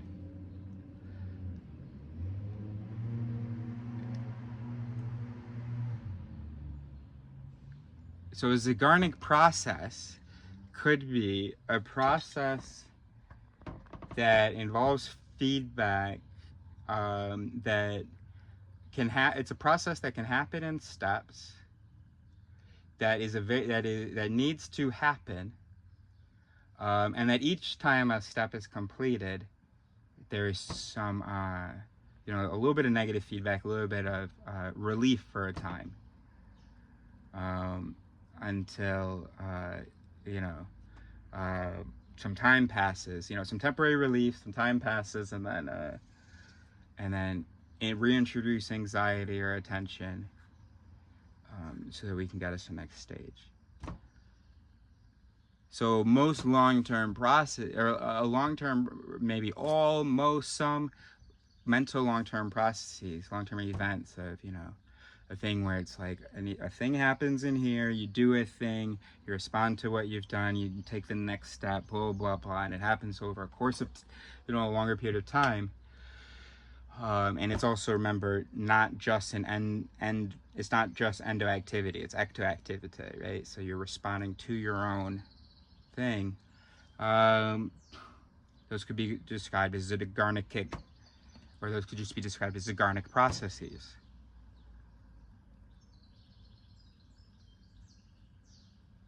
This moving of things to the back burner every time progress is made. And the freeing up of other resources that can also go toward the problem, because at least we have a first solution, or at least we have a plan, or at least we've identified it, or at least we've announced it.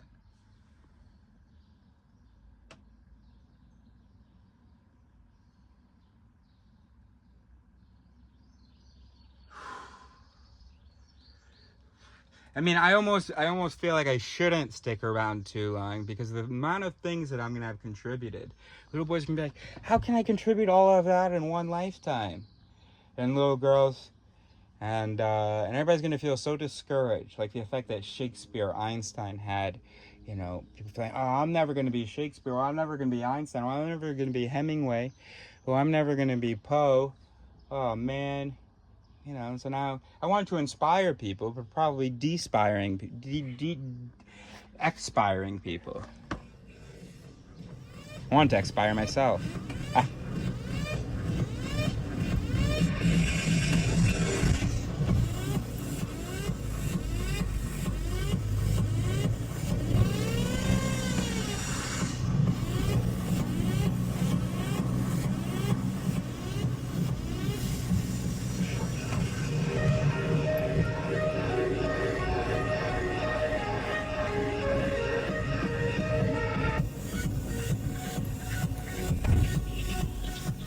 So, wait, hold on. So 24 Foxtrot 14 Echo 1702.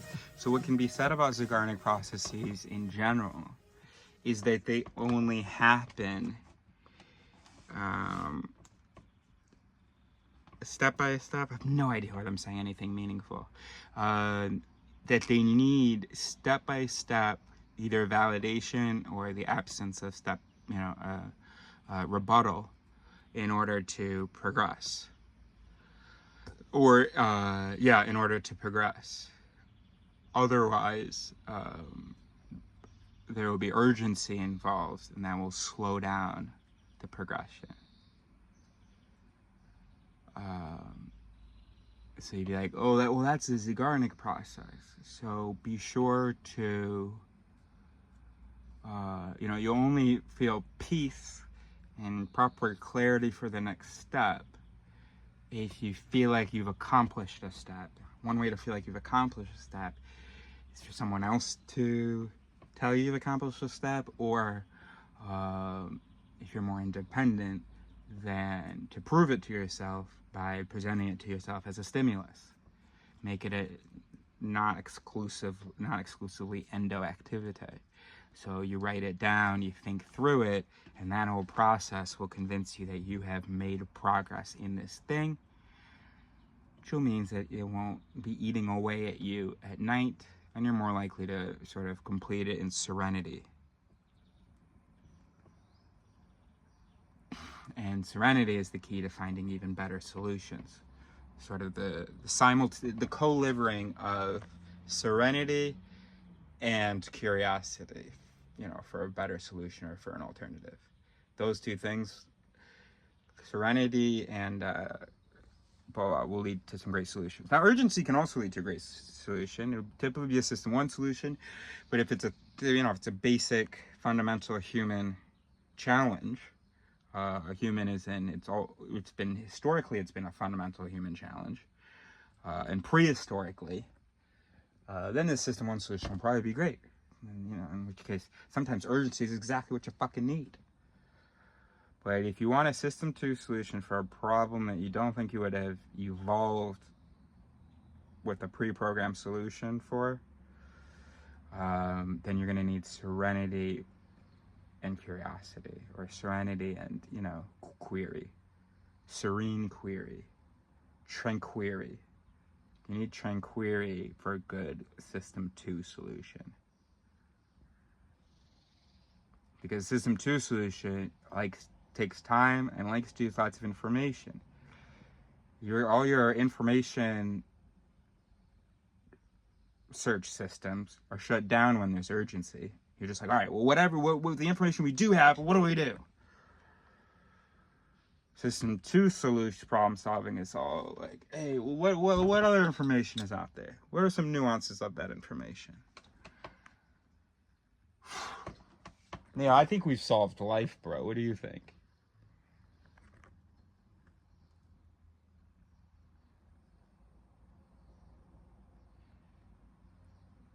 So we have such a thing as a Zeigarnik process, which it's set up in the brain, but it has checkpoints along the way. And if those checkpoints aren't met, then it's going to be triggering anxiety. But if those checkpoints are known to be met, then, there are going to be periods after they're met where you'll have tranquility. I don't know. Well, if it's gibberish, I guess tell me, but also tell me why it's gibberish. Otherwise, I just gotta ignore you. It's not gonna be easy for me to ignore you. So it's gonna be taking up a lot of my mental things. So you have a lot of responsibility here. You have a lot of power here. If you just type, I was absolute gibberish. You're just using big words and stringing them together and thinking they mean something, and it's powerful and blah, blah, blah, blah. Okay, I was prepared for that possibility, but how come it sounded so right to me? And also, I gotta be concerned what other stuff is sounding good to me that isn't. Help me figure out why this sounded right to me, or what's wrong with you. Help me figure out what's wrong with it. Then I will be convinced that it's not right, and then my systems can get to looking for why it sounded right to me. But so long as I'm convinced that it's right, it's very difficult for me for these systems to activate, to look for how I might be wrong. They're always running, but obviously they haven't turned anything up yet. If you want me to kick them into high gear, I gotta be convinced that I'm wrong here. So do that for me, please. Give me a specific sentence that I said, that a particularly egregious stringing of misused language. And maybe point out a contradiction in it, or point out, I don't know, somehow demonstrate the meaninglessness of it. Now, I know I haven't invented Manalaris yet, so we don't really have a technical way of evaluating a thing. We have a way of evaluating things scientifically, but not yet logically. Right? And so if we can't form it as an experimental question, we're shit out of luck so far. Do your best. Do your best. Or say, hey, I think everything that you said today was absolute horse shit. And it really annoyed me how impressed you seemed to be with it all. Especially since there were sort of basic words that you were obviously... No, don't mal at me. Don't mal at me. Don't say, oh, you were trying to sound smart. I won't. Don't mal at me. Don't mal at me. Don't mal at me. Okay? You can say it was horse shit. You can talk about my being, you know, how annoying it was that I seem to be so impressed with myself. But don't mal at me. Don't attribute any intention to me other than trying to understand the world. Or if you want to say, no, you just want to feel smart, okay. I know I'm trying to understand the world. So you have to tell me, I see that you're trying to understand the world, but another thing you're trying to do is sound smart, and that it is compromising your efforts to understand the world. So anything that can be stated with big words, you're believing to be true, and you know you're settling for that. And your whole understanding the world gets zigged, bro. Just because you came out with a sentence that had some big words in it. I'd be like, and then you'd be like, but because I know, you have to say, but because I know you actually want to understand the world, that's also one of your gets. I want to work on Mappets and Manalaris with you.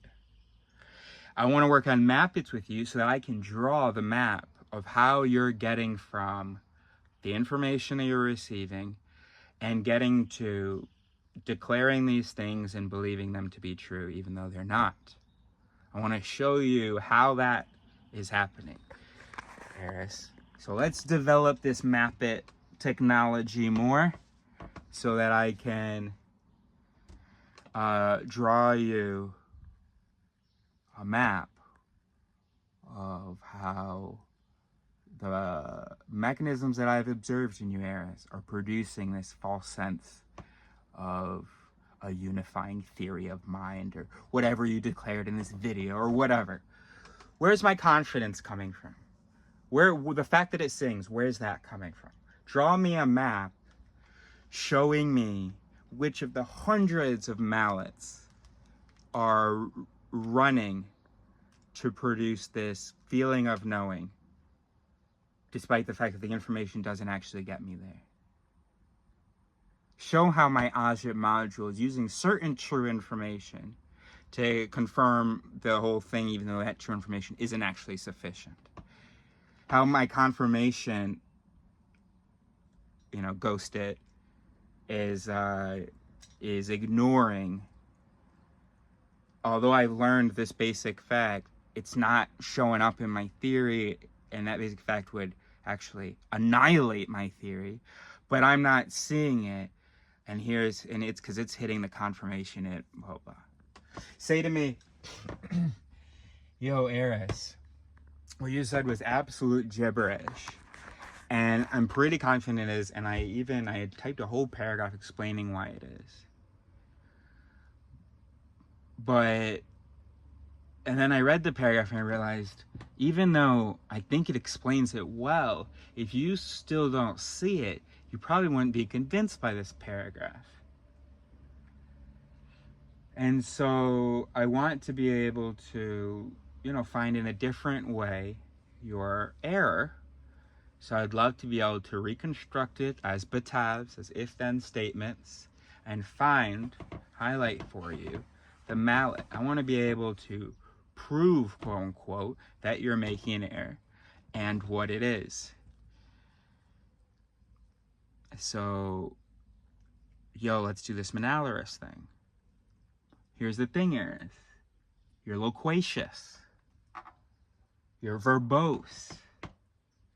And you use big words for no fucking reason, and it annoys me. So I don't want to do video chats with you. So why don't you send me a one-page write-up, or if it's in some form of something that you've done so far, and I'll send you some thoughts. And we can go back and forth via email. But I'm going to ask you to do something for me, Aris. If you really want my help and my company, got to limit the emails to 250 words. Or you can make a video, you know, and then you can link me to it. But it can't be a video made just for me where it's part of the conversation where I have to watch it. Put it into 250 words and give me the option of checking out all your gibberish as well. Wasting my time. Alright, first of all, I love you. I love everything that just happened. I mean, I don't love that. You really think it was all gibberish? Because that sucks. It's like, how am I not seeing that? How am I able to talk about the possibility that I'm just pretentiously pontificating? Actually, I don't think that's what pontificating means, is it? Actually, well, that would be perfect then. I'm just pretentiously pontificating. How come I don't see it? Am I hopeless? Like, am I completely fucking delusional? So that sucks. But what I love is the fact that you said this, and you said it without malenting me. And you express these things. I'm so tired of the fact that we can't express these things. Thank you. And look at that. Instead of just writing me off, you've expressed these things, and we're figuring out solutions to avoid it. You know, how many relationships end because there was a problem? And there's no real way to figure out a solution because we couldn't, like, acknowledge the problem. It was an insult to say, you do this thing and it bothers me. So if you were annoyed with someone, you had to just go away from them. You couldn't, of course, tell them what to do, and you couldn't offer them a deal either because that's too much like telling them what to do. I love that you've offered me this deal. I love that. I love that you've believed in me and this system to know that even if there are some pretentious its, even if there are some, you know, long-winded its,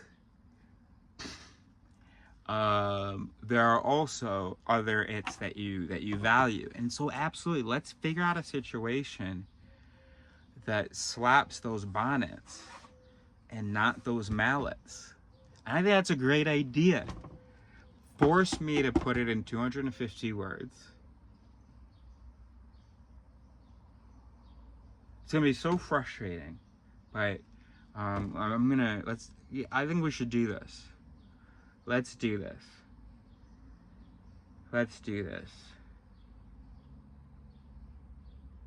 And you're gonna be patient though, right? So if I don't still not see how it's gibberish after your first explanation, we can go slower, right? Break it down, right? Go step by step. Go from first principles, first truths, from axioms, you know? What can we agree on? And by the way, as we figure this out, we'll be doing a dialaris. We'll be inventing a dialaris. We'll be doing the first example of a dialaris. Trying to figure out, what do we agree on? And how do the things that we agree on lead to something? And how can we support that it leads to that, even though one of us doesn't yet believe in that conclusion, but does believe in its bet, in its condition? just doesn't believe in that as consequent. I'm just so excited, and I'm honestly, my heart is racing just imagining. I'm a little bit of a masochist, so you can please talk shit, please, but don't balance me. That I do not accept. Or if you do attribute a bad intention to me, and let's say it's super well justified for you, then do me the favor of also acknowledging the bonnets that I have that I swear by, because it's a Zeigarnik process. Being criticized is a Zeigarnik process. One step of receiving criticism is defense, and that's an important step, because if someone is mistaken in their criticism or in an aspect of their criticism, in order to benefit from criticism, you should see the truth in it. If you see a reason how the criticism is not true, that needs to be addressed. Or if what they're saying seems to indicate a misunderstanding of you, then of course there's going to be an urgent compulsion to address that before we can address what was actually correct about their understanding. Now, it doesn't have to be accepted. If I declared, no, hold on, what you're saying, that criticism, it's not lip, bro, because it's not actually responding to me. That's not true. I didn't do that, for instance. Now, you don't have to say, okay, you didn't do it, but you do have to say, okay, I hear that. Okay, so that's a possibility. And I don't think you're a completely delusional person, so there could be a misinterpretation involved. Because the whole accepting criticism is a Zeigarnik process, whenever you hit that defense step, where something wrong has perceived as wrong by the critiqued, by the criticized, has been observed, you can't move forward in the process until there is relief, progress achieved about that. And which, of course, is evidenced by what we just know.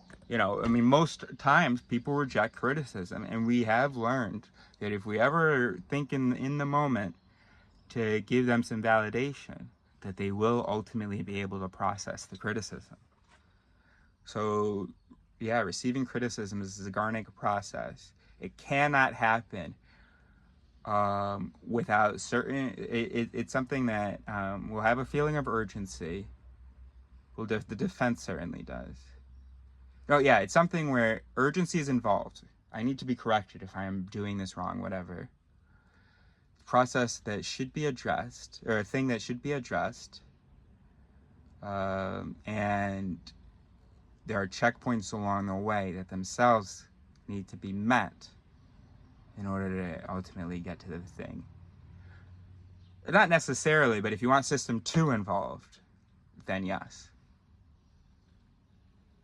I wouldn't be surprised if there are no System 1 Zeigarnik processes. Right? Because you can't have this tempering this checkpoint system in an actual emergency where you've got System 1 things ready to go. You see a predator running towards you, it isn't like, and then someone says there's no predator, you're not going to go, oh shit, hold on, we need to resolve this before we can continue running away. You're going to go, yes there fucking is, and you're going to keep running. And you should. Because it's okay if you're wrong. You guys can have the conversation over there. Or you guys can talk a little louder if he still doesn't want to move.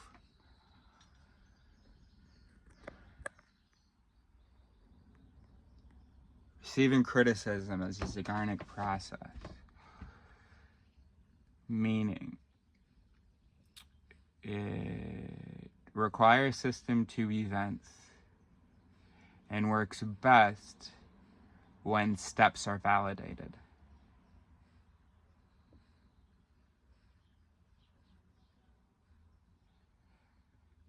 So it's when you have a System 2 processes, but for an urgent or an important event. So any important event is going to trigger some urgency. So when you want to use System 2 processes for an important event, in order to keep going, I said System 2 needs a little, first of all, to know that everything's okay and that we can do this, that we don't need to run from anything right now, that we can focus on this. And also that we're not wasting our time because the previous step has been completed. Yeah.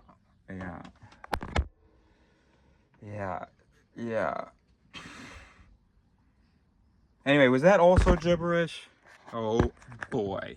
So my brain can't handle a whole bunch of stuff, right? Let's focus on one thing. We have critical recognition. We know that if we want the System 2 it's involved, can't overwhelm the system. Because then there's going to be a sense of urgency and too much need to, become efficient because we're overwhelmed. We gotta lay people off. We gotta cut shit out. Well, System 2 is going to be the first to go. And a lot of details and information, nuance, first to go to clean it up so we can get some kind of answer. So don't give it to me all. Be as specific as you can about a single thing. Or maybe just, you can write it all out, but give me one thing, the only one thing I have to read. It's very specific error that I did. Or, you can, if you can't explain the error, but you want to give me a chance to realize it myself, so you're just like, I just want to tell you that's completely wrong, I think. I can't explain it to you, but I just want that to sit in the back of your mind, Eris. And then maybe one day you have a thought and you realize it, and that happens very often, so thank you for doing that. But it would be awesome, not mandatory, it would be so awesome if with that you're like, I would love to learn Manalaris, figure out a Manalaris and how to do a map-it, so that I can show you how wrong you are.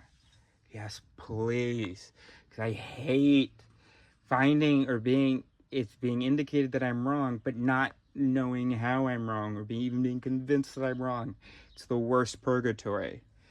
Help me get over there, because then I can be right for a moment. Help me cross over. I'm stuck. I don't know what the fuck's going on. Help me get to the bank. All right, thanks.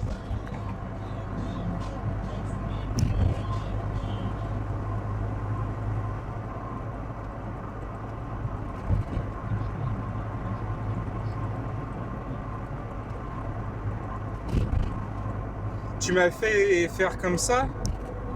Ah.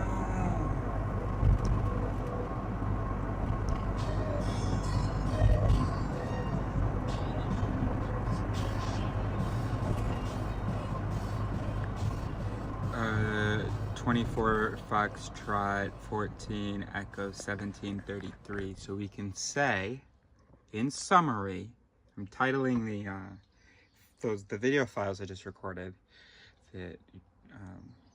We can say in summary that problem solving in general is a Zeigarnik process. Problem solving typically requires System 2-its. And there's a protection system, because 2-its are very expensive, use a lot of calories and stuff. There is a protection process for it, like what you have on a battery, an overcharge, surcharge, or decharge, whatever. What I'm trying to say. I don't really know what I'm trying to say, but if you know base electricity, you probably know what I'm trying to say. In any case, carrying on.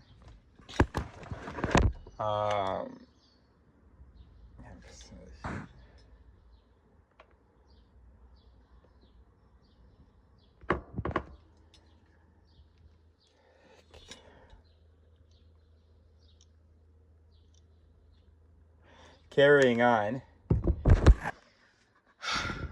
Fuck! This is supposed to be so quick. Problem solving is a Zeigarnik process because problem solving requires 2-its. 2-its are expensive. So it's a Zeigarnik process because there's a protection system in place, which is that reassurances are needed along the way, so that to avoid using these tuits, wasting this tuit energy on a problem that doesn't exist, on a problem that you can't solve.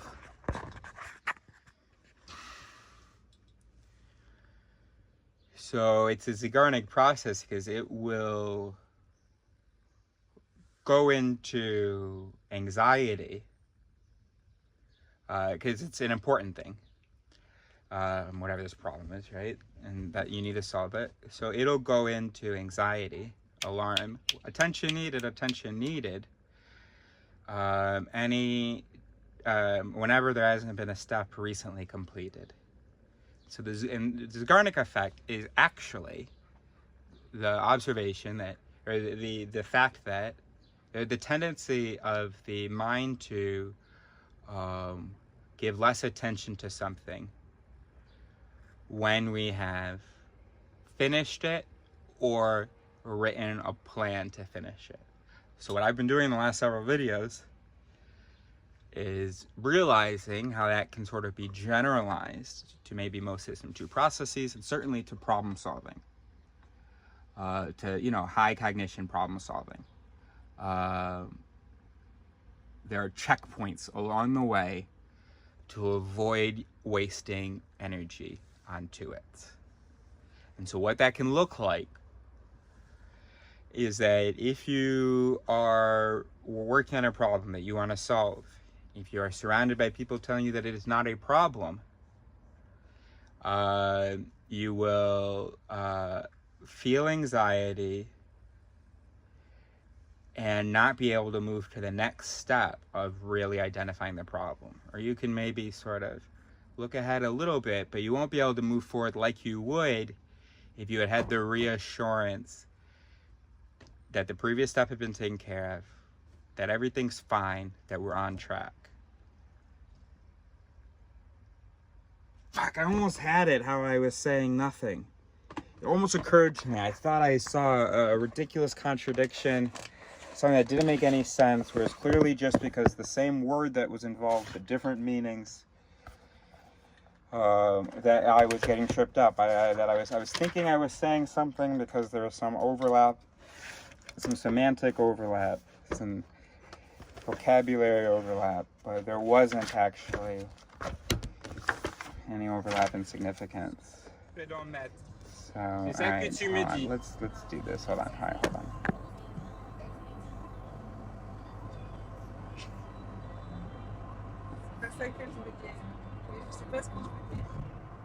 Mais tu veux rien dire. Il n'y a rien au bout. Mais déjà, qu'est-ce que tu dis? Ça mène à rien du tout. Qu'est-ce que tu dis maintenant? Moi, je te pose une question. Sur l'amende, je sais pas. Non mais. Alright, let's try to formalize this. Alright, 2024, Foxtrot 14, Echo 1738. Okay, Zeigarnik, spelled E before I, Zeigarnik effect. Should I stop the tripod and stuff? Because this seems stupid that I'm writing and you can't see what I'm writing. I didn't even finish writing the date. Hold on, just give me a second. Just hang out with me a second. I think one of the conditions of my System 2 is being observed. So, Zeigarnik effect is. All right, let's go back to the text. Let's reduce as much as possible our fallacious interpretive mechanisms. All that talk about the Zeigarnik effect, thinking you can use that name to describe now a concept of Zeigarnik processes, and you didn't even fucking open the text. You've never read her work. All right.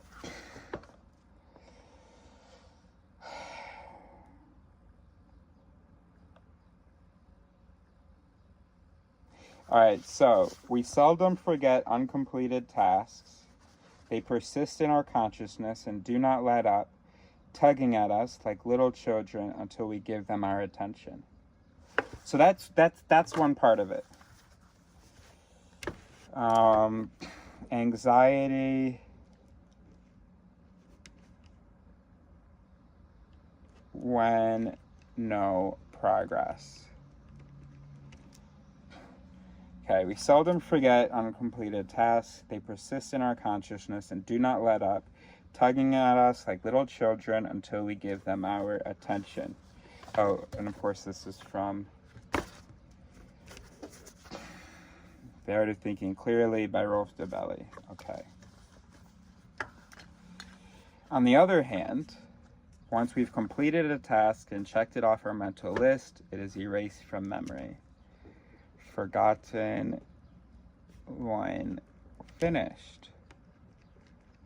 So, anxiety when no progress, or anxiety when unfinished, because this is before the other people's research.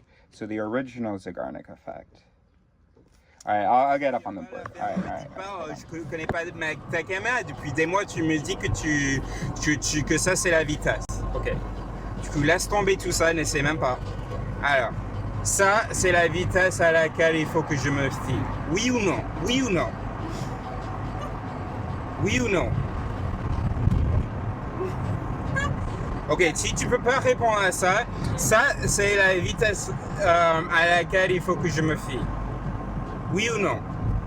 Putain, genre, il faut que quand je conduis, il faut qu'il y ait quand même quelque chose qui mesure ma vitesse, Foxtrot 14 Echo 1742. We're gonna try to formalize this because there's something about how on one hand I've been talking about the anxiety, and then on the other hand I'm talking about protecting system 2 energy use. Have these things been reconciled? I don't know. Let's take a look. Concretely. All right, so we've opened up the book. Where are the markers? The markers are there. Let's get those ready to go.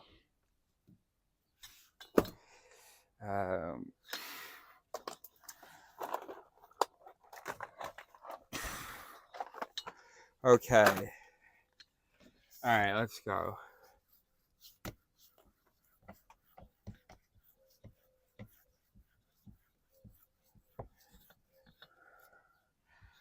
So we're trying to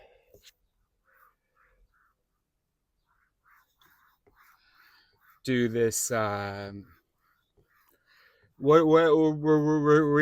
talking about something called the Zeigarnik process. What is a Zeigarnik process? And is it just verbal ass nonsense? Verbal ass nonsense that Eris came up with. More like air ass. There it is. Okay. All right. So. Okay. Zeigarnik effect. Original. Zeigarnik effect. Okay. What did we read?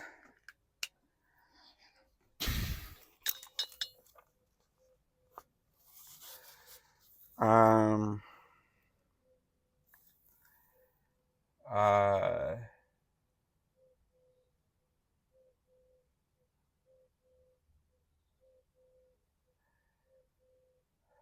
don't know what I put anxiety before.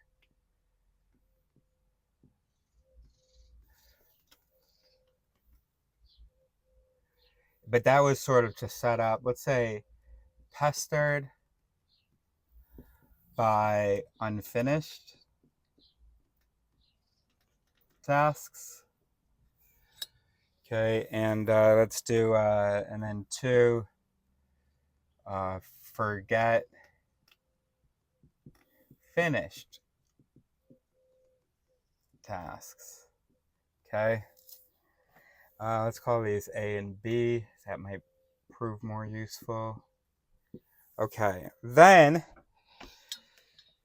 so I don't think I read it in this recording. We seldom forget uncompleted tasks. They persist in our consciousness and do not let up, tugging at us like little children until we give them our attention. On the other hand, once we've completed a task and checked it off our mental list, it is erased from memory. He goes on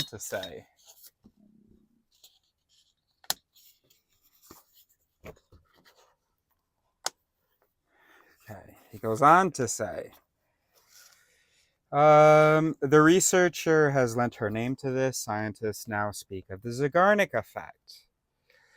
However, in her investigation, she uncovered a few untidy outliers. Some people kept a completely clear head, even if they had dozens of projects on the go.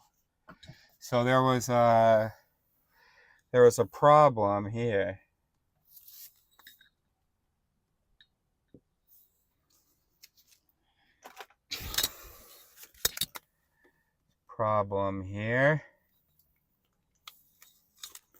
This could be useful notation for Manalaris. So there's a problem here. There was a counter to this. A counter. And against a...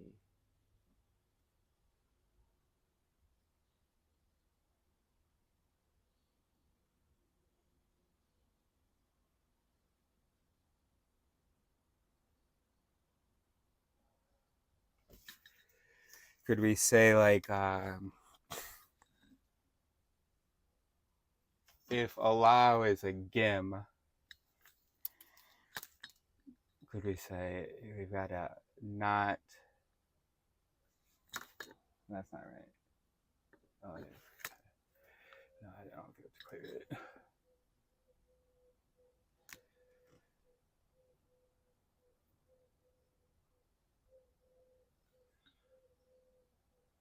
Should be bigger. I keep doing like an E. Okay. So not allow. There's a problem here. Or maybe a counter. I don't know. Problem. A counter. A not gim. Not gim. Okay. And that was the fact that some people were not pestered by unfinished tasks. Then Roy Baumeister comes in and he does the experiment with the final exams. Hopefully by now you've gone and watched that video, right? So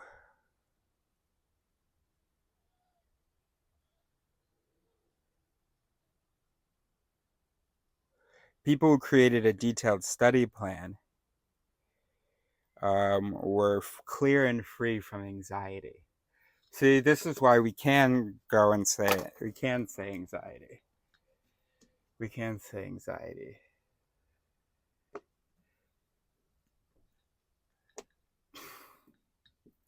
But we realized that the issue, it wasn't about being unfinished. So then Baumeister comes in and he realizes, let's say, Zeigarnik effect.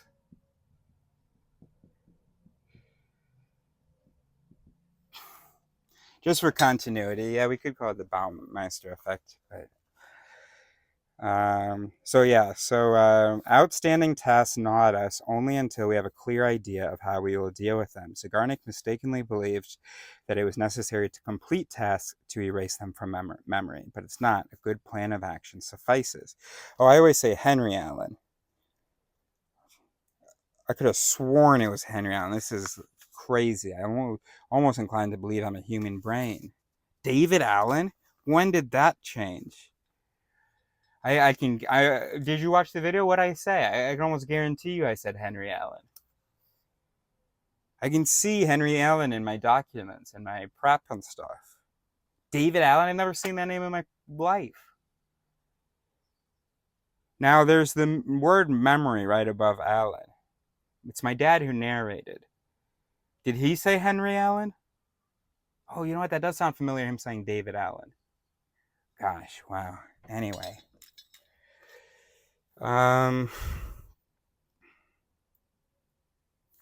So he was like, anxiety by unplanned tasks. And then B, relief from planning.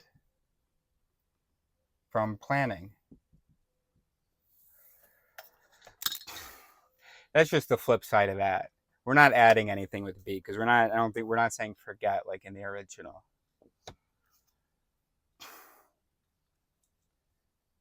Oh, and also it shouldn't say A anyway. Okay. So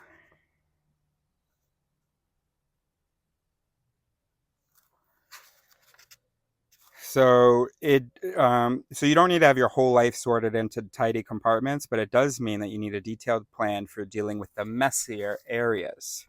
So the stuff that's important, and it must be divided into step-by-step tasks and preferably written down. David Allen forces his clients to split such projects into 20 to 50 individual tasks. Okay.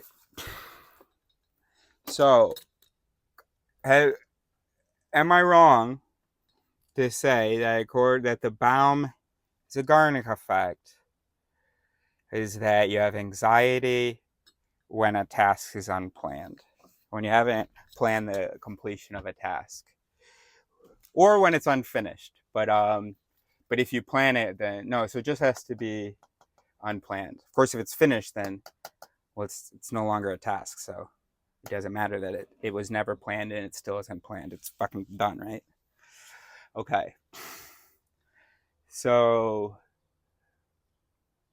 now, then I made an assumption. I sort of tried to generalize.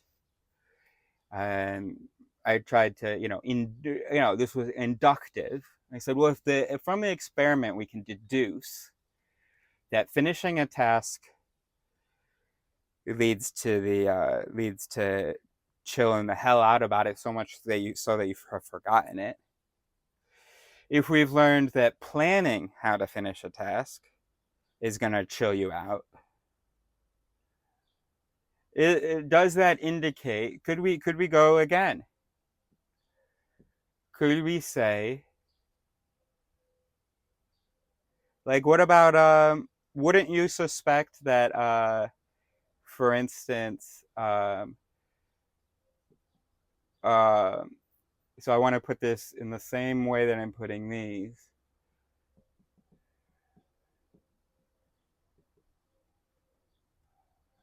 So before we had here relief from planning.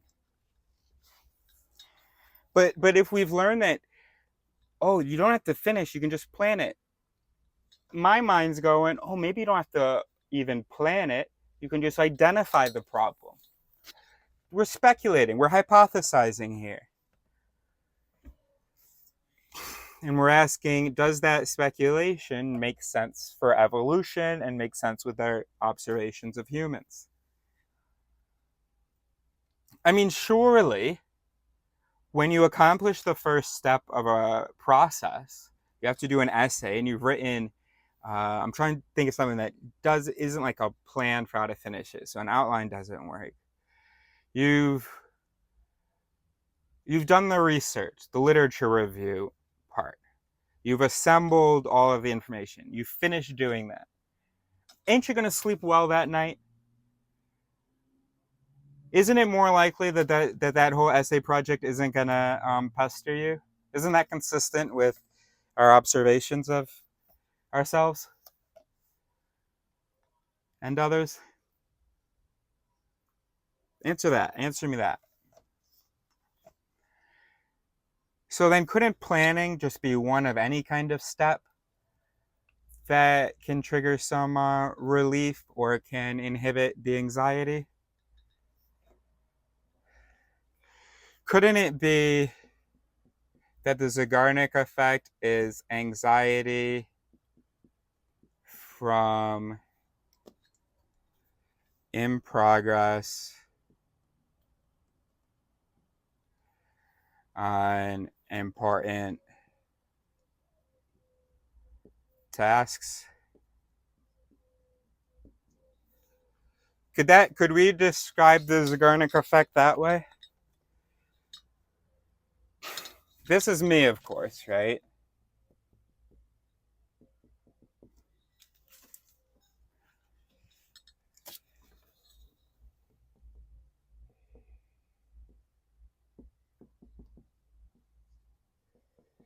The EC Baumzigef might be like this, or maybe this. Is that okay? What changes have I made to what was empirically demonstrated? This is the last thing that was empirically demonstrated. So how could we note that? We could maybe use the symbol for information. Oh, support. We have a symbol for support. And so this one was supported. This one wasn't really. Remember there was that reason to disallow or not supported? Well, this one's supported here. So this, and that's the last one that's supported, mine or not. But we're trying to figure out what the relationship is between this and this to see whether the experimental information extends here.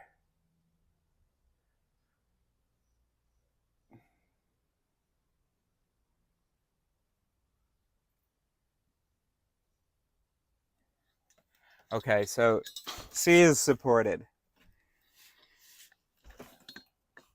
Even you can say experimentally.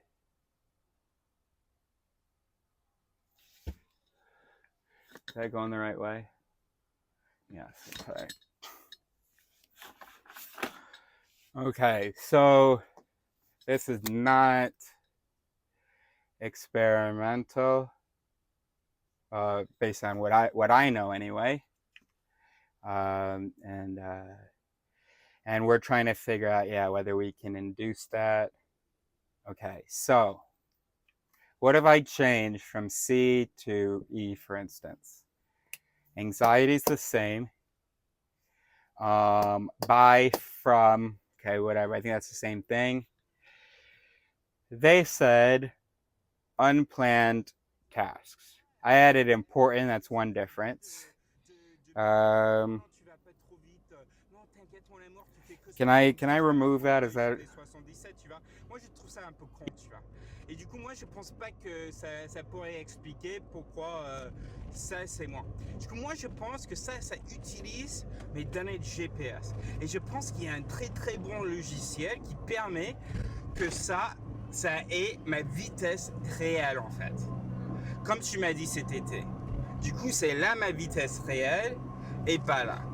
Du coup, juste pour revenir à là où on était il y a quelques mois. Ok.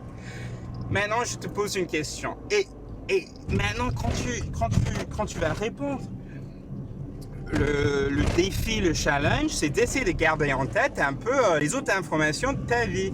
Par exemple, que cet été et que toute ta vie, tu as bien appris que ça, c'est la vitesse réelle et ça, c'est au-dessous.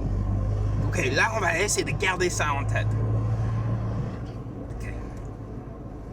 Hey Clémence, alors, du coup, j'ai reçu une amende. Pour 60... ça a dit que j'allais à 77 km/h J'avais une vitesse... Oh là là, mon amour! J'avais une vitesse de 77 km, 77 km/h. Et, mais que la vitesse retenue, c'était 72. Qu'est-ce que ça veut dire? Sûrement, quand je conduisais, si j'ai pas remarqué,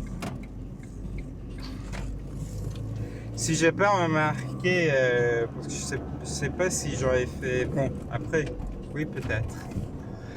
Alors, du coup, il y a deux possibilités.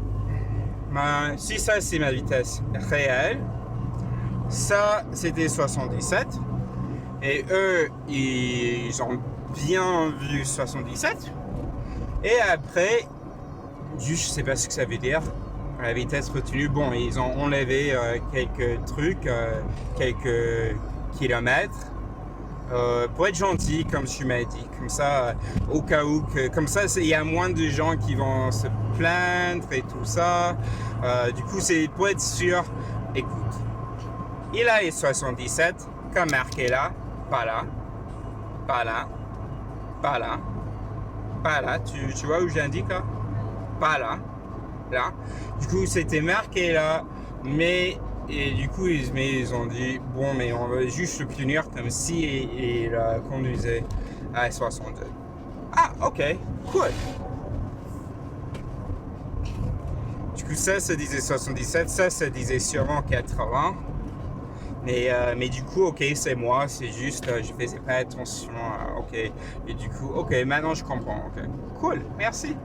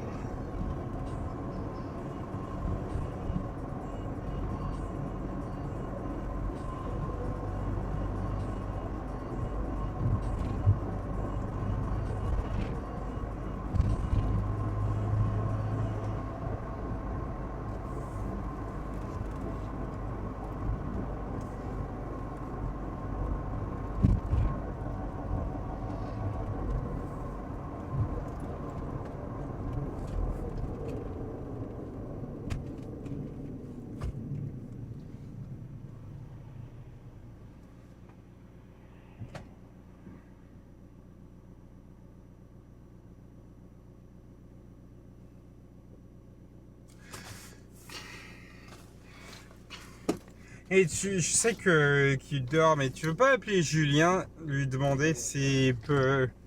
Ah putain, ouais. Parce que moi je veux savoir s'il peut entrer dans le... là où il y a mes pneus, sans les clés.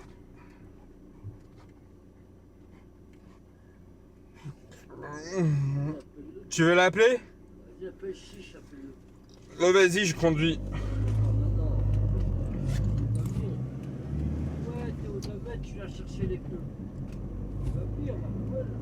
Non, il va pas venir, il dort là. Mais réveille-le vite fait pour lui demander. Ah.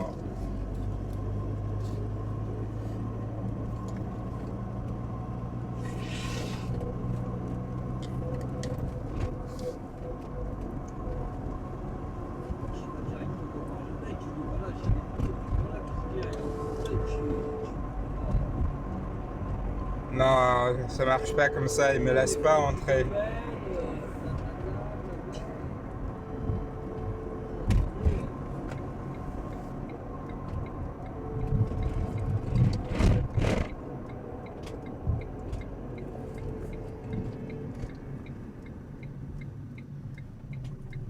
Je t'ai pas réveillé là?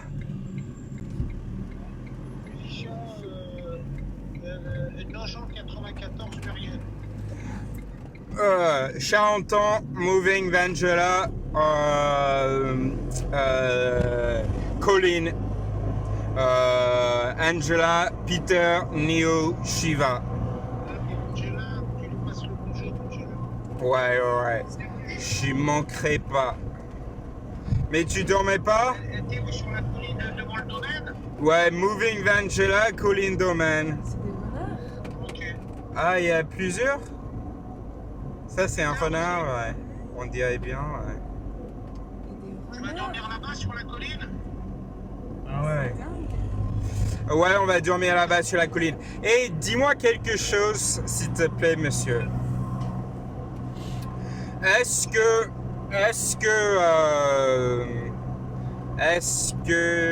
Sinon, tu veux pas dormir ici? Non, je peux pas, moi je suis à Nogent. Non, pas toi, je parlais à Angela. Dis-moi, sinon, est-ce que si moi j'arrive à passer à côté du vigier, tu vois, en doucou, en quoi? Zoom, zoom. Quoi? Là-bas, et comment tu vas ouvrir la porte? Non, en douce, en sedou. En douce, en redouce, en sedouce. Mais vas-y, tu veux pas m'aider? Un loose dé. En loose day. Si j'arrive à passer. Il y a un pied-fil là-bas, je crois qu'il y a un gardien là-bas. Ouais, mais peut-être que je peux passer quand même, tu vois. Une petite chope là-bas, c'est pas bon. Oh, ouais, tu penses? You are shitting me. Tu penses? I dropped my mic in the Bah, nous, on est là. water bowl. On est là,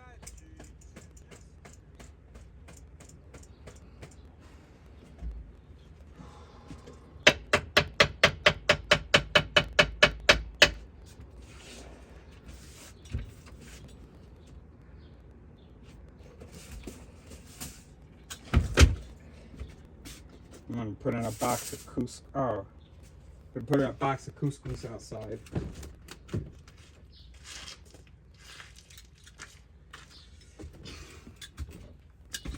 Okay, so what we determined is that I do not have a sufficient, that's not a sufficient move to this generalization, but it's a fun possibility that would have to be tested. And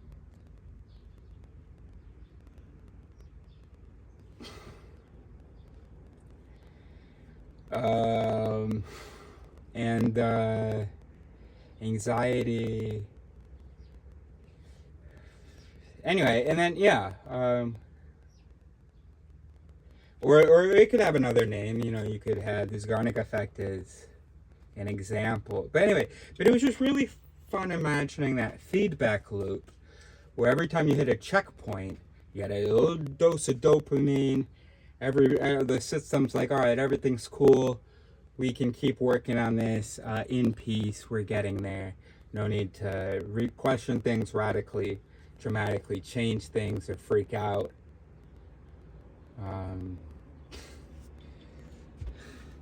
So although we know that it's not based on Zygarnik alone, or based on Baumeister alone, although we know that it's not demonstrated, can we still, even if we are wrong about the generalization of the Zygarnik effect, can we generalize the Zygarnik effect? So even though we can't define the Zygarnik effect as this generality because it's not true, could we use the term Zygarnik to refer to a Zygarnik process as one that needs planning, or planning